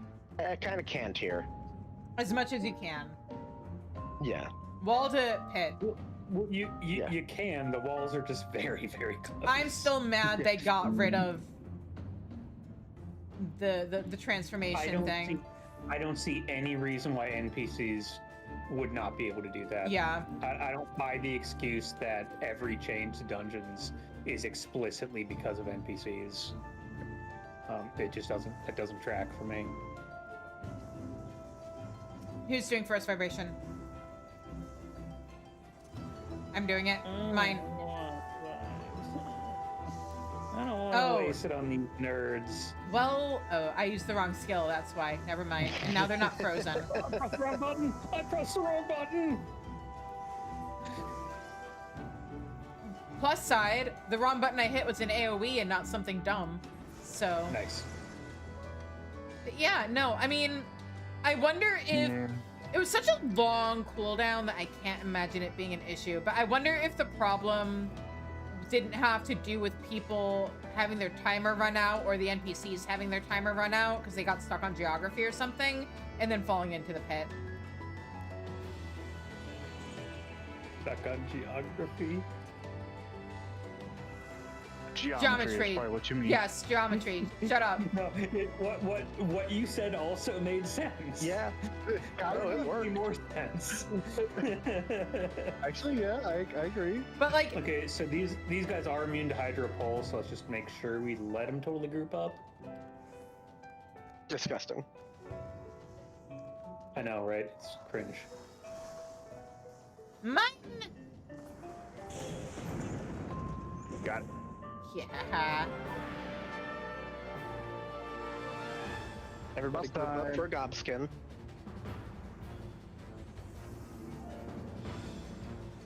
Get shielded, let's go. Hey. Get shielded, nerds. Night Bloom. God, I love Night Bloom.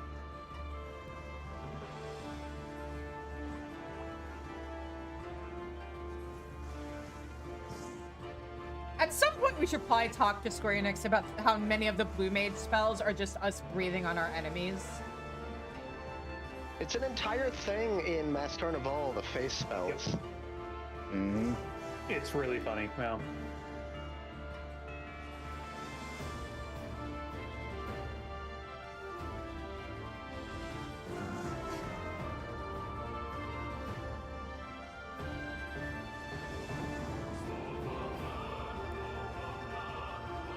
You know what? You know what? There. Look away. I did not look away fast enough.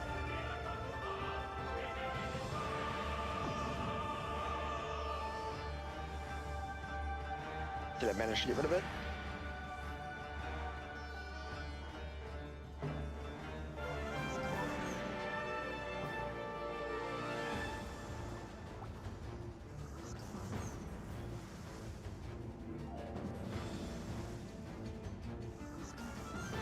the really fun thing with blue mages and gauge mechanics is you lose no DPS by AoEing while looking away.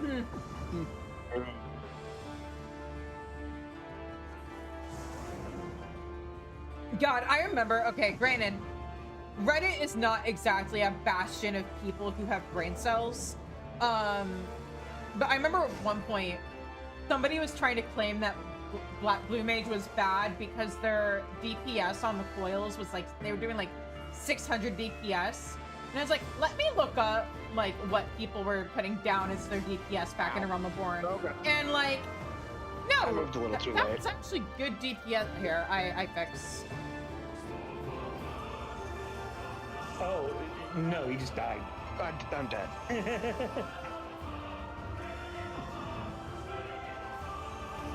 Yeah, no, Yeah. I moved a little too late. I always keep White Wind what even is a healer. Yeah. Except it uses so much MP. That sounds like a skill issue. Just saying, gotta be careful.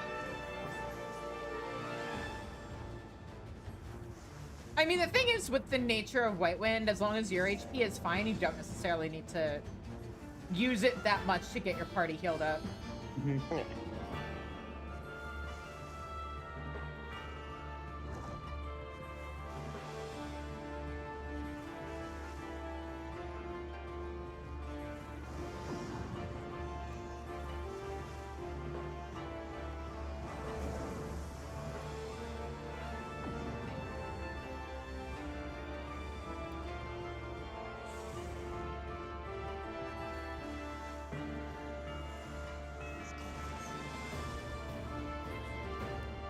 I did it! Hey.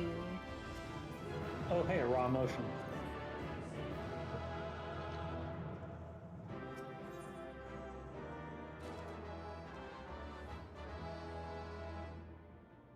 Oh, hey, that thing I'm not worried about on this character. I'm already getting, like, working on getting all the relics on my main. I don't need to do that a second time. God, no. All right.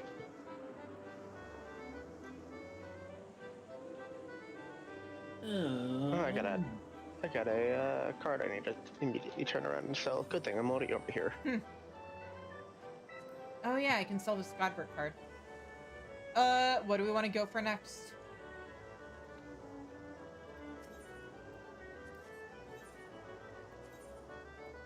Unfortunately, I am rapidly closing in on how late I can go. That's totally fair. Yeah, I think whatever this next one is, it'll probably be my last one. Okay. Yeah. I mean, I also, since I'm on 14, I've got some, society quests that I can do tonight. So, Yeah. we're gonna rank up the dwarves. And I am slowly working on the Yay. last rank of the Qatari. Back. Diamondback makes sense. But in the meantime,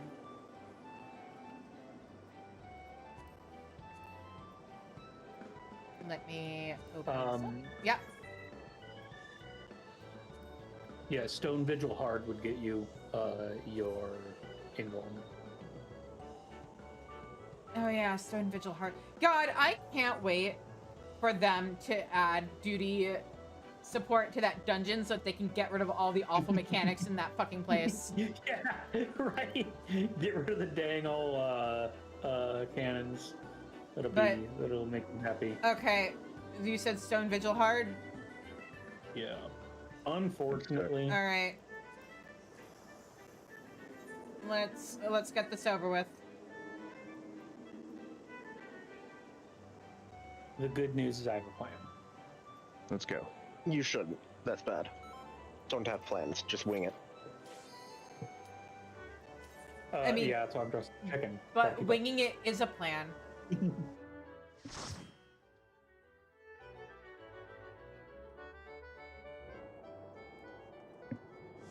Yeah, just remember, just don't die. Yeah. We'll be fine. Just don't back. I will die. Don't die, do immediately. mechanics profit. Whoop. Oil up. Okay. Yep, just run through. Gather everything together. And also, yes, don't forget to oil your cat girls. No.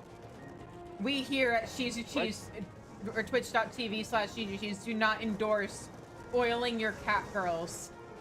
It is very important to keep them alive.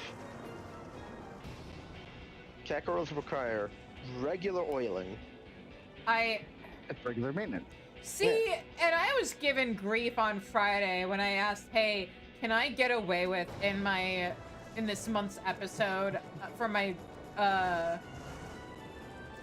coffee story, writing the sentence, some things are worth getting cold and wet for? The context is she got caught in the rain, but I know better. I mean, it could have been worse. You could have said hot and wet. It's true. Yeah, but even in the summer, rainstorms tend to be pretty cold. Yeah. Also, which boss is the thing from? From the Horrible Turtle. Oh, that. Oh, man. Yeah, Right, we're getting Mighty Guard. I forgot we're here. Yeah. Get Also, back let's here, try I'll to stab keep you, you little shit. let's keep the ads, or let's keep the boss out of the ads as AoE that they do when they die.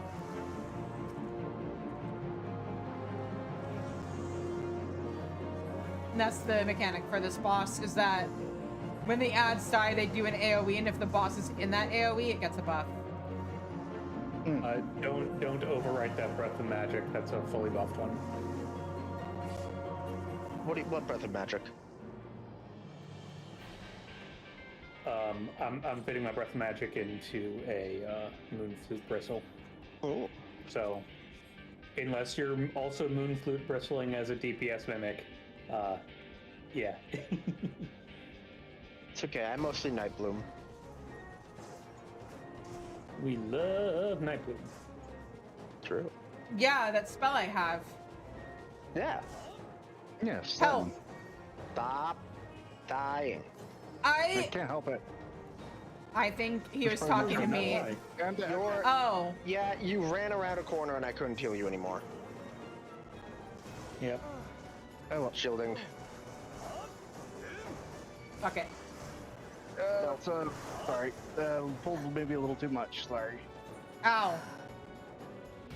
Yeah, we should stop before the corner. That's just... Corners are just catastrophic. If I'd gotten that Ram's voice off just a few seconds sooner.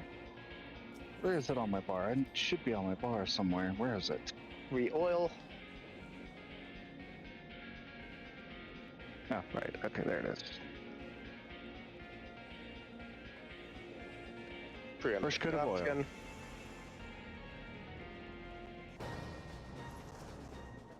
The Gob's gonna help a lot. Now we can kind of just go. Yep. Gobskin good.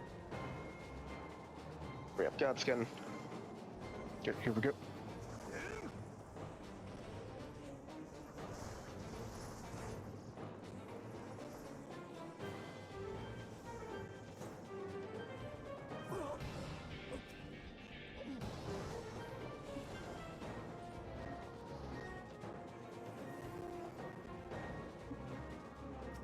Murder.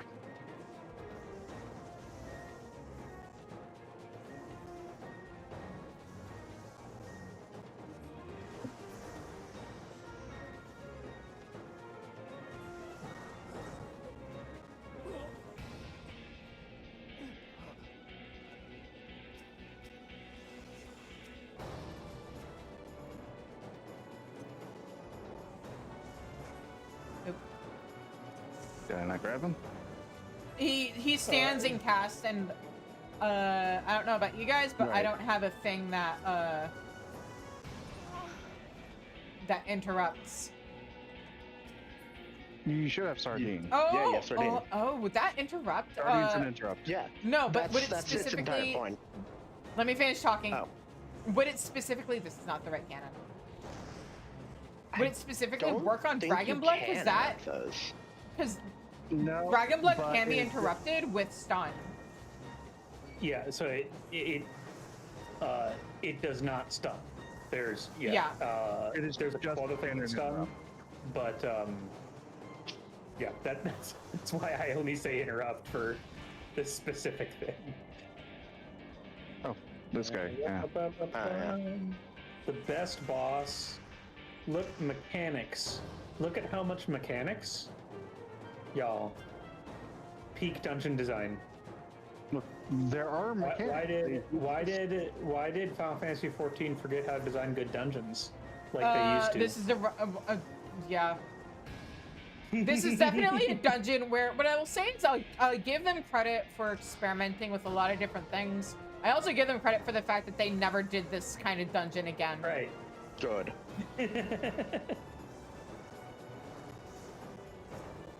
Like, awesome, you tried the cannon thing. Unfortunately, we do still sometimes get bosses that, well, I guess we don't get dungeon bosses necessarily that can't be tamed, but...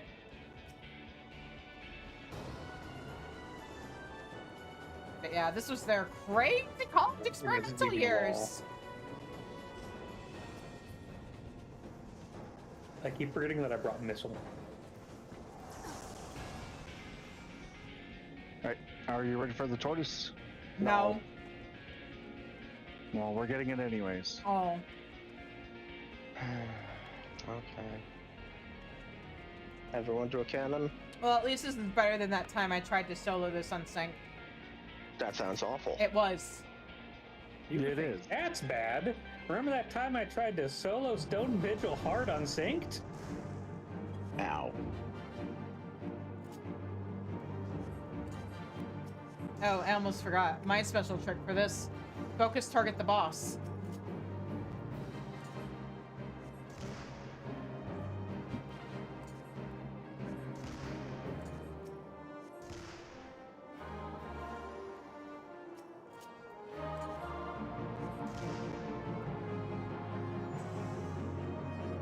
There it is.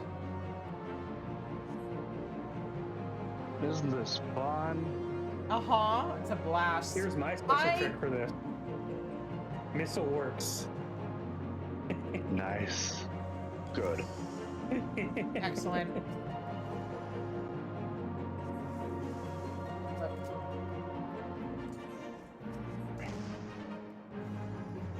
No, stop that. Why? You know what? Everything. Oh, damn. Got Just it. gonna night bloom everything. Nice. Now we never have to come back here again. Yay. Never ever. I mean, we will when any of us eventually gets it in roulette, just by chance. Yeah, but I don't do roulettes on that this energy character. on us. Unless like if I can help it, I don't do roulettes on this character because that sounds like a lot of work and effort. And I already have a main that I have to do things on. Right, world up. Oh god. I'm dead.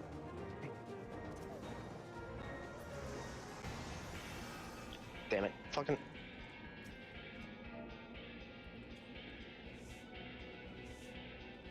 You could swift cast it, but it's too late now. It's fine. It gave me more time to like meme on him. You should have. It's entirely deserved.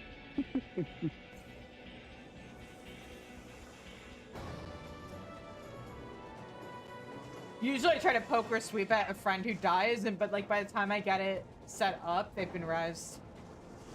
And so I end up only sweeping empty ground. Whoop. Okay. Oh, it didn't have the aggro. Yeah, I'm still. There's Swiftcast. Nope, Angel Whisper has a fucked on cooldown. You're on your own. That's dumb. Yeah, it has 270-second recast time. That's Maybe because one costs 100 MP, maybe? I don't know. 1,000 MP. Sorry, 1,000? But, yeah. If Blue Mage had unlimited reses, it would like totally broken. It'd be more broken than it already is. That's too much. What I'm interested to see is when they finally add Beastmaster, what they'll do with limited jobs going forward. Yeah, these are that's really exciting because, I mean, we have no model. We really don't have a model for limited jobs. You can't pull a model from one example. Yeah. So, so the question is, are they gonna like have each job have be its own thing, or are they gonna make specific like unlimited job content where blue mages and beastmasters can do stuff together? That'd be fun. Unless they change something, then blue mages and beastmaster will be able to play together. I mean, because the only thing that exists is duties that say you're not allowed to do this as a weapon job. Well, so my point is like, is beastmaster going to be getting like its own version of the Masked Carnival? Is it going to get like Masked Carnival content specifically?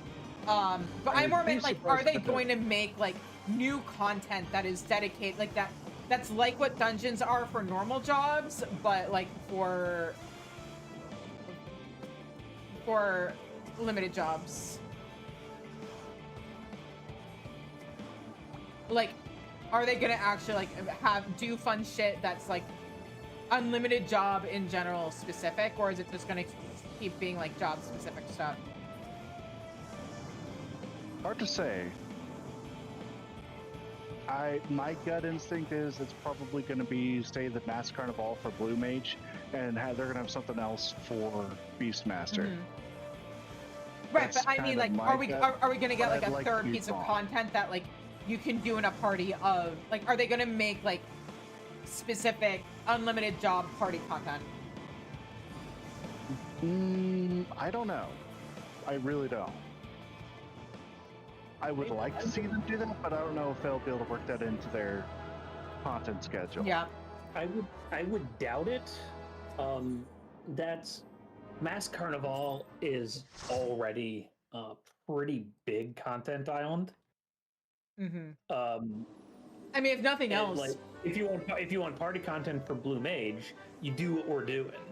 Yeah. Right. Well. So, like, would they go for that more moment.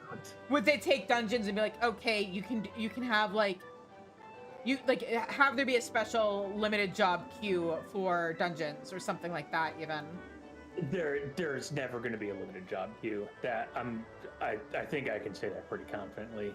That I mean, so you're a level 80 blue mage. Would no, if you were a fully kitted out level 80 blue mage, like with all the spells, whatever, would you want a blue mage with that many spells in your queue?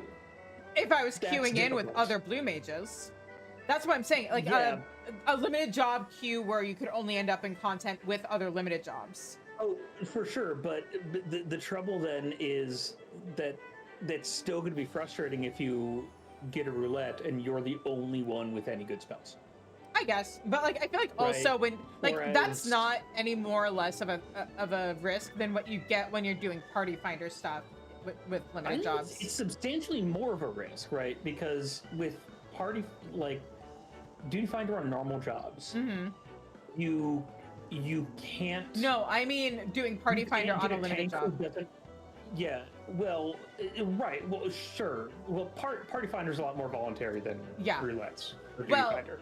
Kinda, but like if you're queuing in as a blue mage or a beastmaster into dungeons in like a limited job queue, I imagine you know what you're signing up for. Like you go into it knowing what you're, or at least you should be going into it knowing what you're signing up for. You would imagine that if you queue for any roulette, you would know what you're doing, but it's the reality is. Yeah, I know. Look. One time I ran Doma Castle and my tank had a level 50 accessory. Trust me, I know. Yep. So the trouble is that like when it comes down to it, if you get someone who really doesn't know what they're doing and really isn't prepared, that's duty finder, baby. Duty finder, then like in theory you could teach them. With blue mages, if you have someone queue in for your, level 80 limited job roulette, and I'm not saying roulettes. I'm not saying even roulettes. Cannon. I'm just saying water cannon. Yeah, they could get the very first spell in the level to 80. The big problem with Blue Mage is it's entirely dependent upon you, not through leveling, but through playing it and going through all the different content, and you have to collect all the different spells. Yeah. Whereas, like, hey, you're just playing a warrior. Okay, cool. You level up. Oh, you got all the new warrior stuff as you level. You're gonna have the tools, but if you're blue mage, you might not.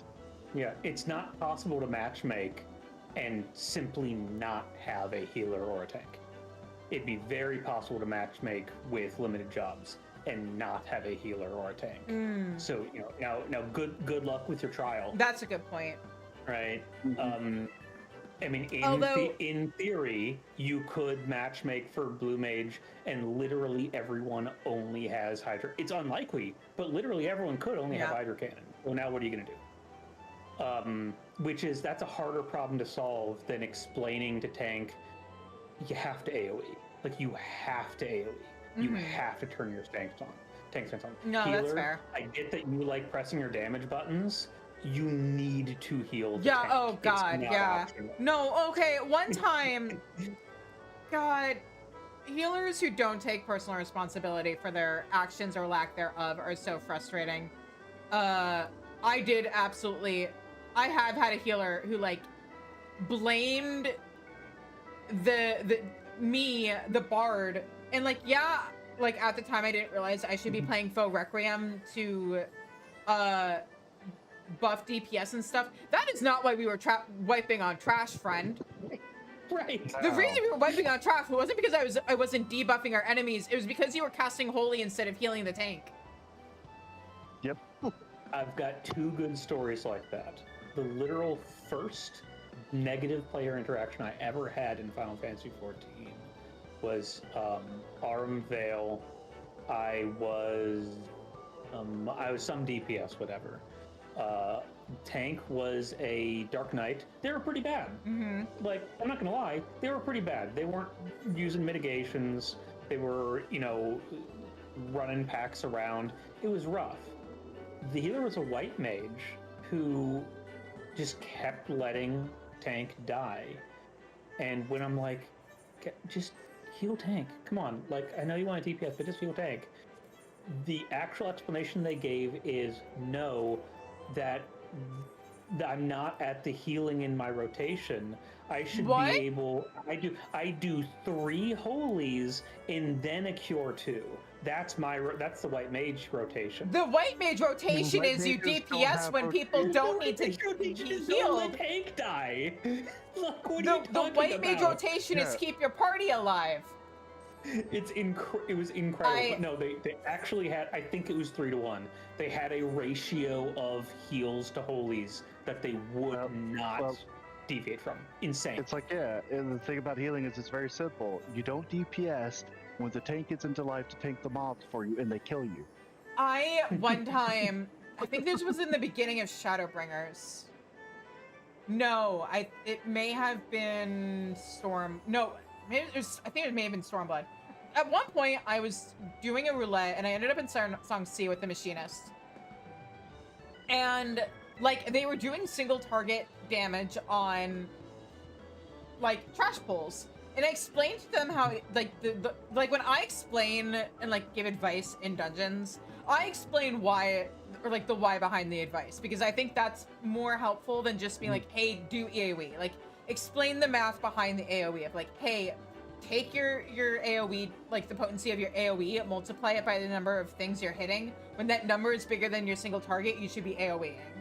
And this person was, like, so convinced that Machinist's, like, big single target mechanic was worth more, and so they're like, I get what you're saying, but I'm not convinced. I had the reverse one where I was in Hawk Manor as a bard, and tank was single targeting everything. Bard ranged is a gain on 2 at that level. Like, it would be, and especially if he's pulling 3, 4, 5, it would be crazy for me not to be AoEing. Yeah. So I'm getting aggro because, like, tank is maybe AoEing once tops and then single targeting. I'm like, hey tank, could you please AoE? It's more damage and I won't get attacked. I forget whether it was healer or the other DPS, monk, who is like, yeah, but monk doesn't have AoE at this level, so like it's not a game for people to be able to AoE. I mean, it's still a game for everybody else. It's a game for literally everyone who has an AoE. Yeah. So no, just don't tell them what to do. Just single target. I'm like okay. No, Sure, I'll we'll AoE make this if I dungeon go slow. That's fine. Like I had to stop AoEing because otherwise I'd die. Because tank wouldn't take back aggro and healer wouldn't heal me because like, oh, you shouldn't be AoEing. It's like fine, but like they're like. It's fine to make mistakes. Yeah. It's fine to make mistakes. But at a point, it's like, you're not trying to play the game. Because my thing is, disrespectful. Below level 50, I don't pressure tanks to pull big because they don't have all their mitigations. Not everybody has an AoE. So, like, I get it. But, like, even if a tank is single pulling, I'm still going to use AoEs as long as there's enough enemies for me to hit. Mm-hmm. And while it's not always 100% the case, it's just a general rule of thumb. 3 or more, AoE. Yeah. Just general rule. If there's 3 or more. Three is when Art of War is a gain on 2. Everything is like for all jobs it's a gain at 3. There are some jobs where like either it at some level thresholds it's a gain on 2. Oh man, Gunbreaker AoE priority is nutty. At like, because when you're talking about not just your filler, but your cooldowns and your OGCDs, it's on Dark Knight in Endwalker, it was, I mean, well, all tanks in Endwalker were your filler is a gain on 2. No, your filler is a gain on 3. Most of your cooldowns were a gain. What was Hang on. whatever? Good night, Ash. There'd be Thanks for periods of helping time out. that you're single targeting on your cooldowns and AoEing on your GCD. And that flipped in Dawn Trail. But like Gunbreaker's cooldowns are so freaking nutty that like because of Gnashing Fang messes up a lot of the math. Yeah. That I think it winds up being Gnashing, like AoE cartridges aren't a gain on Gnashing Fang until 4 or something. Till 4 or 5. It's wild. Also, good night, Danny. Thanks for the help tonight. I'm just I'm probably gonna drop party and drop out of voice chat then so I can do these society quests. But yeah, also thank you very much, Core, for all the help and the expertise. We'll do more. Blue Mage fun. Blue Mage fun, Bye. but also I've got so much game I still need to get caught up on, and so many other games I want to stream. Oh god. But yeah. Anyway, later. As long as you don't start Monster Hunter. No, worse. My plan is do all the direct sequels to Final Fantasy games because I just did the initial games at first so that I wouldn't be an old lady by the time I got to 14. And then at some point I want to stream Baldur's Gate 3. You're gonna have to stream the Final Fantasy VII mobile game then. No. Gotcha streaming, let's go. I already gotcha stream by playing Infinity, Nikki, please. But no, 4 has a sequel, 7's got like its side games, 12 has a sequel, obviously there's 10 sequels, 13, the 7 remakes. Just like all the stuff. And then yeah, there's like 5 different playthroughs of Baldur's Gate 3 I'd love to do. 3 of them involving OCs, and then 2 Origin playthroughs I want to do.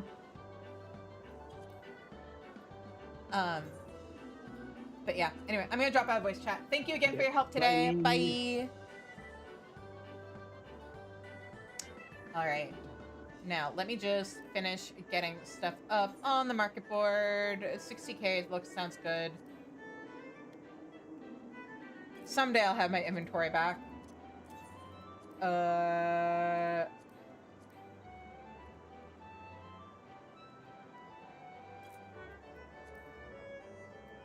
we go. At some point, I should probably also go through these and adjust prices, because I've kind of just been throwing stuff up for sale and then leaving it. And then restocking when I can.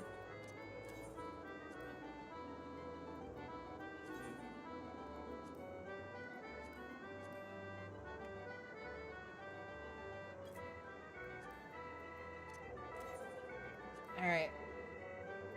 Ooh. Really? Huh, okay.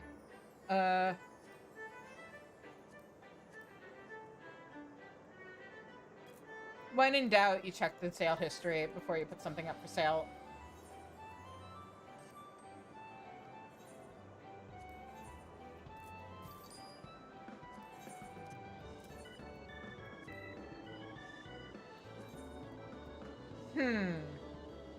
Somebody is selling something for way too much. I guess I'll just put it up for this much and see what happens. I wonder if that person selling it for 5k forgot a 0.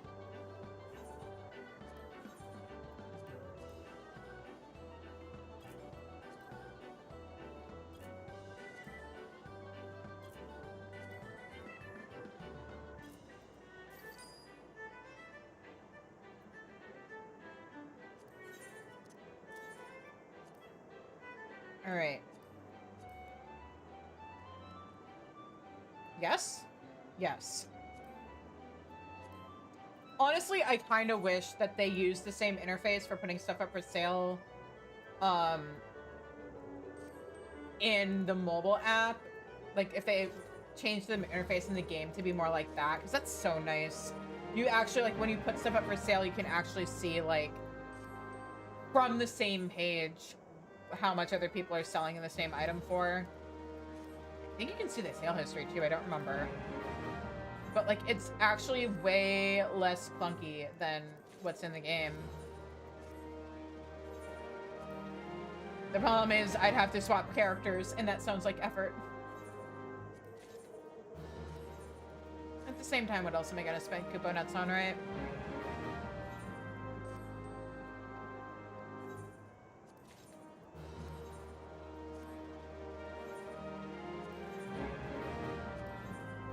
All right.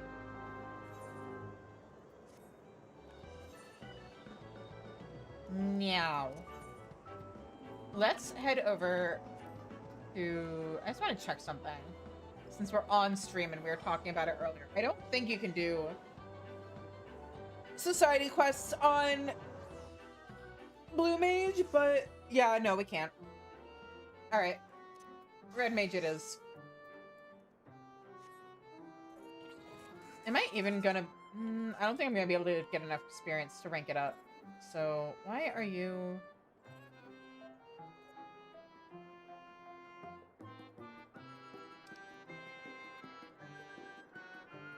Okay, there's not a quest here. Why? Oh, it's because I still have to do that dwarf quest. Okay. Alright, so we're gonna go rank up dwarves. I was leveling up. Right, okay.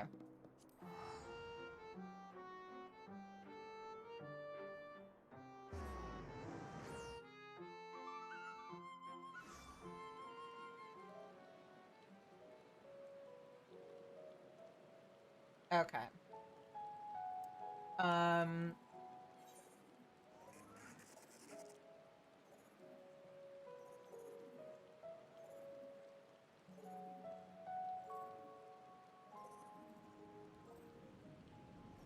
Ronit.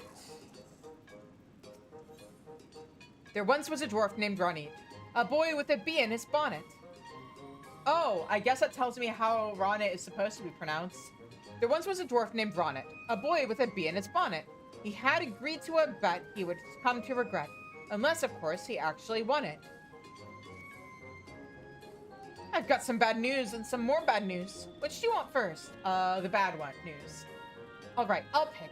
For starters, I hear the chief's been spending more and more time checking his beard in the mirror. That can only mean one thing. It's almost beard-tide. What are we going to do? At this rate, we'll never make it. As for the other bit of bad news, some of the workers have turned tail and ran back to the village before they get in any more trouble.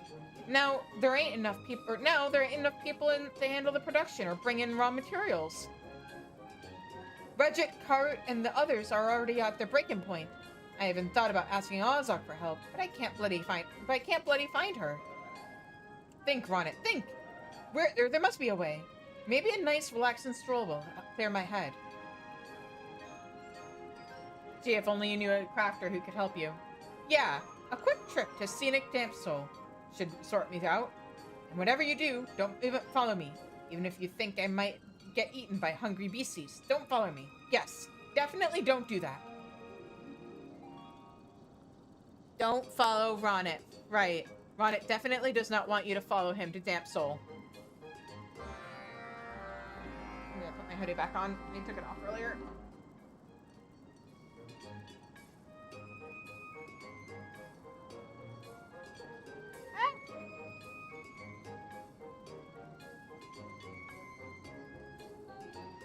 There we go. I think I'm also gonna stand for at least some of this.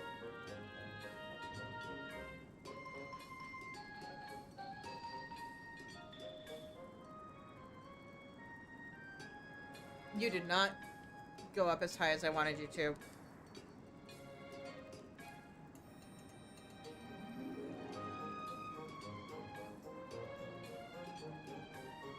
All right.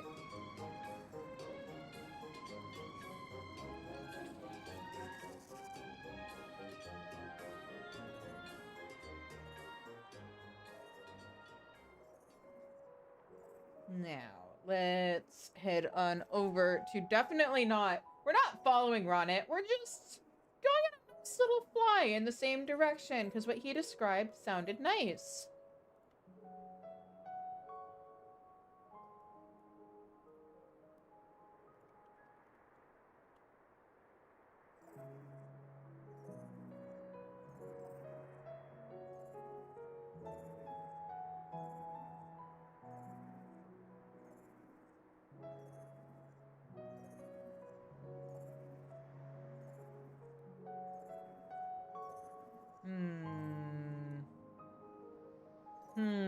Now, where is Ronit? He is end of the dock. Oh, there he is. I just didn't see him because he's so tiny. Look at that little guy. What is he? Minimum height?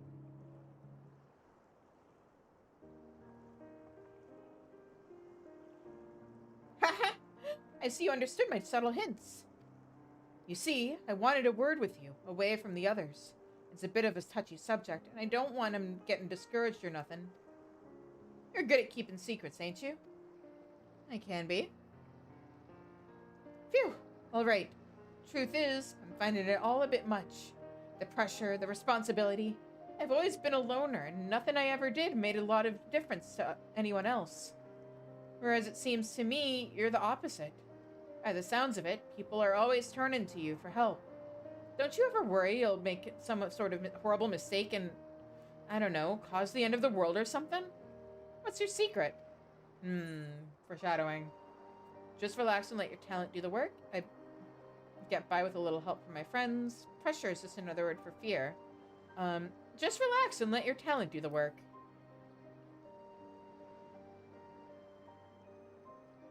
Yeah, solving problems is what I do best. Thanks. I feel a lot better now.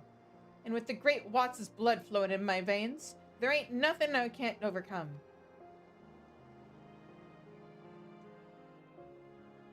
Of course, I've got Watts' hammer as well, thanks to you finding it for me.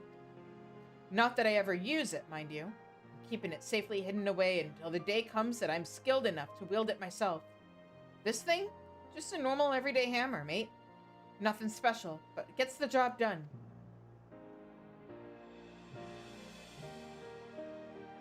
Point is, it gives me something to look forward to. A reason not to give up. Can't go disappointing my illustrious ancestor now, can I? Still, Honing my skills, or my own skills as well, all well and good. But if I really want to go down in the history books, I've got to think big.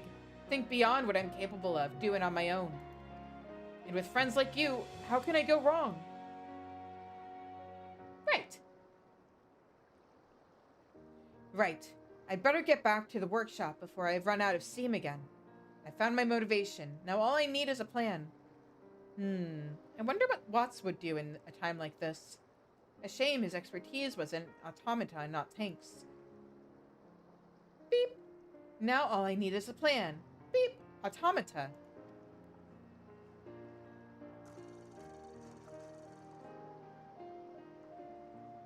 The Megasonic Frog Boy. And Regit and Karit? I thought you two was working. We just fancied a spot of eavesdropping. Hope you don't mind. Hydrate and posture check. I mean, I'm standing, so I think my posture's pretty good. Stretch. Thank you for the care package, Ash. Now go to bed. It's past your bedtime. We just fancied a spot of eavesdropping. Hope you don't mind. Yes, we heard everything. I wish you said something sooner. You don't have to bear the burden of your own, or on your own, you know.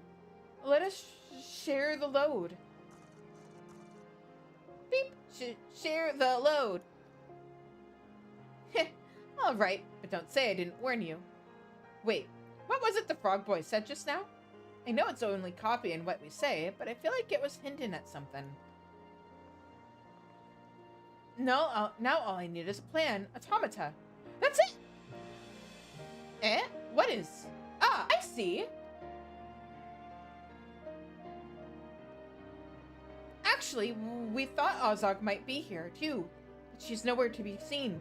Dog or not, we'll need all the parts, or pairs of hands we can get. Perhaps she's made her way back to the workshop by now. And we should probably do likewise.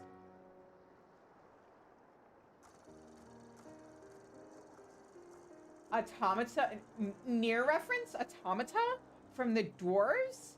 Who definitely have absolutely nothing to do with the near raids at all? Nah, couldn't be.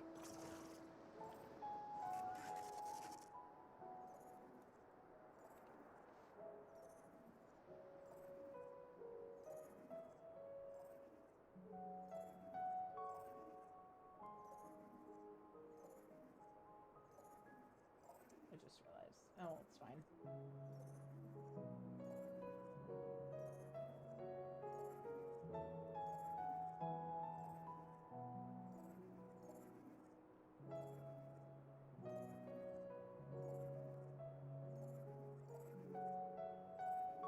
Alright. Here we go. Thanks to the Frog Boy, the way forward seems clear. Come on, I'll show you what I have in mind.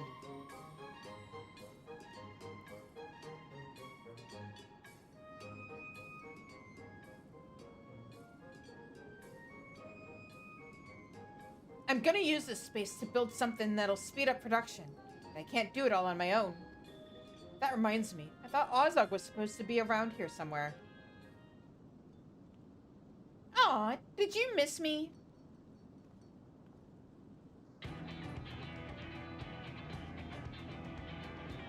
Oh, hey!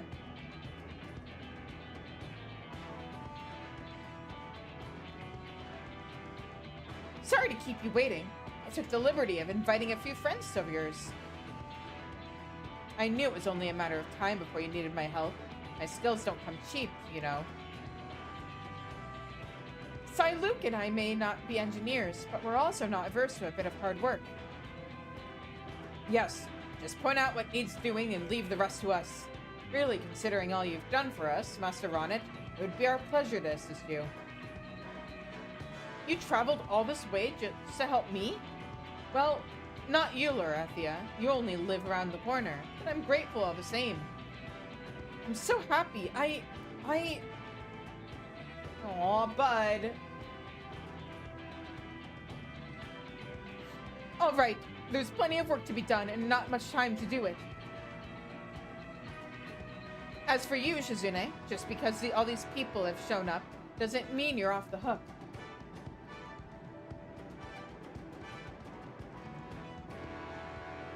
Right, let's go.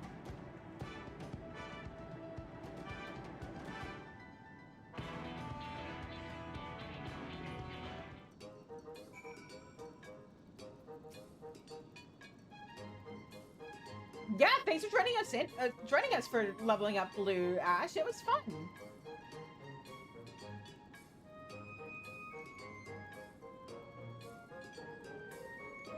Time to put my plan into action.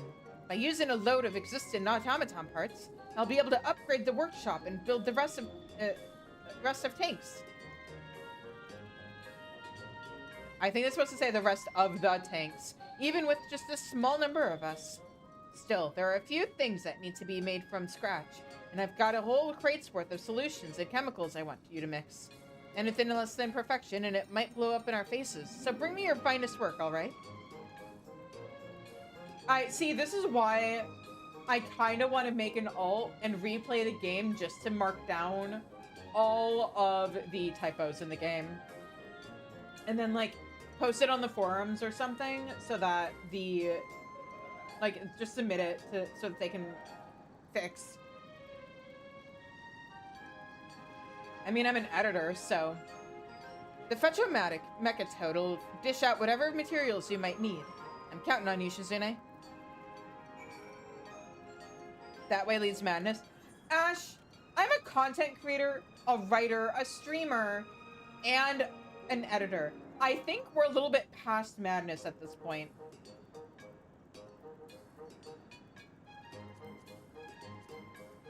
Oh, and I'm teaching myself how to rig VTuber models and maybe emotes someday. Yeah, this ship has very much sailed.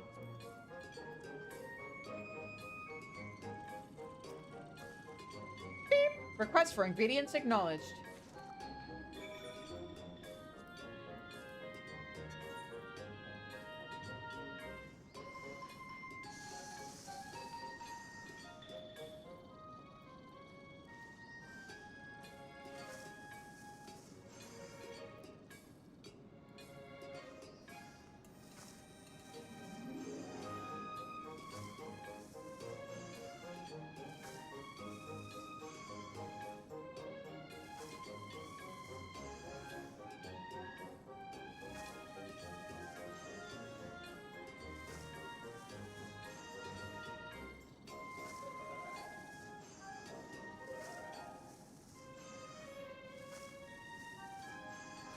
There we go.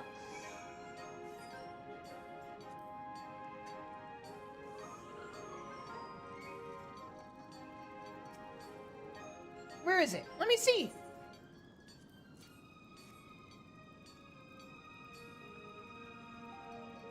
Great work, as always. I'd better put this to use right away. There's not a moment to spare.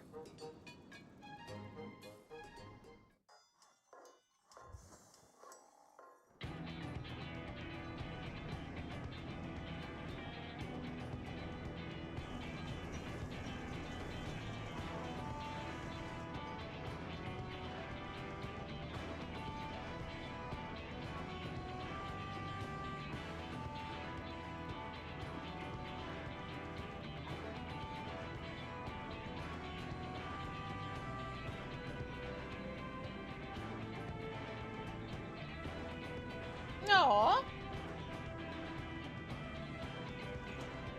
Friendship.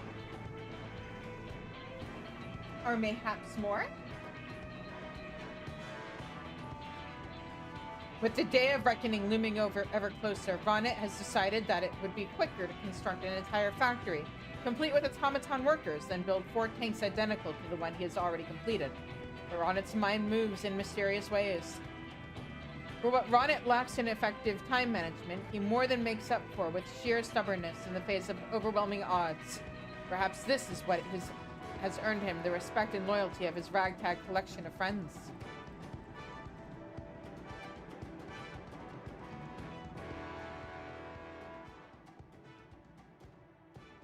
And yet, in spite of Ronit's efforts, time refused to slow and something.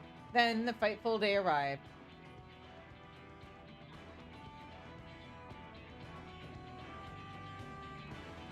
The chief will be here any moment, and I still have one more tank to finish.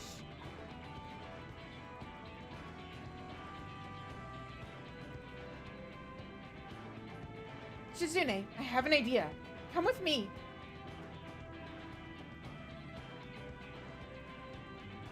We'll try to buy you some time. You get that last tank completed, no matter what it takes.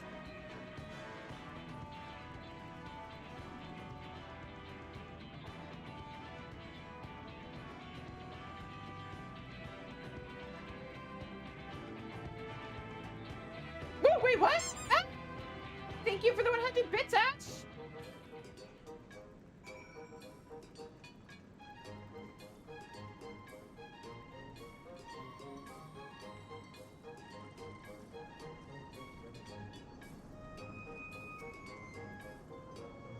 The trial went... Oh! Nope. Don't want to turn that in yet. I want to go over here. That's not part of the quest.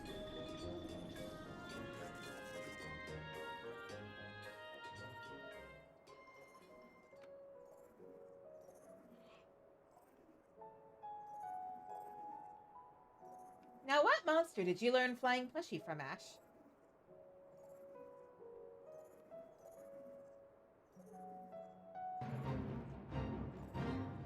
Okay, new reason why I need to change my alert sound. For a second, I thought something was happening on stream, and then I realized, no, it's the game.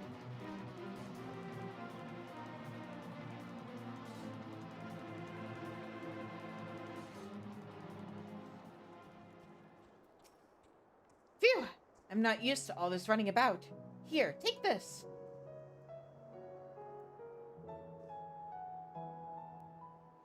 It's Nitro Brew, an alcoholic beverage that doubles as paint stripper, and it's strong enough to knock out a bison. If we leave these kegs in the road, Zamoth is bound to help himself to a few swigs. Okay, and then... Don't give me that look. You clearly don't know how a dwarf's mind works. Look, there isn't much time, and this is the best I could come up with. Just put them over there and let dwarven nature take its course. Right.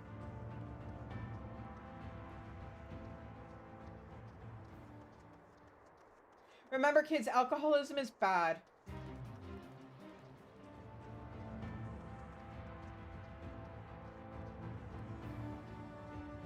Oh, wait, what? Thank you for the 200 bits.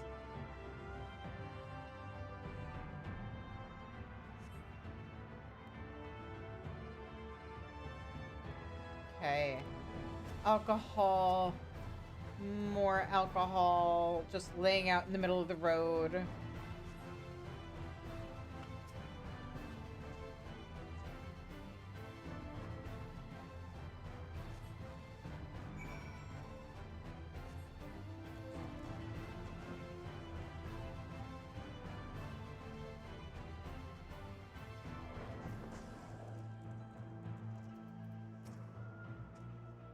That should do it.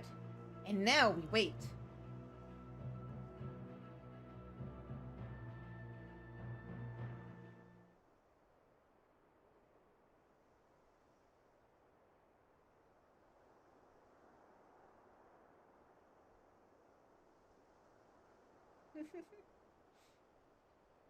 What? He's already here! And why is Chief Glag with him? But more importantly, did the Nitro Brew do its job? Guess we'll find out why. Oh, yeah, that definitely did its job. It must be my lucky day. And besides, be ashamed to let all that grog go to waste.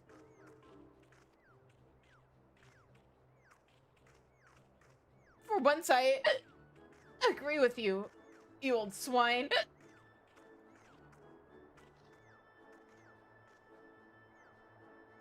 Oh.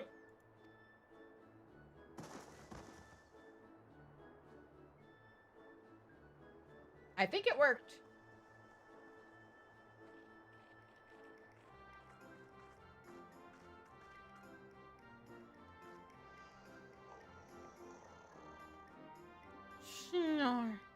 Ah, shut up, Hubs. Bollocks. Snore. What did you say?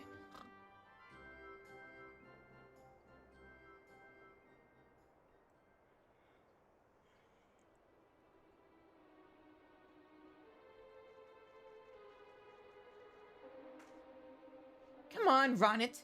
They won't stay like this forever. What happened?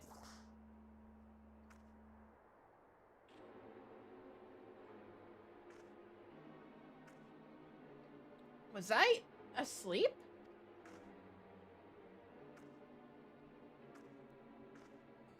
Ugh, my head feels like it's been stepped on by a Talos. Booze must have been involved. Aren't there supposed to be tanks around here somewhere?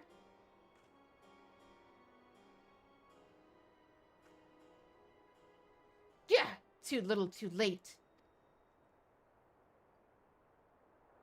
Yes, I noticed a distinct lack of tanks. I declare this contest well and truly... Not so fast!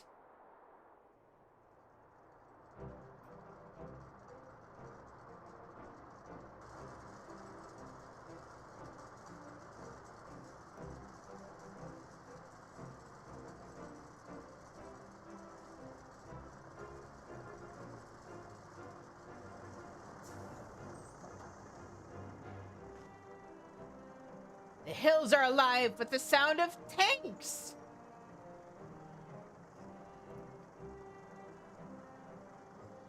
Run it!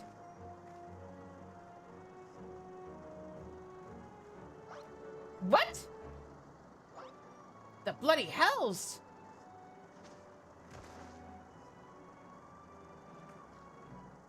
The Roland Tankards at your service.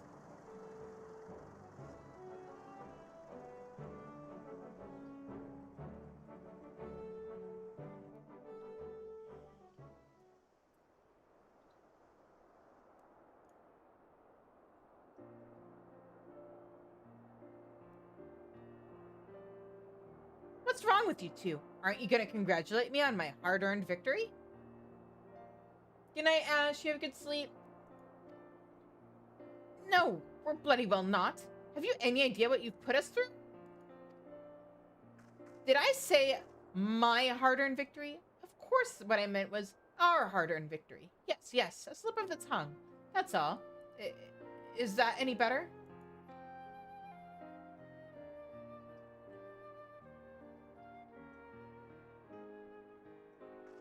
Well, run it. You did it fair and square. No underhanded, dirty tricks. At least none that I'm aware of. Ozog, though I have yet to decide your punishment for consorting with Tholes, I will say this. You have demonstrated the superiority of GOG engineering, without which those tanks would never have seen the light of day. Listen, Chief, I don't do this because I'm a GOG. I did this because I'm a member of Watts' Anvil. So stick that in your pipe and smoke it. All this talk of Thole and GOG has reminded me of something important. Huh? We don't often talk about this, but when I were a lad, my chief once told me that Thole and GOG were once part of a single tribe.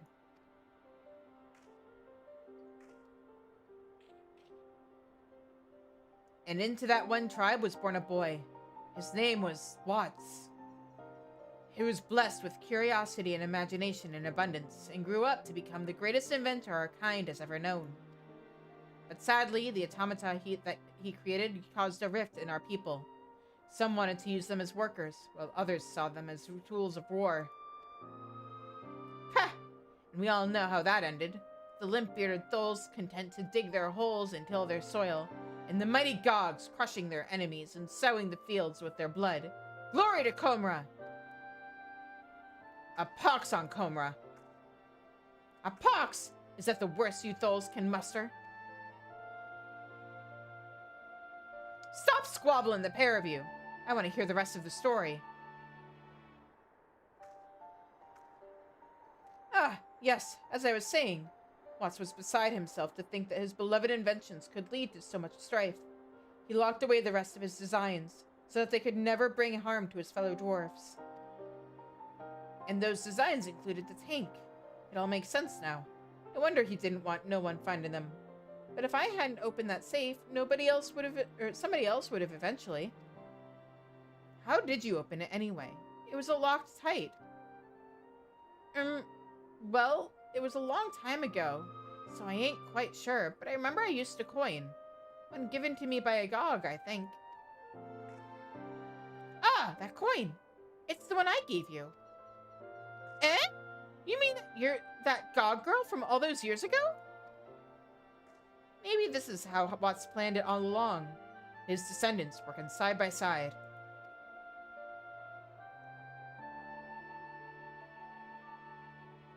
It weren't the technology that were at fault, or what were at fault. It was us dwarves and our bickering that caused us to live apart as Thol and Gog. But now, one of Watts' ideas might build a bridge between us. Oh, shut up, you daft sod. You think this is all that it takes to wash away generations of bad blood? Pah! But on the other hand, we Gogs admire Watts as much as you Thols do. Or as much as you Thols. If you're right, which would be a first, it's worth some thought. Trouble is, it all seems a little too convenient. The coin, the chance reunion, all the other coincidences, and there are probably a load more I don't even know about.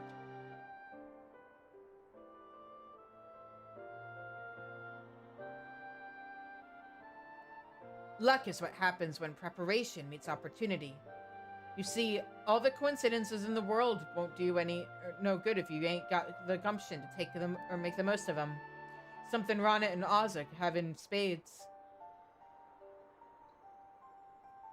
Right, that's enough blathering out of me. I'm off for a pint at the Crystarium on my way home. And if you two think this is the end, think again. 5 tanks is just the start. It'll take more than that to solve the world's troubles. All right, I hear you. Now bugger off and let us get on with it.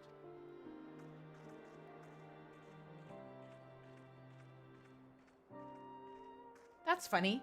I thought those two were enemies. Probably got more in common than they realized. Anyway, it's time we got back to the anvil.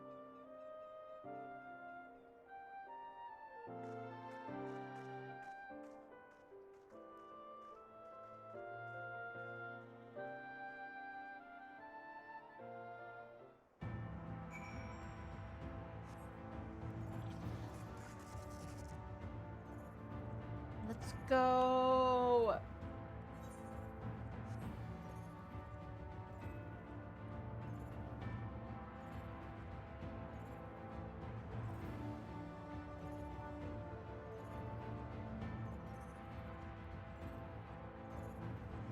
Okay. I know I should probably technically do custom deliveries tonight too, but I am tired. And it's already past 10:30, so... So, you and Ozok bought me some time, did you? Should have bought a bit more by the sounds of it. Just joking. If it weren't for you, you two, I'd never have made it. I suppose that's what Watts' Anvil is all about. You lot working your asses off to make me look good. Something like that, anyway. But it's like the chief said, measly 5 tanks ain't gonna right the world's wrongs. So I reckon 500 ought to do it. We better get back to work, and no slacking.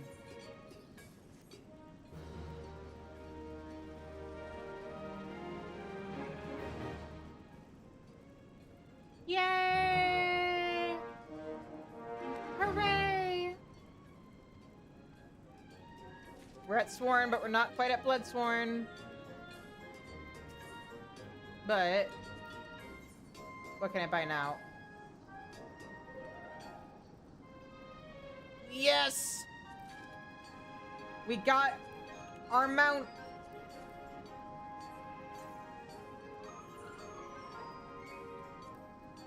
That's not my mounts. Here we go.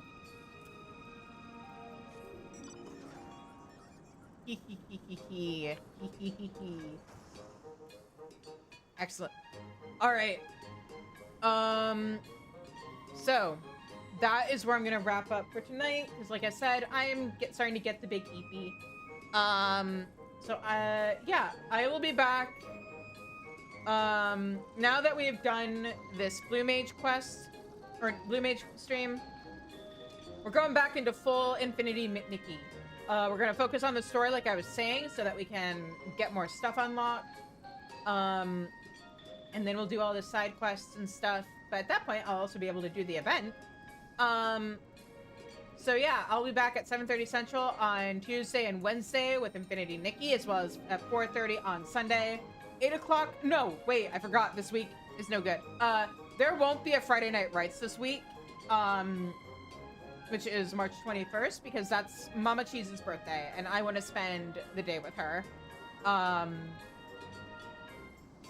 Because yeah, I want to spend as much time with my mom as I can and celebrate all of the birthdays. So no stream this Friday, but catch me next Friday for Friday Night Rights. Also keep an eye out. I know the coffee story is running a bit late this month because I was working on something else for the first half of the month, but within the next week or so, new episodes should be getting posted on Coffee of my story about my VTuber Shizune, aka the magical girl, the champion of hope.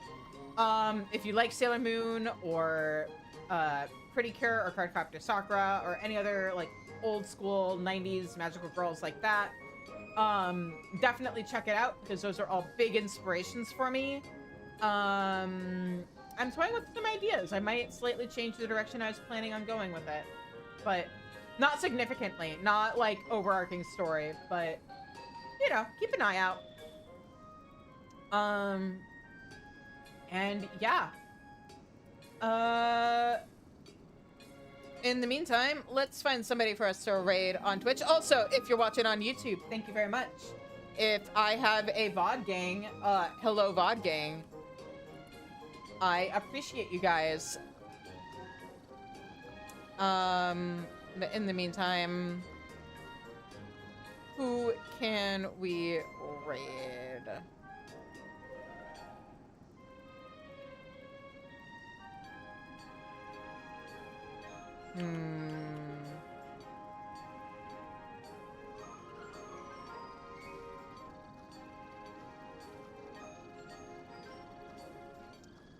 Do we have any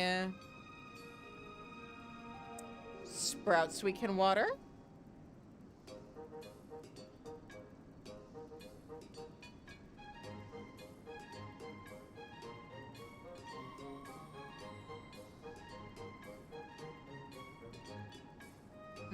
Any sprouts at all we can water?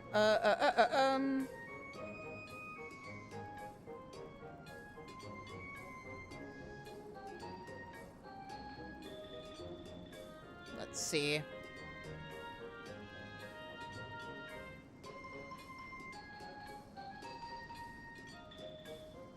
Oh! Hey, we've got somebody in Stormblood content. All right.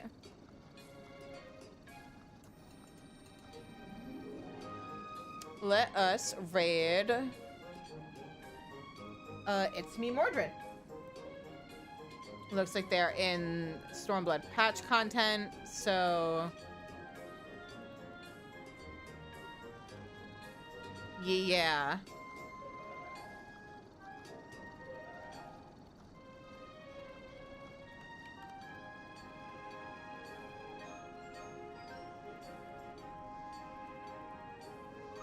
All right, raid time. Let's go. And it'll help if I spelled raid correctly. Professional writer and editor, everybody. But yeah, until I see you guys again, I hope you have a good night. Stay safe, stay healthy, and take care. Bye-bye.